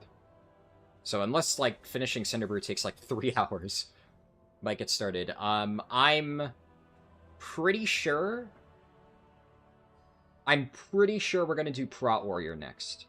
So, the original plan was Vengeance Demon Hunter won the Discord poll, and that was going to be next, and then Fire Mage was going to be after that, because, well, Fire Mage will get finalized the moment that I finish BM Hunter. That poll's 8 days old, but it took me quite a while to get around to finishing BM Hunter. This has taken, like, a full week. Just because, you know, it's been a lot of stuff to get done. So, yeah, there's no way that anything else wins the poll within the next, like, 2 hours. So Fire Mage will be after Vengeance Demon Hunter. That being said, I have decided that I want to get my Prot Warrior ready, just because I really want to be able to play my Prot Warrior. And it's like if I bring up the spreadsheet, so, like, this is where my Prot Warrior is at, and I haven't done any keys on this character. I haven't even gotten my Delver's Bounty this week, but my Prot Warrior has a full 4-piece, and it's like all hero track 4-piece. I think I might have one veteran piece, but I also haven't used a single catalyst charge, so I have, I think, hero track gloves that I can catalyze, and then just replace that. My Prot Warrior has, like, insane trinkets. I haven't sent any crafts yet, and I'm already 656. I don't even have all of my stuff fully upgraded. Like, I haven't spent all Runes Crest and stuff. This character is already geared to the teeth, and I haven't even started doing dungeons on it. So, basically, if I send crafts, get my 675 weapon catalyzed to replace the crappy tier piece that I have, and then just farm a bit more Runes Crest to upgrade that, and then I think I have, like, one Myth Track piece that I can upgrade, then, I mean, you know, this character is going to be as geared as my monk, pretty much. And then I can actually play it for stuff. And I really like playing Prot Warrior, and I've been kind of itching to play it, so I thought BM Hunter was going to take less time than it did, but I just want to get Prot Warrior out of the way, so I think we're just going to do that next. And I think that is the only time I'm ever going to, like, override something for the purposes of the challenge. Just because there's no other spec that I'm, like, actively playing for fun on my own that I just, like, I want to be able to do. So, my options are either I start playing Prot Warrior and doing keys in my free time, outside of the context of this challenge, or we just move Prot Warrior up and do it as part of the challenge now because I'm going to be playing it anyway, and I feel like that just makes more sense. But for everything else here, it's just going to be whatever wins the poll. So, minor deviation as a result of that. But that is the current plan. But yeah, before we do Cinderbrew, let me just, like I said, I need to respond to Discord real fast.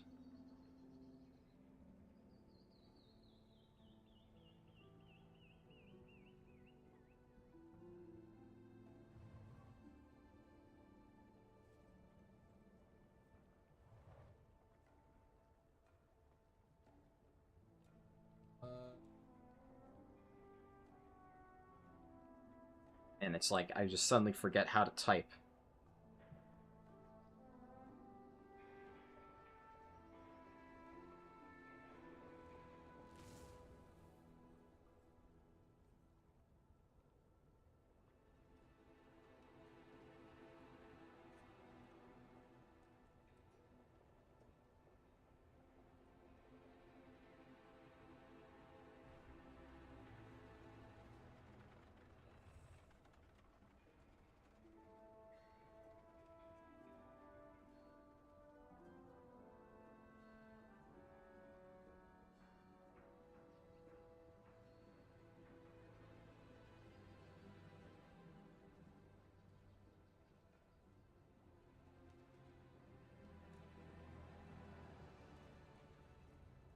Okay. Where were we?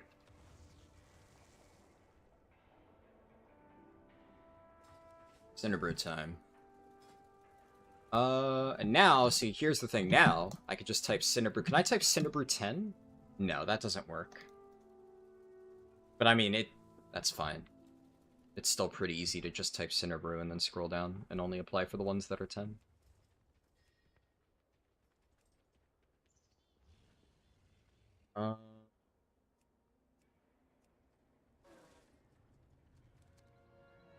Lots of 11s.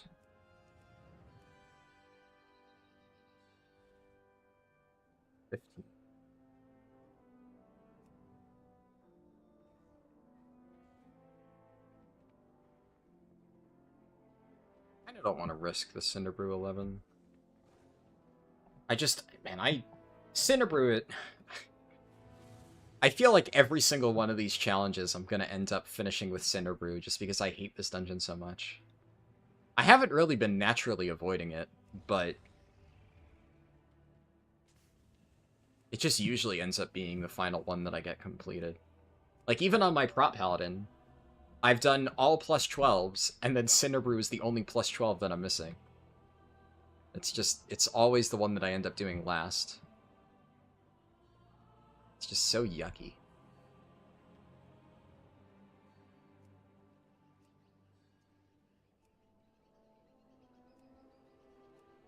Like I said, I'll try this for like 5 minutes, and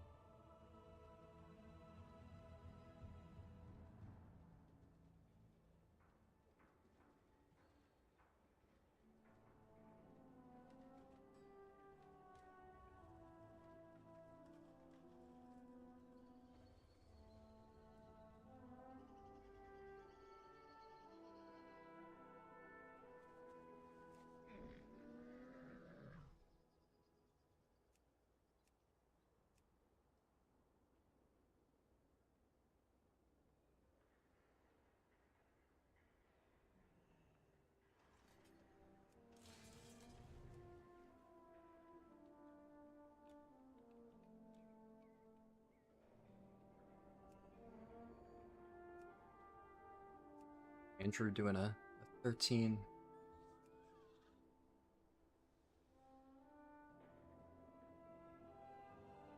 Maybe do I just stop being scared and just rip my own key? I mean, I may as well, right? May as fucking well. What's the worst that could happen? Well, I know what the worst that can happen is. A tank pulls like the entire first room, everybody dies, and then they immediately leave. That's the worst that could happen. That would really suck. But, you know.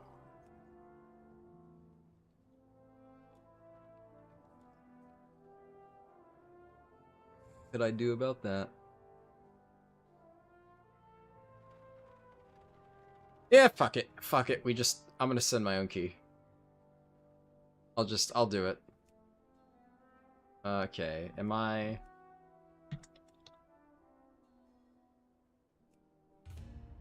fingers crossed. I'm gonna mute my mic real quick while this forms and eat my food.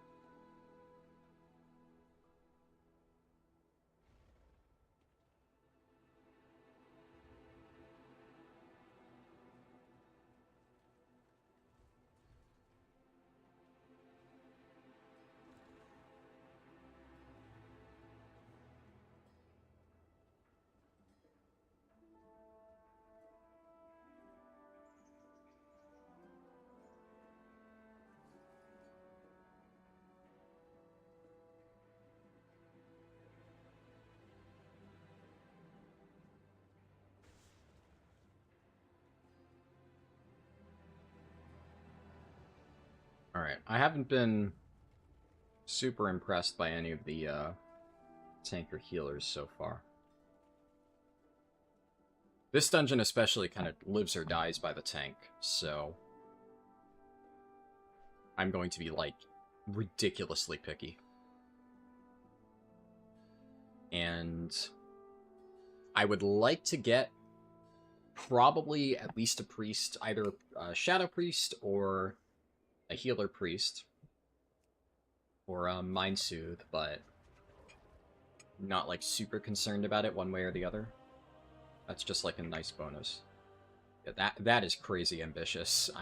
Yeah.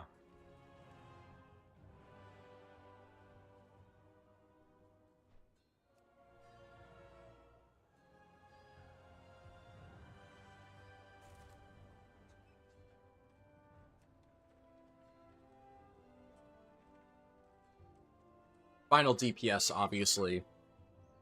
Until I have at least a tank or a healer, I won't take it. But the warriors seem pretty good, so...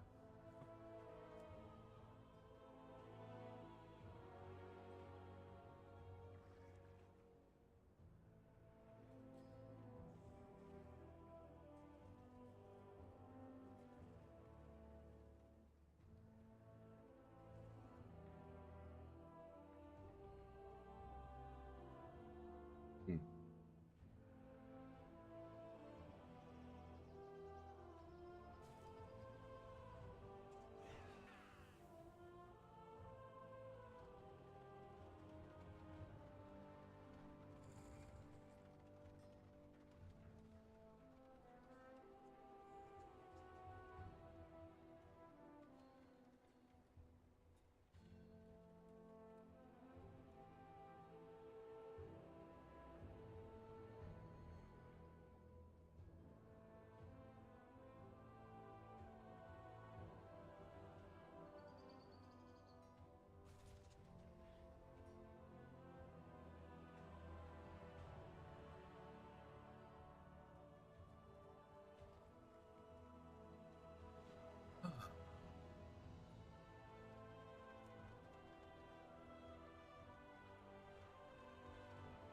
This is probably gonna take a while, huh?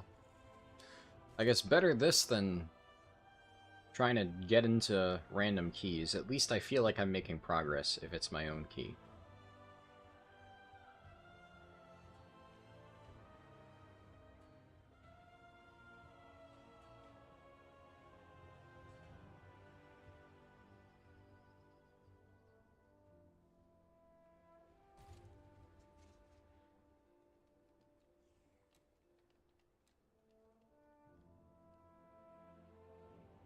Oh.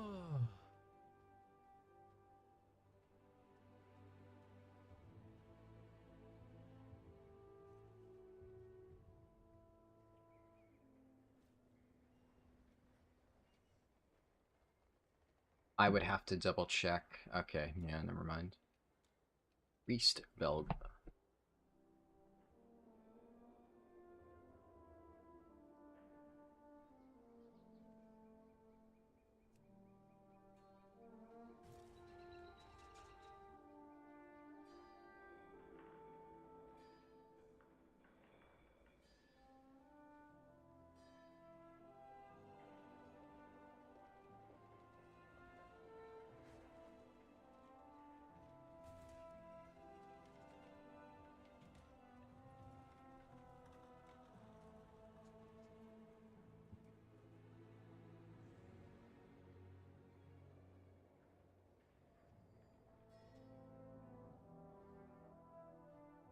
I'm not gonna listen to this guy. I will probably take him.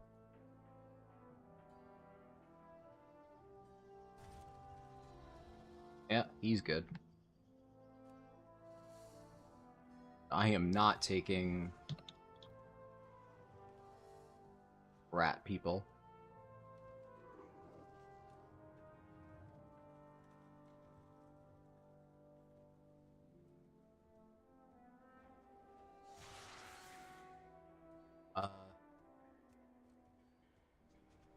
Yeah, that's a fucking easy one. Okay.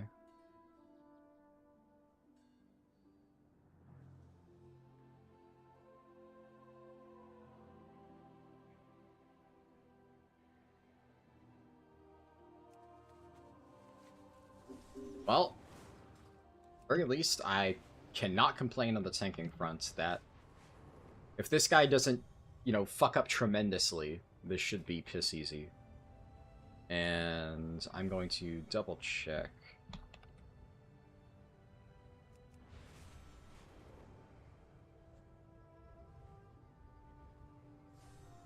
This isn't awful.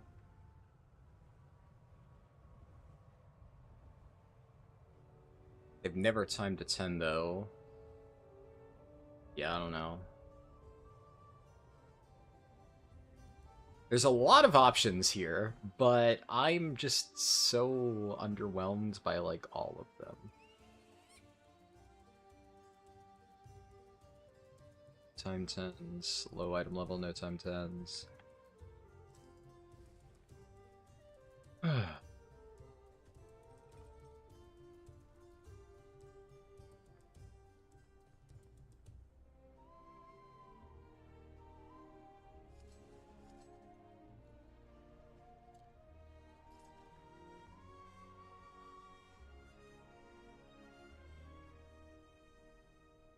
may actually grab the Ardruid. Actually, yeah. Fuck it. That guy seems pretty good. Fuck the meta. This guy has sick logs and good score. I'll take that any day of the week.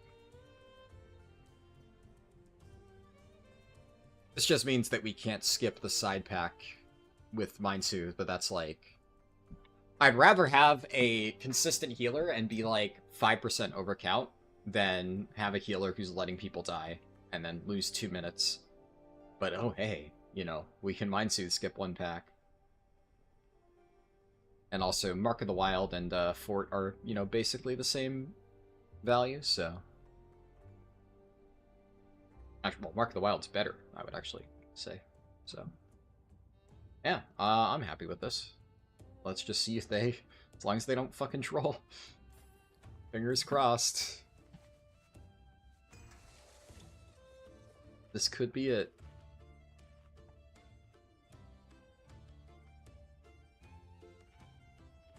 Block rocks.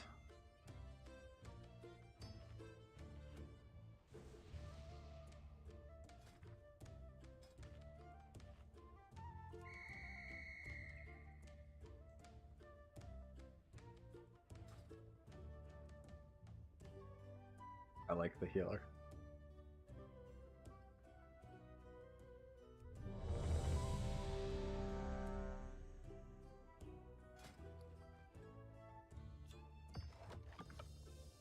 Alright. Moment of truth. Please free me from this hell. Free me from the hell that is Beastmastery Hunter, please. It's not that bad, all things considered. But I want to be done. I want to be done. Please. 5, Let me go back to a 4, tank. 3, 2, 1.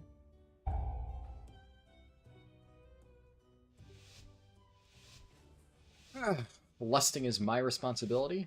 Get my pets out.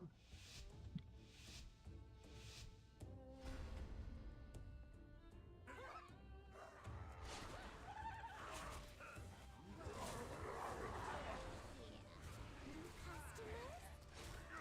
you looking for something a little hot? Show 'em what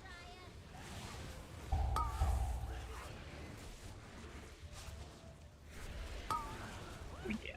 Oh yeah. That's called a wild damage, baby. Holy shit.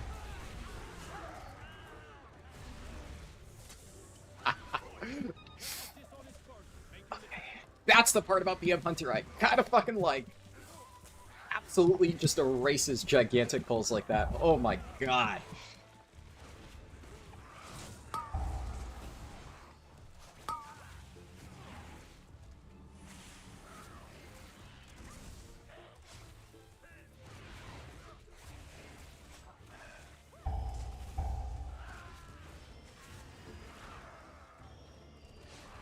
Why am I lagging? Good.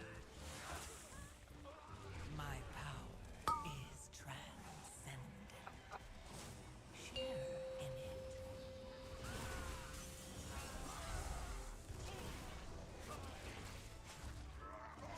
Oh, we pulled Chewie. Okay. Alright, I think we're probably fine.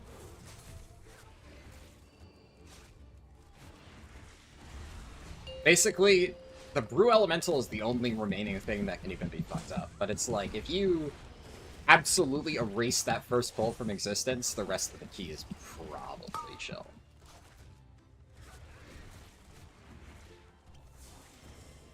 Oh my god, tank's getting fucking pranked. But it is Vengeance Demon Hunter, so... Call the Wild up shortly. I think it'll be up in time to make it worth it.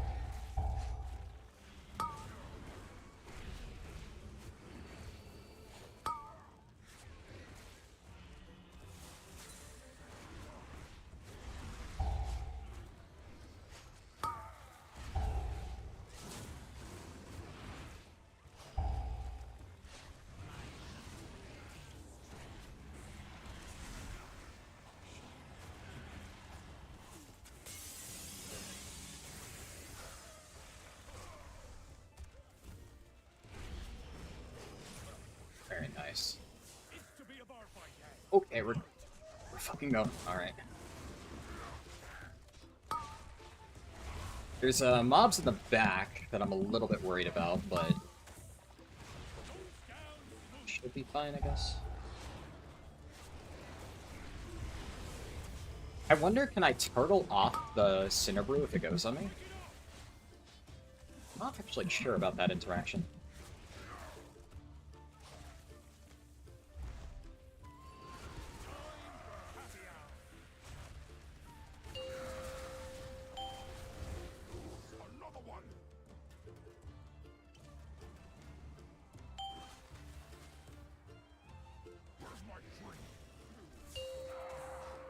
Dead. Fine.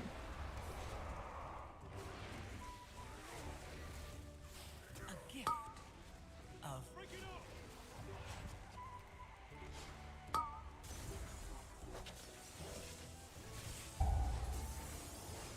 Oh my god! I'm alive. That fucking terrified me, though.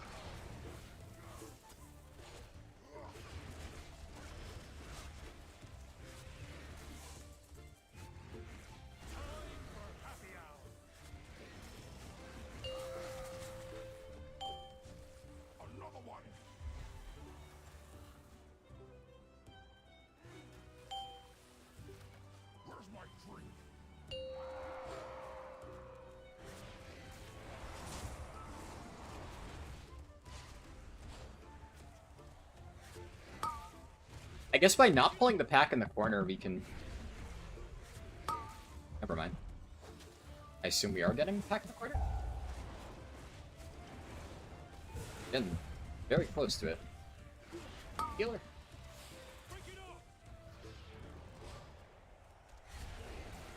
Oh.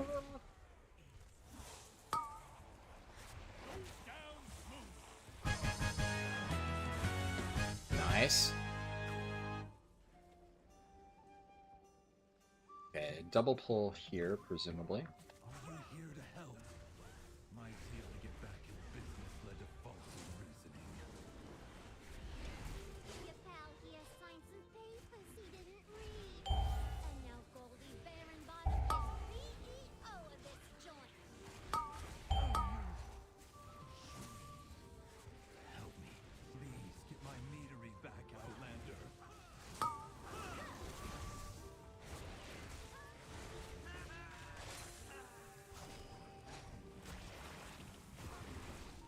Yeah, our damage is fucking crazy. My damage is kind of fucking crazy. I definitely prefer this build. Like, I know earlier I was like, I'm not sure if I like the Beast, Dire Beast build or this one. This one. It's this one. This one just feels better. Holy shit, it feels so much better. Call the Wild just kind of fucks. I don't... Can we skip? Oh, wait. That works! You don't even need Mind Soothe! Oh my god. Right, yeah, you can just do that. Okay. Sure. power is transcendent. I did not know that. I learned something new.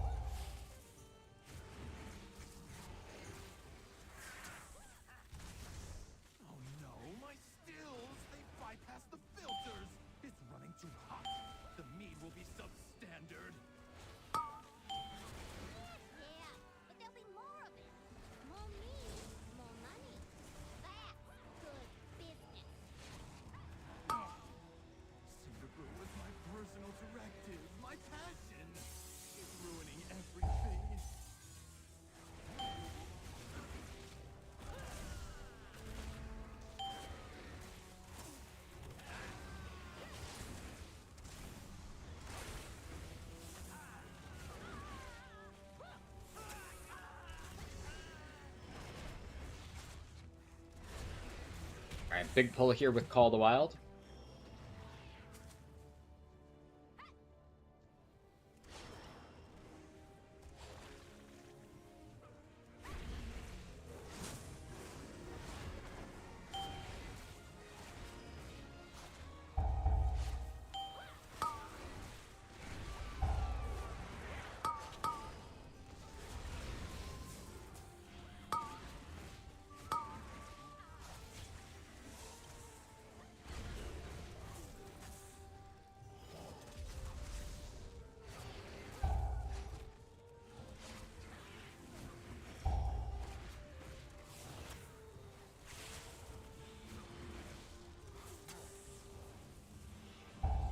My power is transcendent.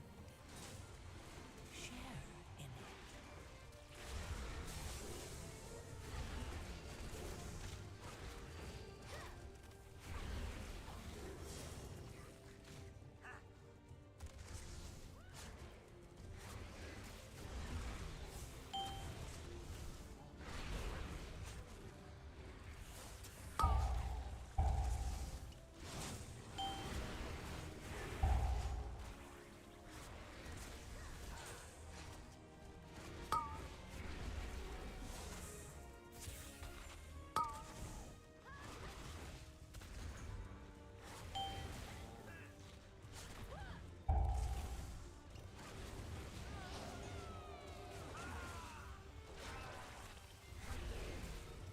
That makes me very worried. I guess, are we ignoring the pack on the side? Probably, for count, it looks like. I always like to pull that because I just really worry about people face checking it, but we're probably fine. Yeah, we're probably fine. Elemental made of mead? Oh, my cinder brew! One, but I cannot process this.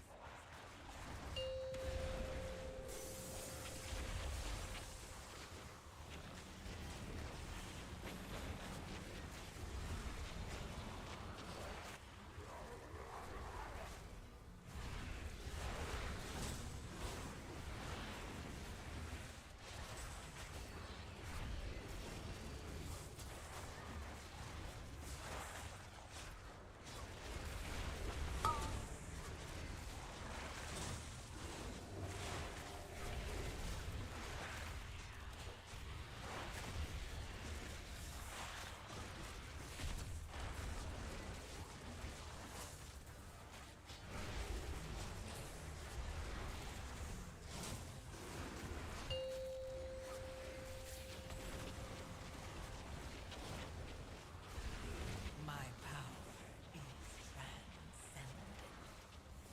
Share in it.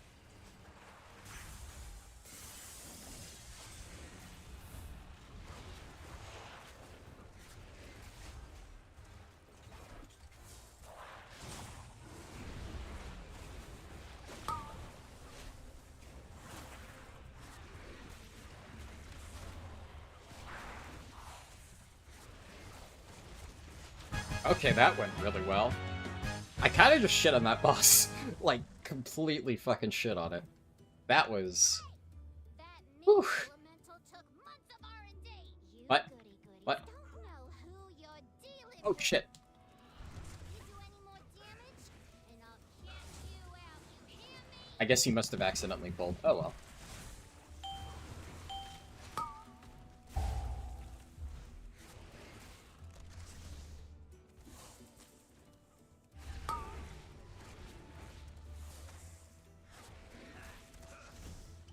Oh, no. Hard shot. Ah! Okay, we're good.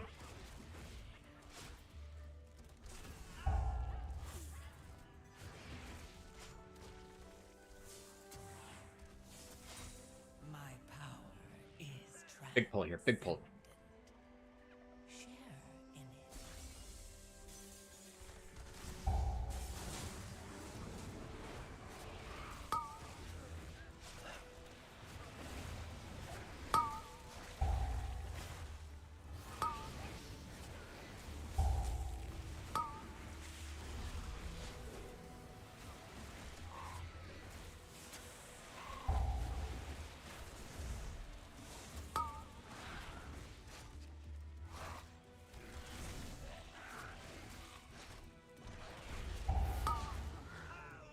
Nice.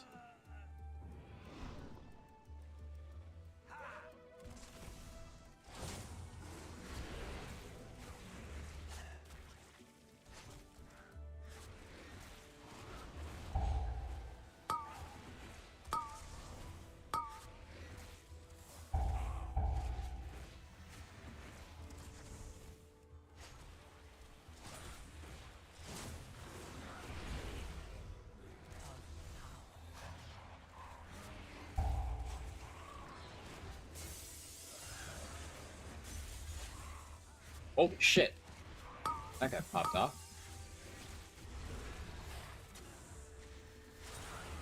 How the lock do that much damage, dude? I don't know. He just went crazy. You're right, though. Yeah. That guy went fucking crazy, that pull. I mean, Warlock's pretty good. Don't get me wrong.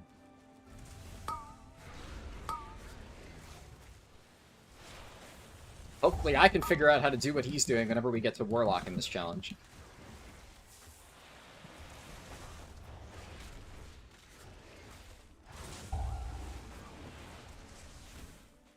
Camera angles in here are a fucking nightmare.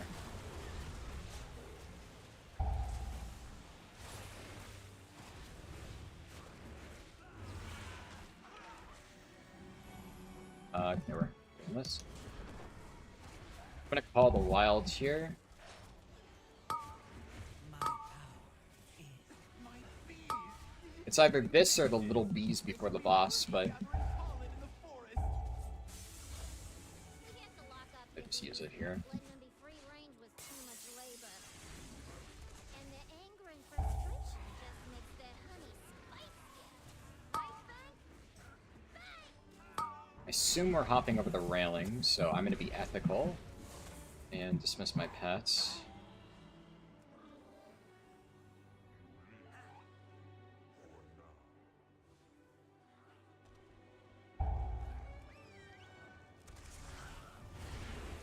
Go, ethical hunter gameplay, dismissing pets.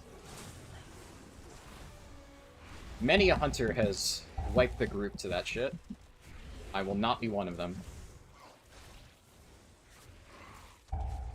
I'm gonna just save House of Cards on the pull. Honestly, I probably could have used it there, and it would have been fine. Oh shit. Okay, now I'm definitely gonna use it. my power is transcendent.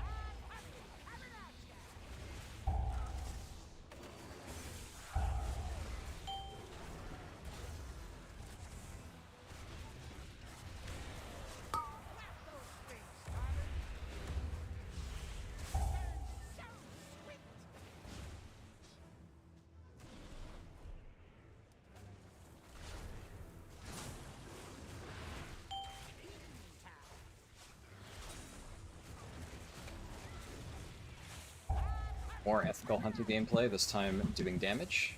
Or doing mechanics. Rather than doing damage.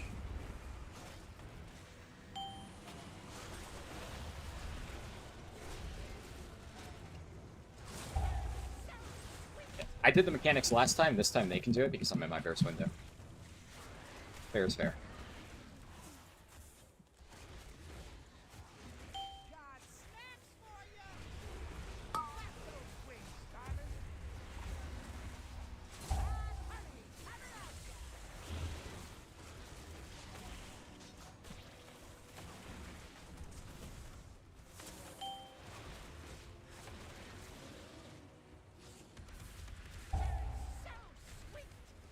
Oh, it hits the boss. Oh, shit. Okay, I'll get that one. Wings pop! Good begin.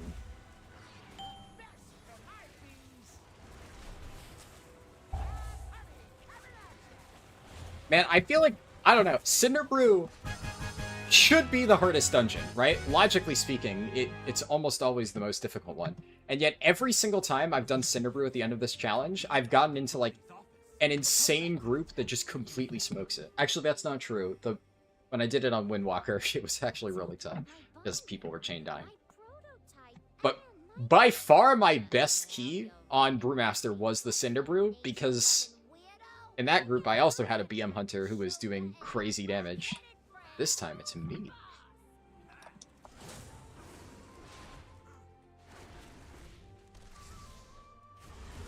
Don't judge me, I'm beast cleaving.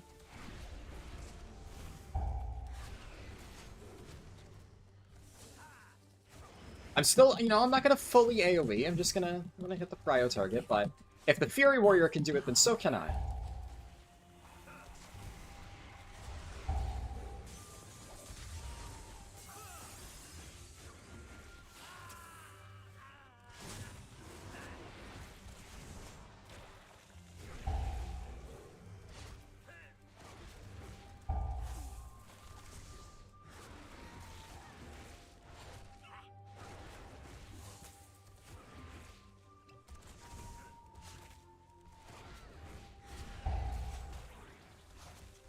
I'm, like, tempted to call the wild here, but I know it would, like, literally not be a good idea at all. Like, there's no way that that's the correct play.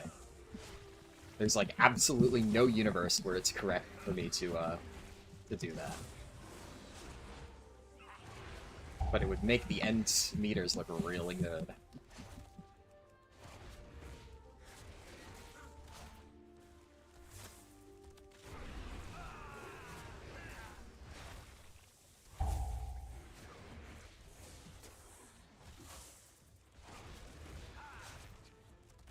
My power is transcendent. Thing with House of Cards, but definitely I say House of Cards at this point.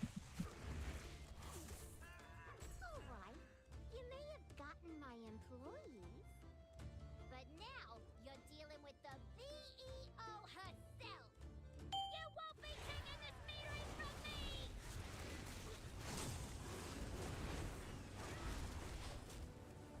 Cashing out! Oh, he's pinging the direction that he's shooting? Wait, this guy's crazy.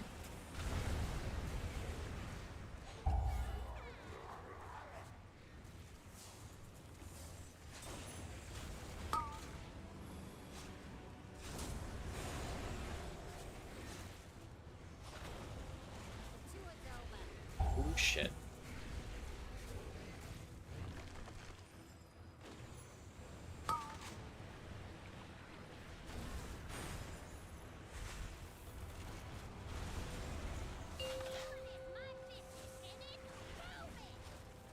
Ethical turtle. Sacrificing my damage to keep myself alive for the good of the group. Just for you. Wow.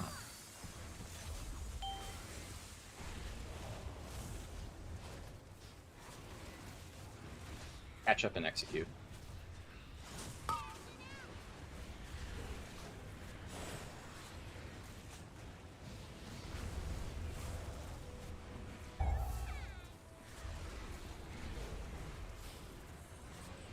Oh no, no, he's lighting the big barrel on fire. Oh, this is gonna suck. Oh, fuck me. I saw it happen in slow motion.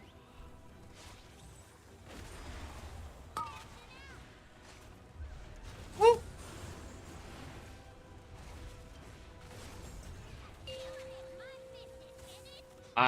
And that was the barrel I set off too. That was just dumb. That was dumb. That was dumb on my part. I did not play that fight well. But we're fine. We're fine. Just gotta, you know, spice it up in the end. I saw him going for the big barrel and I kind of panicked.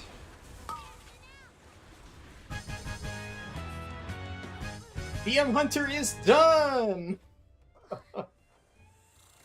Oh, let's fucking go, dude.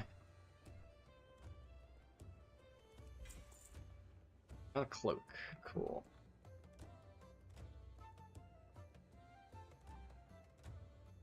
Damn, the Warlock beat me on overall.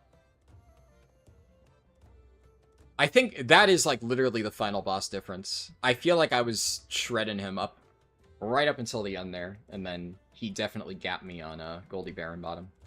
Yeah.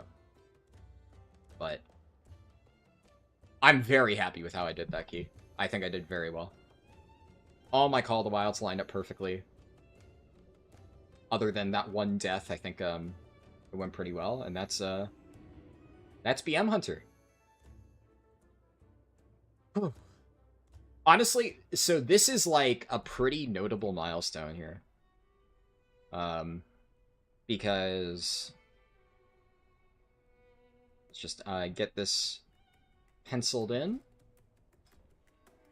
Cinder Brew, yeah, that was tied for my Dark Flame as my best key. Crazy how clean that run was. Alright. That's it. That's BM Hunter. Fuck yeah. Also, I can go over here and on M plus vault 3M. Because, yeah, if I check my vaults, yep. Every single key done, so I have 3 Mythic Vault slots for that. And yeah, that's BM Hunter done.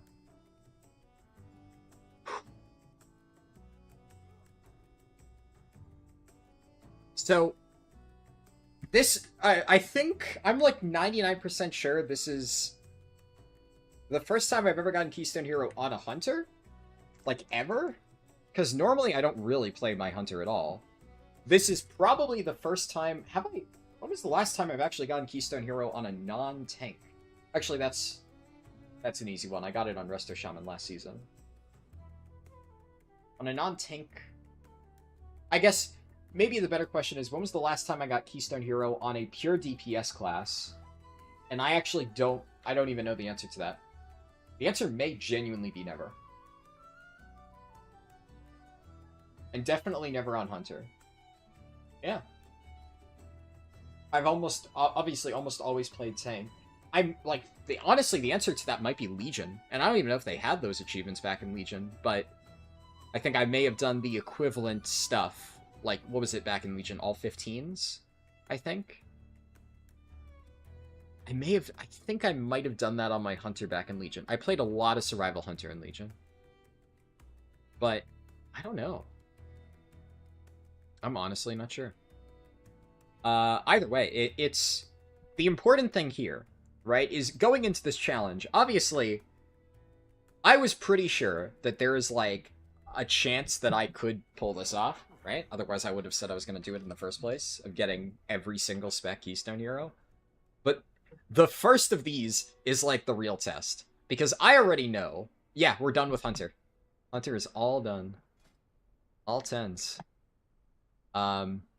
I guess, yeah, I could leave this score thing up, just so if anybody's popping in, they could see where we finished it. But this is definitely very important. Because the way that I saw it, if I can do this once, I can do this again, right? The last time I played BM Hunter was, like, Nyalotha as an alt. I've never mained BM Hunter, ever once, well... Unless we're talking, I think I mained BM Hunter when I was like 10 years old back in Mists of Pandaria, when I had never set foot into a raid in my life. Because I thought that pets were cool. I was older than 10 in MoP, but you get the idea. When I was really, really, really, really little in like Kata and MoP, I played BM Hunter. That was the last time I actually mained it. Since then, it's just been a character that I play on and off, and like 90% of the time when I play Hunter, I've played Survival. And I thought about starting this challenge with Hunter as Survival, because it is the spec that I'm the most familiar with. It's not, like, super good right now, but I'm at the very least very, very, very comfortable with the playstyle. But I was like, it's just going to be harder to get into keys. And the thing about that is I figured if I'm playing Survival, I'm not really testing myself, because that is, you know, a melee spec. It's something I'm familiar with.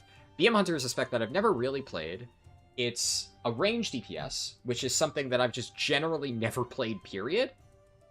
It's obviously a little bit different than a caster. I think the next real challenge is going to be, well, casters and obviously healers. Well, healers we'll have to see, but healer I'm at least a little bit more confident with because I got Keystone Hero on Resto Shaman last season. So obviously I'll have to learn individual healing specs, but I'm a little bit more comfortable just with the general gameplay of healing. I think it'll just take some adjusting, but I'm relatively confident in my ability to, like, figure that out and keep people alive. It'll just be, like, learning the different healer specs. But range DPS is something I'm not really used to, haven't really played it a lot, and the fact that I I think it's fair to say that I've figured out BM Hunter. I'm not like a god at BM Hunter. I'm not like a master at it. But what was the original goal of this challenge, in addition to Keystone Hero? Competency, bare minimum, on every single spec in the entire game. And I'm pretty confident that I can say I'm a competent BM Hunter player now. I've been doing pretty good. There's been one or two keys where I feel like, you know, I maybe could have done better, but I don't think, like, I was getting hard carried in any of those keys. I'm just like, gee, why am I not topping damage, right? Like, why am I not doing as much as, like, these super mythic geared players? And I definitely, you know, I haven't played perfectly in every single key. I forget to apply Hunter's Mark a lot, which actually I just realized I normally have here, but I haven't had it here in my Call of the Wild build, so I've been forgetting it more often. So, like, things that I'm still forgetting. I'm still getting used to, like, some of the, like, binding shot and stuff, finding the right times to use that. I can get better at using those, like, stun things. I definitely forget Hunter's Mark a lot. I mean, it's kind of a shit buff, so, whatever. But sometimes I can be a bit more proactive with Survival of the Fittest, like in that Priory when I died. Certain purges, I maybe could Trank Shot. I still let Beast Cleave fall off every now and then for like a few seconds before refreshing it and lose like a little bit of damage. So there are definitely things that I can improve, but I think overall I've learned how to play both of the like main builds for BM Hunter, and the only other slight variation would be the like single target, like Wild Instincts and Bloodshed builds. I don't think you run both of them. I think you run one or the other for single target bosses like Sprocketmonger. And I'm not going to learn that for the purposes of this challenge, right? I don't think it's, like, different enough. And I did do a few single target bosses, and I think I did fine. That was much earlier, before I had good gear. But bare minimum, I think I have a comfortable understanding of how this spec plays. I've been performing well, I've been using my utility, and I'm happy with my performance here. I don't really think that I don't really think that there's still a ton that I have left to learn for this spec to play it at a basic level. Now, obviously, there is definitely a difference between if I'm playing this, like I said, at a competent level, and if I'm playing this at, like, a Mythic Raid progression level. So, if I were to decide suddenly, oh, hey, I want to Mythic Raid with this character, well, then I would have a lot more work to do.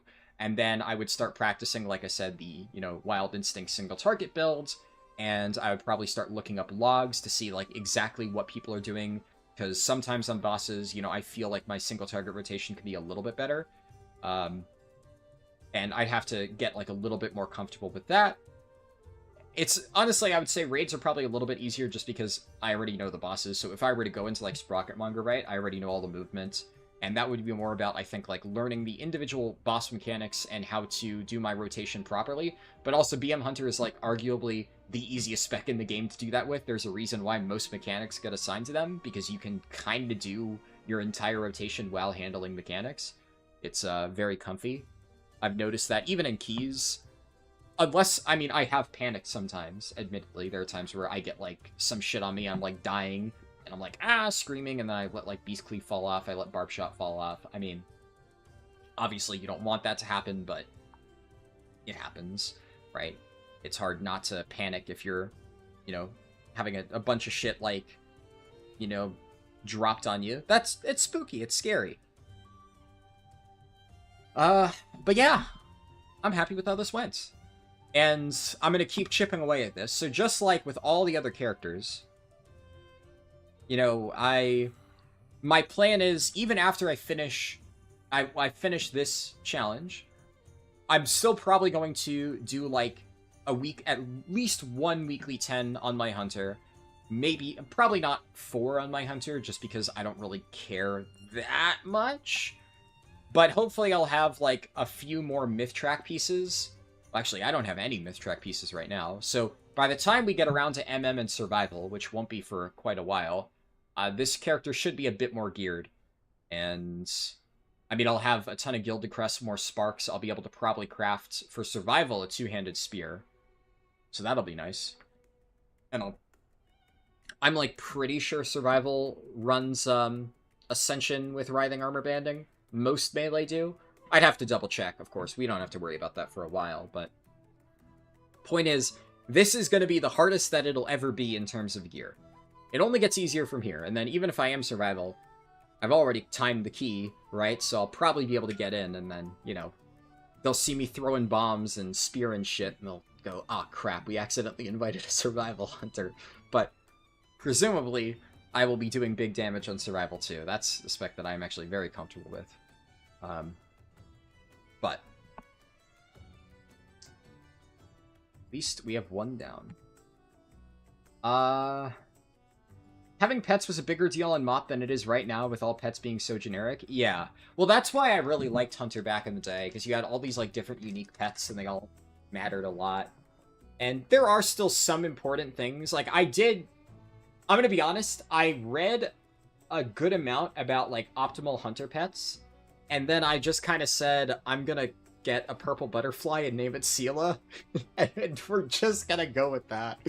Because realistically, the difference didn't seem to be that important. And I mean, I'll be honest, I'm very happy with like this overall appearance and stuff. For anybody who doesn't know, the Branya is a character from Honkai Star Rail, and the outfit that I made here, the Transmog set, is like, if I do say so myself, pretty fucking good. Working with like what I have, it's a pretty close thing. This is like the best gun that I can find. Using the other appearances, this looks like remarkably close to the character's outfit. And then there's like another character that has like a purple butterfly outfit named Sela, so that's what I named my pet. And I'm pretty happy with this. I think it looks pretty damn good, at least if you know the character.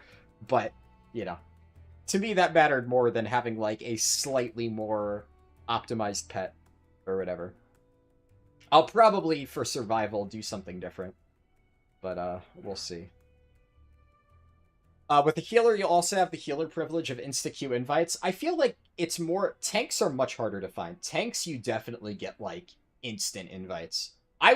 When I was doing, like, early keys on my Brewmaster, I didn't have, like, super high item level, and I didn't have really any score in Brewmaster. And Brewmaster is, like, arguably the worst tank. Not literally, but it's one of the worst, quote-unquote, tanks. And I was still getting, like, near instant invites to high keys. Well, high keys relative to my level, like 8s, 9s, 10s, I was getting really, really easy invites. So, tanks, I mean, yeah, people will just invite you. Healers... You definitely get faster invites than a DPS, that's for sure. But I don't know if it's necessarily instant. But it will be easier. Tanks are probably easier to find while low item level. I guess, yes, but also good tanks are harder to find. It probably helps that I have, you know, 2900 on my main as a tank. So, yeah. Do you think it might be better to try to time complete a 10 on your ults to get that myth track upgrade each week? Yeah, that's what I mean. That's my goal. Yeah. I mean, obviously, timing it doesn't matter. You would ideally want to time it just so you don't waste your time and get stuck in, like, a 40-minute dungeon. But that is definitely what I plan on doing. On my Paladin and my Monk, because I actually plan on actively playing them, I'm probably going to try to get at least a 4 vault every week. But for like all other characters that we do as part of the challenge going forward, I will bare minimum try to get 1 plus 10 done on them every single week, just to get, like you said, a consistent upgrade. So, I think that should help over time. That way, once I get back to the other specs later on, we'll have a slightly easier time. Jonathan Echoist said, I'm a Worgen player. Nice. Worgen's a cool race. You get to go on all fours. What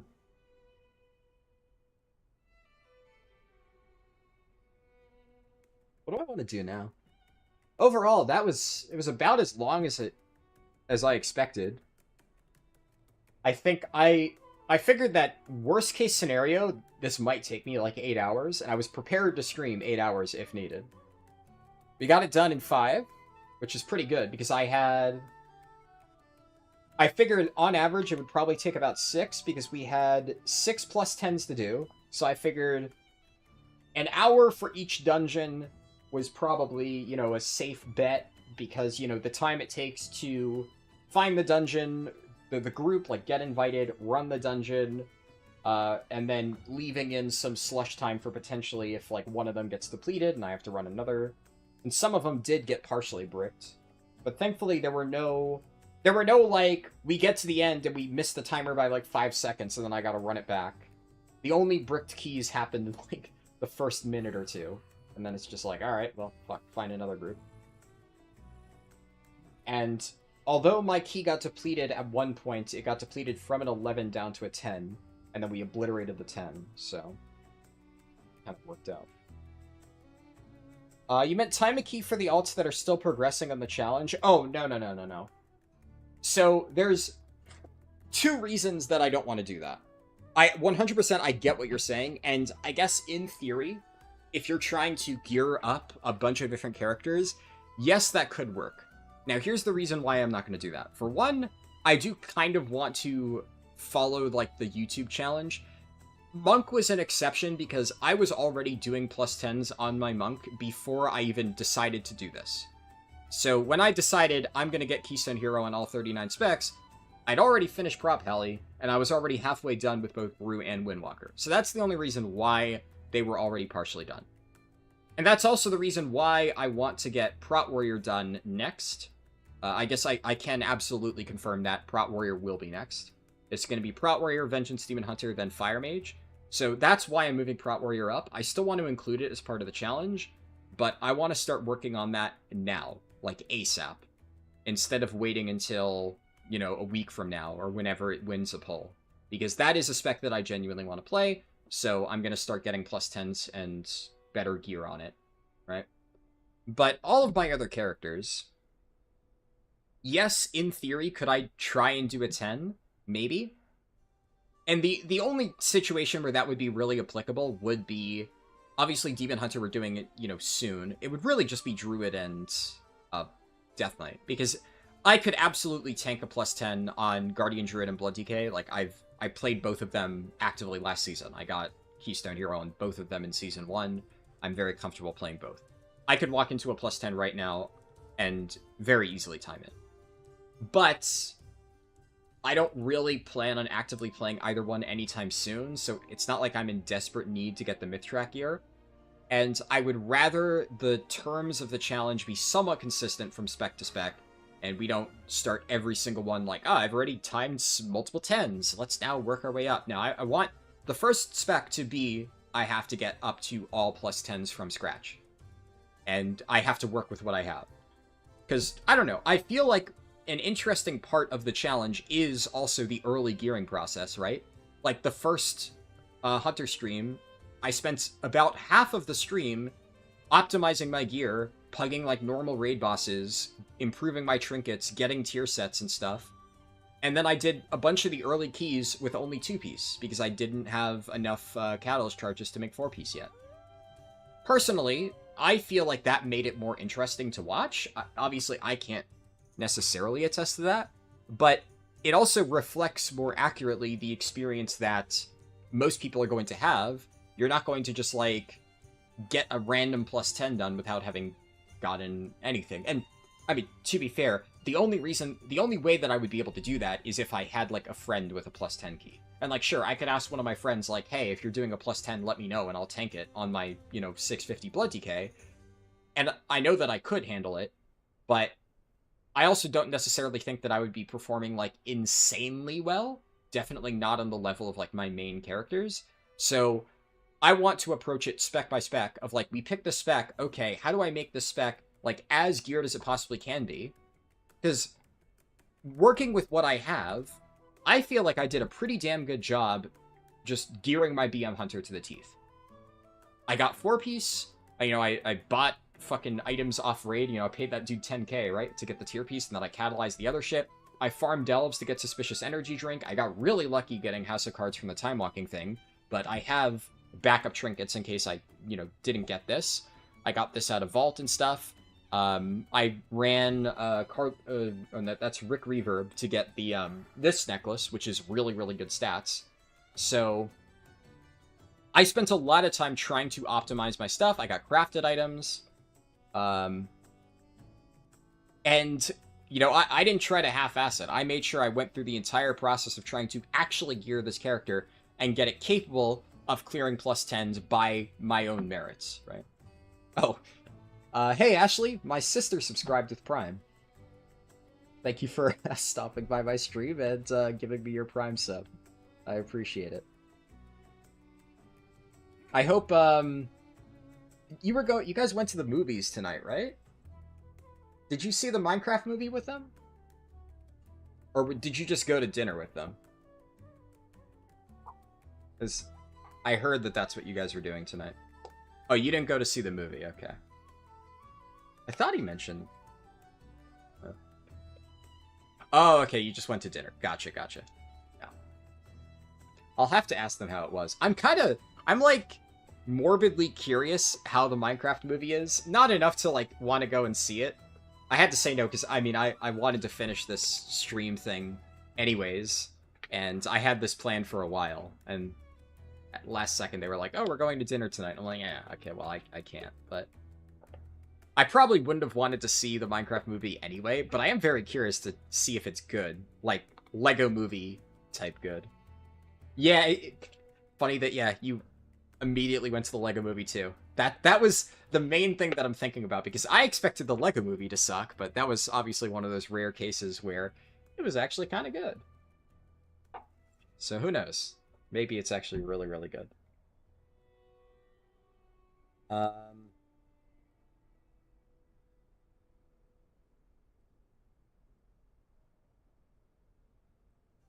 was I gonna say? Yeah. Oh, the other reason, what was the other? Oh, yeah. The other thing, Chori, that I was gonna say for, why I'm not gonna do it, I guess I kind of touched upon this, but basically it's that if I were to get a plus 10, I guess I did kind of say that. Part of it is the challenge, but also if I were to get a plus 10, I would kind of need to get a friend to help me, because other than just Death Knight and Druid, I absolutely could not get a plus 10 on any of these other characters just, like, out of the gate, right? Like, I am reasonably confident that I will be able to complete the Fire Mage part of this challenge, but I have not started playing Fire Mage at all. Well, outside of the gearing process. I have not started the learning process of Fire Mage at all. I've just been doing, like, world content, and I'm gonna be honest, playing Fire Mage and world content, you just kind of, like, pyroblast shit. You know, you get your hot streaks, send a pyroblast, and shit just dies. You know, I haven't really had to figure out how to play this spec at all yet. It just kind of kills everything. But obviously that's very different playing something in world content where there's like low health mobs and actually learning how to play it to get dungeons done. So I absolutely could not hop onto this character right now and just clear a plus 10. Absolutely not. I would suck ass. I would be a hard carry. Same if I had done the same thing on my hunter last week, just hopped on and expected to get into plus 10s, I would have also been a hard carry. I spent a lot of time researching BM Hunter, looking at logs, reading guides, understanding, you know, the different talent builds and stuff like that. And then obviously I spent a lot of time in the lower keys, you know, sucking ass, letting my frenzy stacks drop, letting my beast cleave drop, which I still kind of accidentally do sometimes when I get overwhelmed, but for the most part I've gotten better at that. Over time I feel good enough at the spec to, well, obviously clear all the plus 10s, but if you had dropped me into a plus 10 a week ago on this character, I absolutely would have sucked on it. Same if I were to do that on, like, pretty much any of these other characters that aren't, you know, Blood DK and Guardian Druid. So yeah, they are definitely not ready to do 10s. Even if, like, I had a friend who had a plus 10 key that they wanted to bring me into. The only one that I might reasonably be able to do well on is either Resto Shaman or Devoker. I might be okay if I were to drop into a key on them, because I have actually played them before, and I'm, like, not terrible. Resto Shaman especially, but I haven't really optimized my gear at all. Right now on these characters, I'm just equipping whatever's the highest item level, and any, like, side grades, I just chuck in my bags, and I will deal with it whenever we actually get around to playing that character. Whenever Evoker wins the poll, I'm going to sift through my bags, I'm going to find the best possible gear, and I'm going to try to, like, optimize things. I'm going to gem, I'm going to enchant, I'm going to do all that fancy stuff. But until that day comes, I'm not going to worry about trying to, like, get a plus 10 done. So, I understand your thought process, but yeah, that's the reason why I don't want to do that. Good idea, though. Here, what I'll do is... I said earlier that I might start Prot Warrior, and what I can say for sure is we're going to start with Prot Warrior, like, kind of first thing tomorrow. So, like, I'll... Probably early in the morning. I don't really have any plans tomorrow. So, like, kind of the moment I wake up and have coffee and stuff, I'm going to stream, and it's going to be... Because it's the first character, yeah, because it'll be the first stream for that character, that'll be a main channel stream. So right now, obviously, I'm streaming on Twitch, and I'm streaming on the Stream Archive channel on YouTube. The first parts for each spec will be on, like, the main Harlden channel. All of them will still be on Twitch, as usual. But for the purposes of, like, algorithm shit, I can't do, like, multi-part streams on YouTube. It gets funky. But what I will do, in the meantime, is I will hop over to my Prot Warrior and my Vengeance Demon Hunter, and I will show you the progress thus far on these characters. So maybe I'll do just like a little bit of housekeeping stuff, just so we're ready for tomorrow. And honestly, there is like a non-zero chance that there's only a one part for the Prot Warrior. Because this character is already so geared that... And Prot Warrior is good, right? Like, Prot Warrior is just really good, and I know how to play it. There's a very good chance that I just kind of walk into keys and steamroll my way up to a +10, and then do 8 +10s as a Prot Warrior back to back to back in a single day. It's also much easier on a tank because I'm very confident in my routes, so as long as the DPS and healers aren't, like, literally brain off, I'm pretty confident that we can time the key. I've done a single +3 Priory, because I was doing the mythic dungeon box from the weekly quest, like, a little while ago. And I did Priories to try and get Tome of Light's Devotion, which I have still not gotten. So right now, I have Mechanocore, Amplifier, and Funhouse Lens. Amplifier is definitely very good, especially I have this on Hero Track, so that's really nice. Funhouse Lens is not so great. Well, actually, I take that back. It's not bad. It's just there are a lot stronger options. For single target, obviously, I really need Tome of Light's Devotion. There's a lot of really good AoE trinkets. Realistically, I want Pacemaker here. I would want Pacemaker and probably, honestly, Pacemaker Mechanicore for dungeons is probably what I'll run. But in the meantime, I can work with Funhouse Lens. It's just... Prot Warrior, like, on-use trinkets are really weird, just because you have so much CDR that your cooldowns are never going to naturally align with, like, a 1.5 minute or 2 minute. They will sometimes. It's kind of like BM Hunter with Bestial Wrath. You're just going to get, like, ridiculous CDR, and you're going to have it rolling a lot, so you kind of just need to line it up when you can. But I would much rather have a myriad of other trinkets instead of this. But it's not bad. It is a serviceable option. I still need to do Delps this week, so who knows. I would... What are my stats like? I have way too much Mastery. I have way too much Mastery. I have some stuff enchanted. And this is what I meant when I said I have a crappy pair of gloves. So I have Hero Track Pants, Hero Shoulders, Hero Helmet. So I have 3 out of 4 Hero Track tier pieces.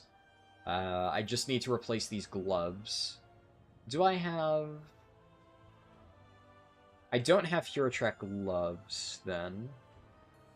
But I might have a Hero Track chest piece somewhere? Maybe? No. Doesn't really matter all that much. I could just... At this point, I have so many Catalyst charges, I could just catalyze a champion piece, and it, like, literally won't matter. I will probably do, like, a very low-key... I'm tempted to just do another Priory, but I need to get score. I think I'll probably pug, like, a Floodgate off-stream at some point. Not a good one. Like, probably just a +6 or something. Just so that my score hits 200. because as I learned at the start of the Hunter Challenge, if you don't have 200 score, your Raider IO doesn't show up on your character thing. And the fact that it shows, like, mains progress 4 out of 8 and, you know, 2900 will make it a lot easier to get into groups. So I want to make sure that I have that before I start. And a lot of my other stuff is fine. I think I just need to get more haste here. I need to lose some mastery and get a bunch of haste. And I'll look through my gear and figure out how I'm going to do that. For starters, I can fix my enchants. I have all this on crit. Yeah, I have, like, high verse, low crit. Other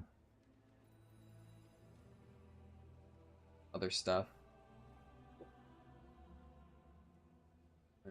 Necklace would also be good. Do I have any necklaces or rings that I can use? That's high mastery.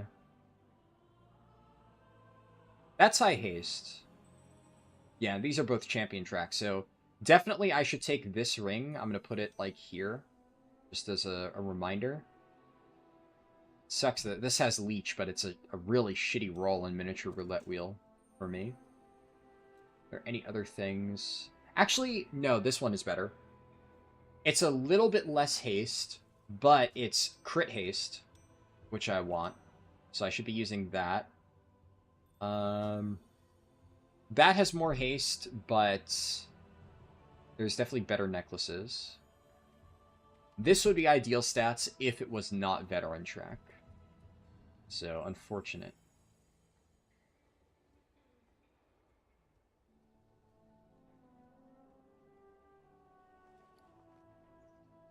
Warbound piece.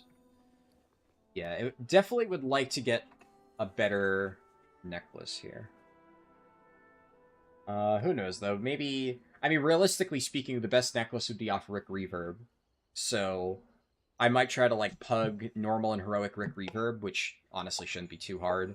Especially because I can just link Mythic Rick Reverb and get into, like, literally any group, especially with my item level. So, getting that necklace would single-handedly fix my stat line. And then, probably before the start of tomorrow's stream, I'm going to craft a weapon, get my Writhing Armor Banding in a different slot. That would be good. But item level-wise, like, I'm pretty much set. I have some upgrades that I could do. There are... What am I still missing? I've upgraded almost everything. It's... Yeah, it is just boots. Boots and gloves that I would need to replace. Or upgrade, I mean, with crests. And I think that I have enough crests to get all the way there for ruined crests. I'm going to get a decent amount of those just by running delves. And... Actually, I forgot I have Reverb Radio. I actually think this might genuinely be better than Funhouse Lens. I think that it probably is. I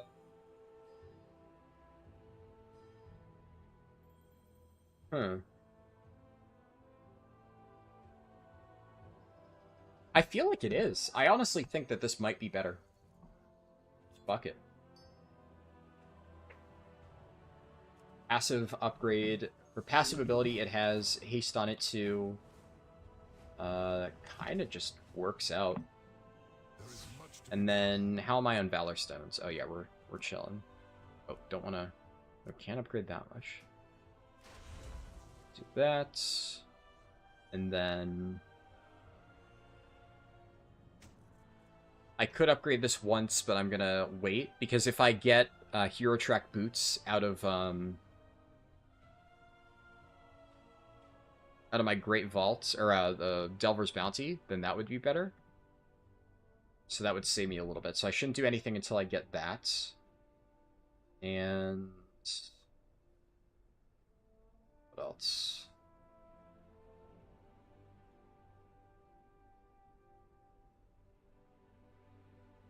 That's high haste.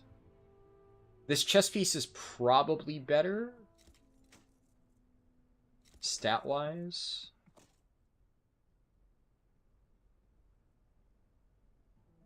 And what else?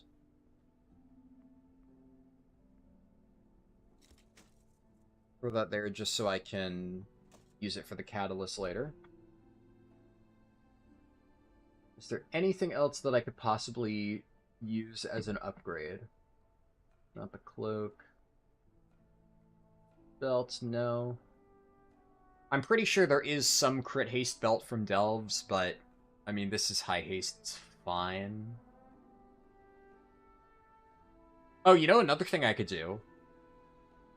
This could be my writhing armor banding slot. It's my lowest slot. And I have crit haste bracers and a decent hero track belt already. Yeah, actually, that's probably what I'll do. I also have crit haste hero track cloak. I think I just craft my writhing armor banding here, craft a 675 weapon, and I have the gilded crests to get both of these at 675. And yeah. Do I... No, I don't have any better shields. Stats in the shield kind of suck, but... Oh well. Take what we can get. Oh, yeah. I think that's a good plan. That is probably what I will be doing tomorrow. How the hell do I get so many characters high item level? Delps. Honestly, a lot of it's just Delves.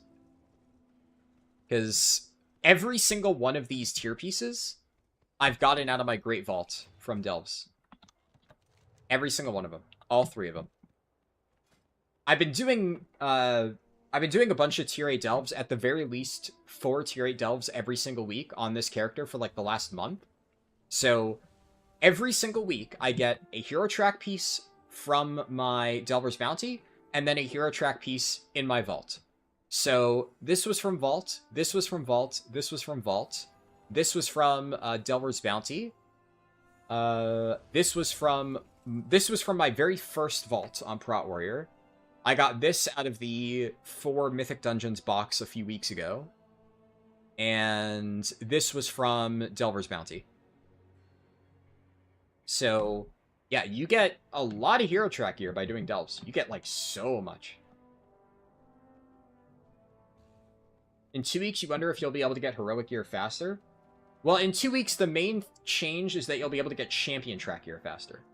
The Radiant Keyflame thing, or whatever the fuck that's called, Light's Radiance, the new event where you fight Nerubians, it gives you champion track gear on a Quartermaster. The important thing is that it will let you fill your vault slots, or it'll let you fill your missing gear slots easily, because you get a token that you can buy a specific slot for.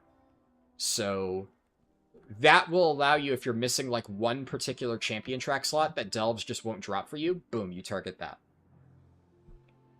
But I've just been doing this on every single one of my characters. So, you know, if I show the spreadsheet, right? This is the progress. I've gotten tons of gear on all of these. Now, obviously, some of these are already existing characters from Season 1 that I had full 639 on. That would be my Guardian Druid and my Blood DK. These were like... I think Blood DK was 636 at the end of Season 1. Guardian Druid, I had full Mythic in every slot. This was my previous main. So, they were already very geared. But every single other character, and my Monk as well, obviously, but all of these were, like, not very geared from Season 1, and then I geared them up by just running Delves. And, you know, this is my checklist, right? Delver's Bounty, the Gilded Crests every week, get my 4 weekly keys. There's more weekly keys that you can get as you progress into the track or whatever. And then you spend your 4 weekly keys, you get your tier 8 vault slots, and you open it out at the end of the week, and eventually you have full 4-piece. And then obviously you catalyze stuff, you get more, you get 4-piece now, that's very easy. And the other thing to keep in mind, remember, every single one of these characters I have not crafted yet. No crafted items. So, remember, Prot Warrior, 656, and pretty much the moment I end stream, I'm going to get a 675 weapon crafted and 675 boots crafted. That is, I'm pretty sure, bare minimum going to get me to 658 overall. I'm just going to get like 2 item levels, I think, from that. And that applies to all of these other characters as well. And a lot of them, like my priest, has 2, or I think 3 adventurer track slots that are really weighing it down and dragging the average. So like a single upgrade on my priest would give me like 3 average item levels until I catch up to the rest. So yeah, I mean, gearing is really easy right now. Hey Lub, I could see that you're pinging, you pinged me on Discord, but I haven't gotten a chance to read it yet, because I'm, we're close to finishing stream, but I'm yapping for a little bit before I'm done. You love getting hero trinkets every wave scrambler you use? Yeah, that's kind of the only issue with Delves right now. Delves, they really need to fix the loot pool. It's really annoying because obviously the trinkets dilute it a lot, but if they're not going to make like some currency-based system, there's like, I think 1 or 2 shields that can even potentially drop from Delves. Maybe only 2, possibly. But there's like 5 different cloaks or something. So the reason why you see so many people saying, oh, I got another ring or I got another cloak or whatever, is because there is an equal drop chance for every single item in the pool. But there's only 2 shields, and there's like 5 different rings with different combinations of secondary stats. So there's just a much higher weighted chance to get a ring, a cloak, etc. So the way that I think Blizzard needs to do to fix this, I think that they just need to put like a bucket of a cloak bucket. So if you are like getting a chance at loot from a delve, it'll roll equally between like weapon, shields, or honestly, shields should probably be included in weapon for those purposes.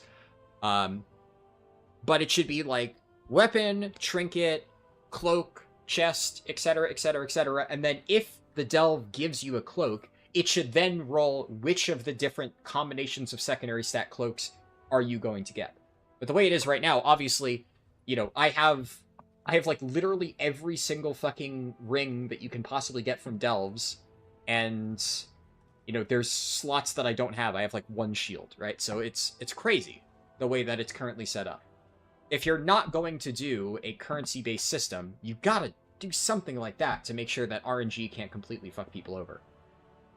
And trinkets are a weird one because I honestly don't think that trinkets should have a lower drop chance. I think they definitely should be weighted a little bit higher. But obviously, with how many garbage trinkets there are in the pool, it feels really bad with like half of your delve loot being shit trinkets. So I think like maybe trinkets should have like a 1 in 4 chance of dropping. Maybe even a little bit lower. It should be higher than like an equivalent rate to everything else. But I mean, I don't know. It just sucks. It sucks getting like Rat Fang Toxin.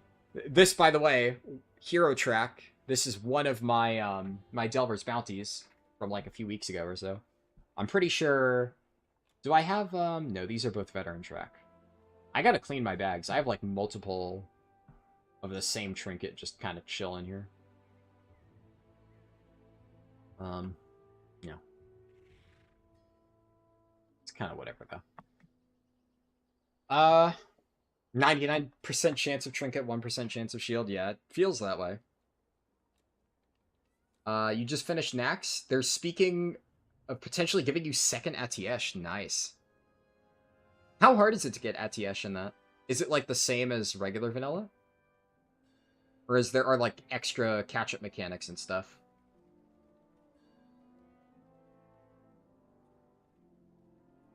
Also, I think kind of have already gone through all my Prot Warrior stuff. We'll quickly hop over to Demon Hunter, and I'll show how much progress I've made on that, and I'll end stream after.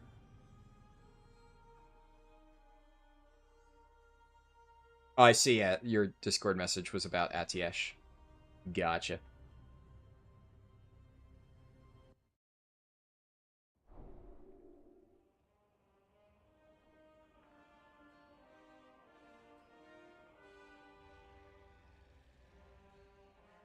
Oh, when did they post? Are these hotfixes new? Wait. Oh no. I got so excited. I saw fixed an issue where pacifist rigs, and I'm like, oh my god, did they fix the pacifist rig DC bug? And then it says pacifist rigs lifelink emergency would not be removed upon exiting a delve.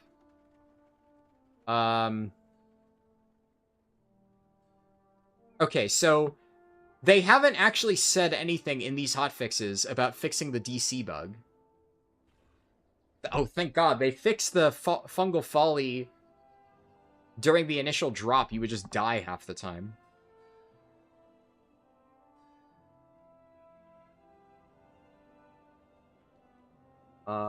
Okay. Well, I'm gonna hope that they did actually fix the pacifist rig DC bug, because that thing was just actually a massive pain in the ass. So, if they fix the other bugs with it, surely they fixed the most annoying bug with it. If they didn't, then, Blizzard.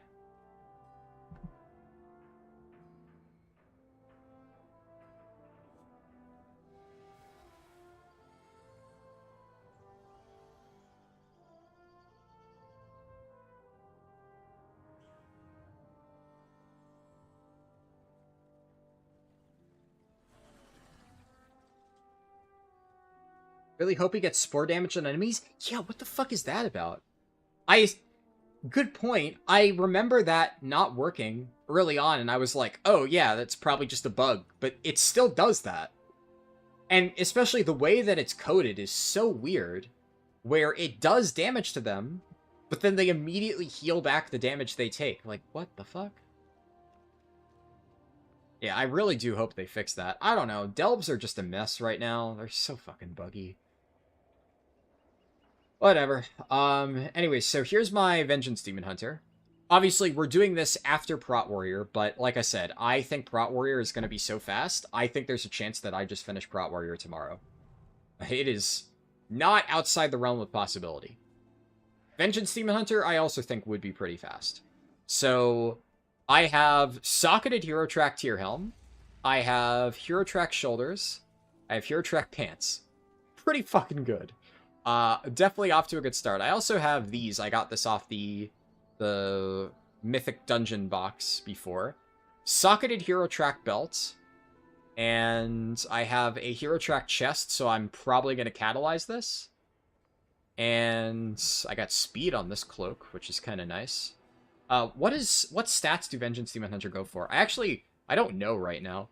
Because for the longest time, it was crit verse. And then they reworked Vengeance and Haste became really good. But I'm not actually sure what the stat prio is at this moment in time. My guess would be crit Haste. But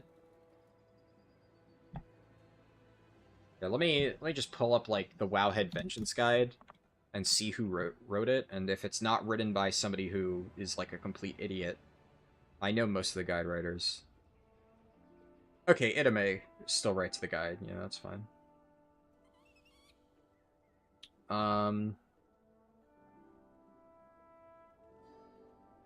Crit haste. Well, haste over crit. Okay. So it's the exact same thing. It's haste over crit over reverse. Alright, yeah, makes sense. For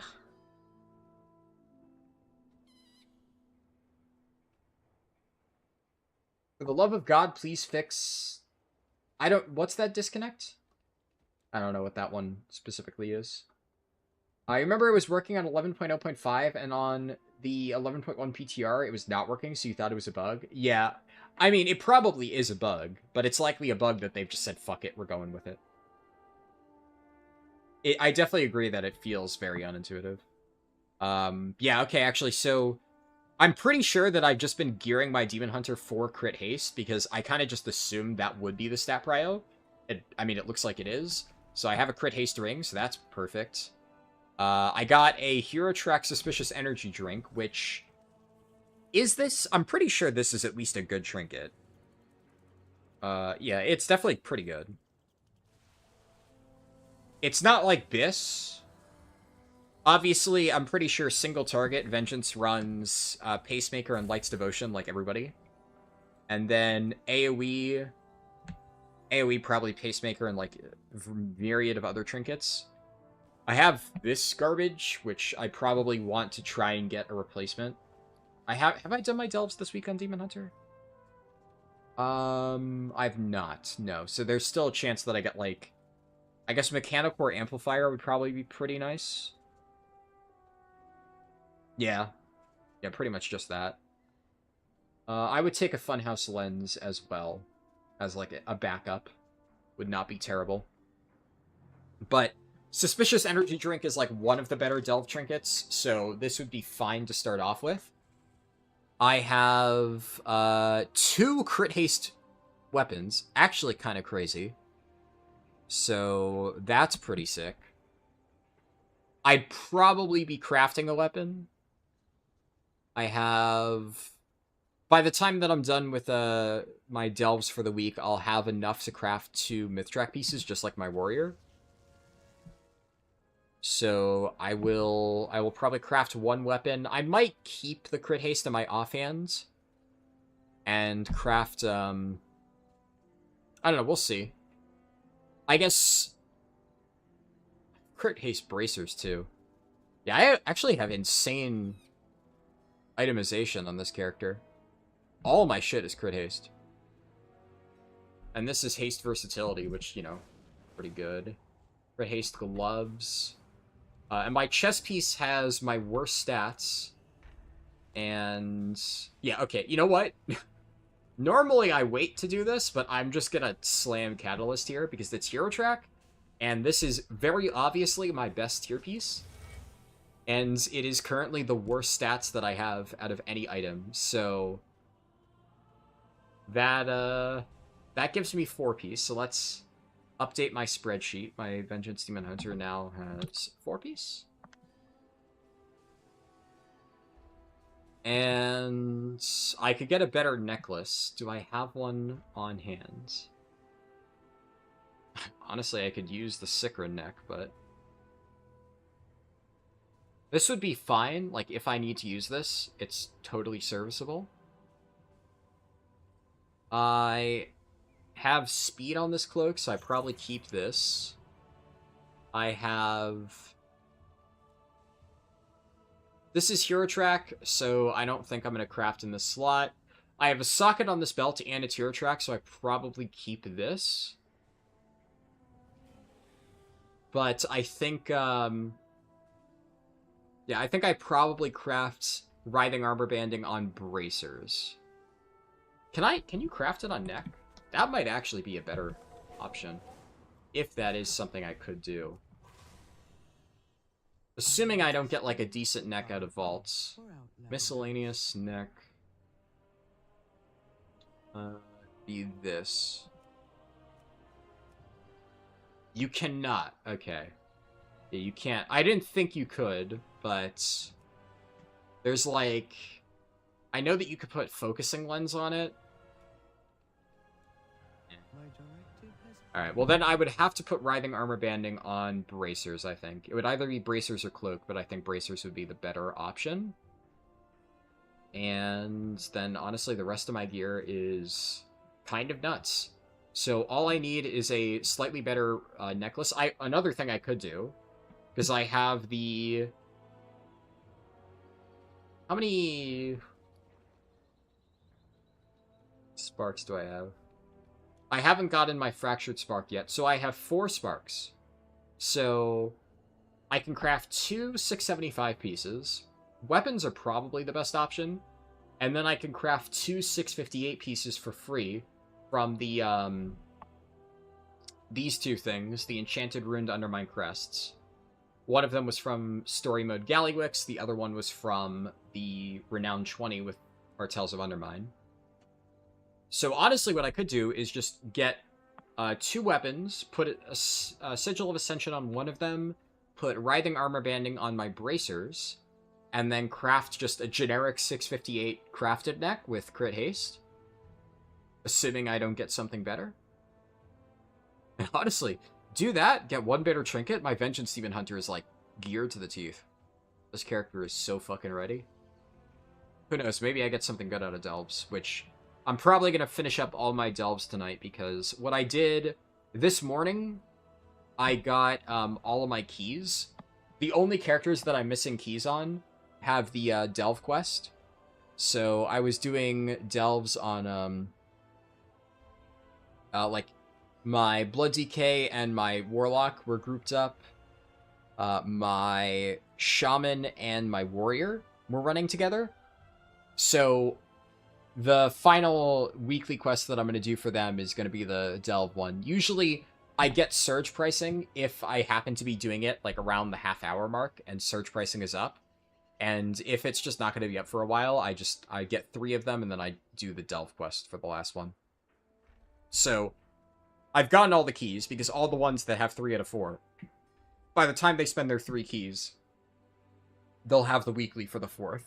So now all I got to do is knock out delves on these, I guess, 7 characters. But most of them I'll be able to do split, so I'll basically have to do like 3.5 sets of delves, because I have 2 accounts, right? So the way that I do my delves is I'll group up Anji, my warrior, is on my main account, and then Middens, my priest, is on my second account. So I just invite my second account on Anji, and then I run the delve, and I get credit for completing the delve on 2 characters at once. So that saves a lot of time when you have all these characters. And I'll probably carry one of my other characters at some point, because I have 7. So there's one that's like left over. But obviously I'm going to start with I'm going to start by doing my warrior and my demon hunter, just because I plan on doing them soon. So I'd like to figure out, what I'm working with. But yeah. I think that that kind of covers everything. So overall, productive day. We're done with Hunter. BM is done. First of the pure DPS class is done. And more importantly, the first class that I've never really played before is done. Keystone Hero finished. We're done. We're good. And honestly, if I can learn BM Hunter from scratch, if I've proven that I can do that, I'm reasonably confident that I can repeat the process on pretty much any other spec. Because that's the reality of, and that's kind of what I hope to show with this challenge, right? Is I've never played a lot of specs in this game.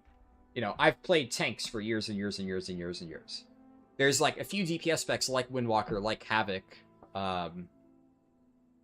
Honestly, I guess Devastation a little bit too.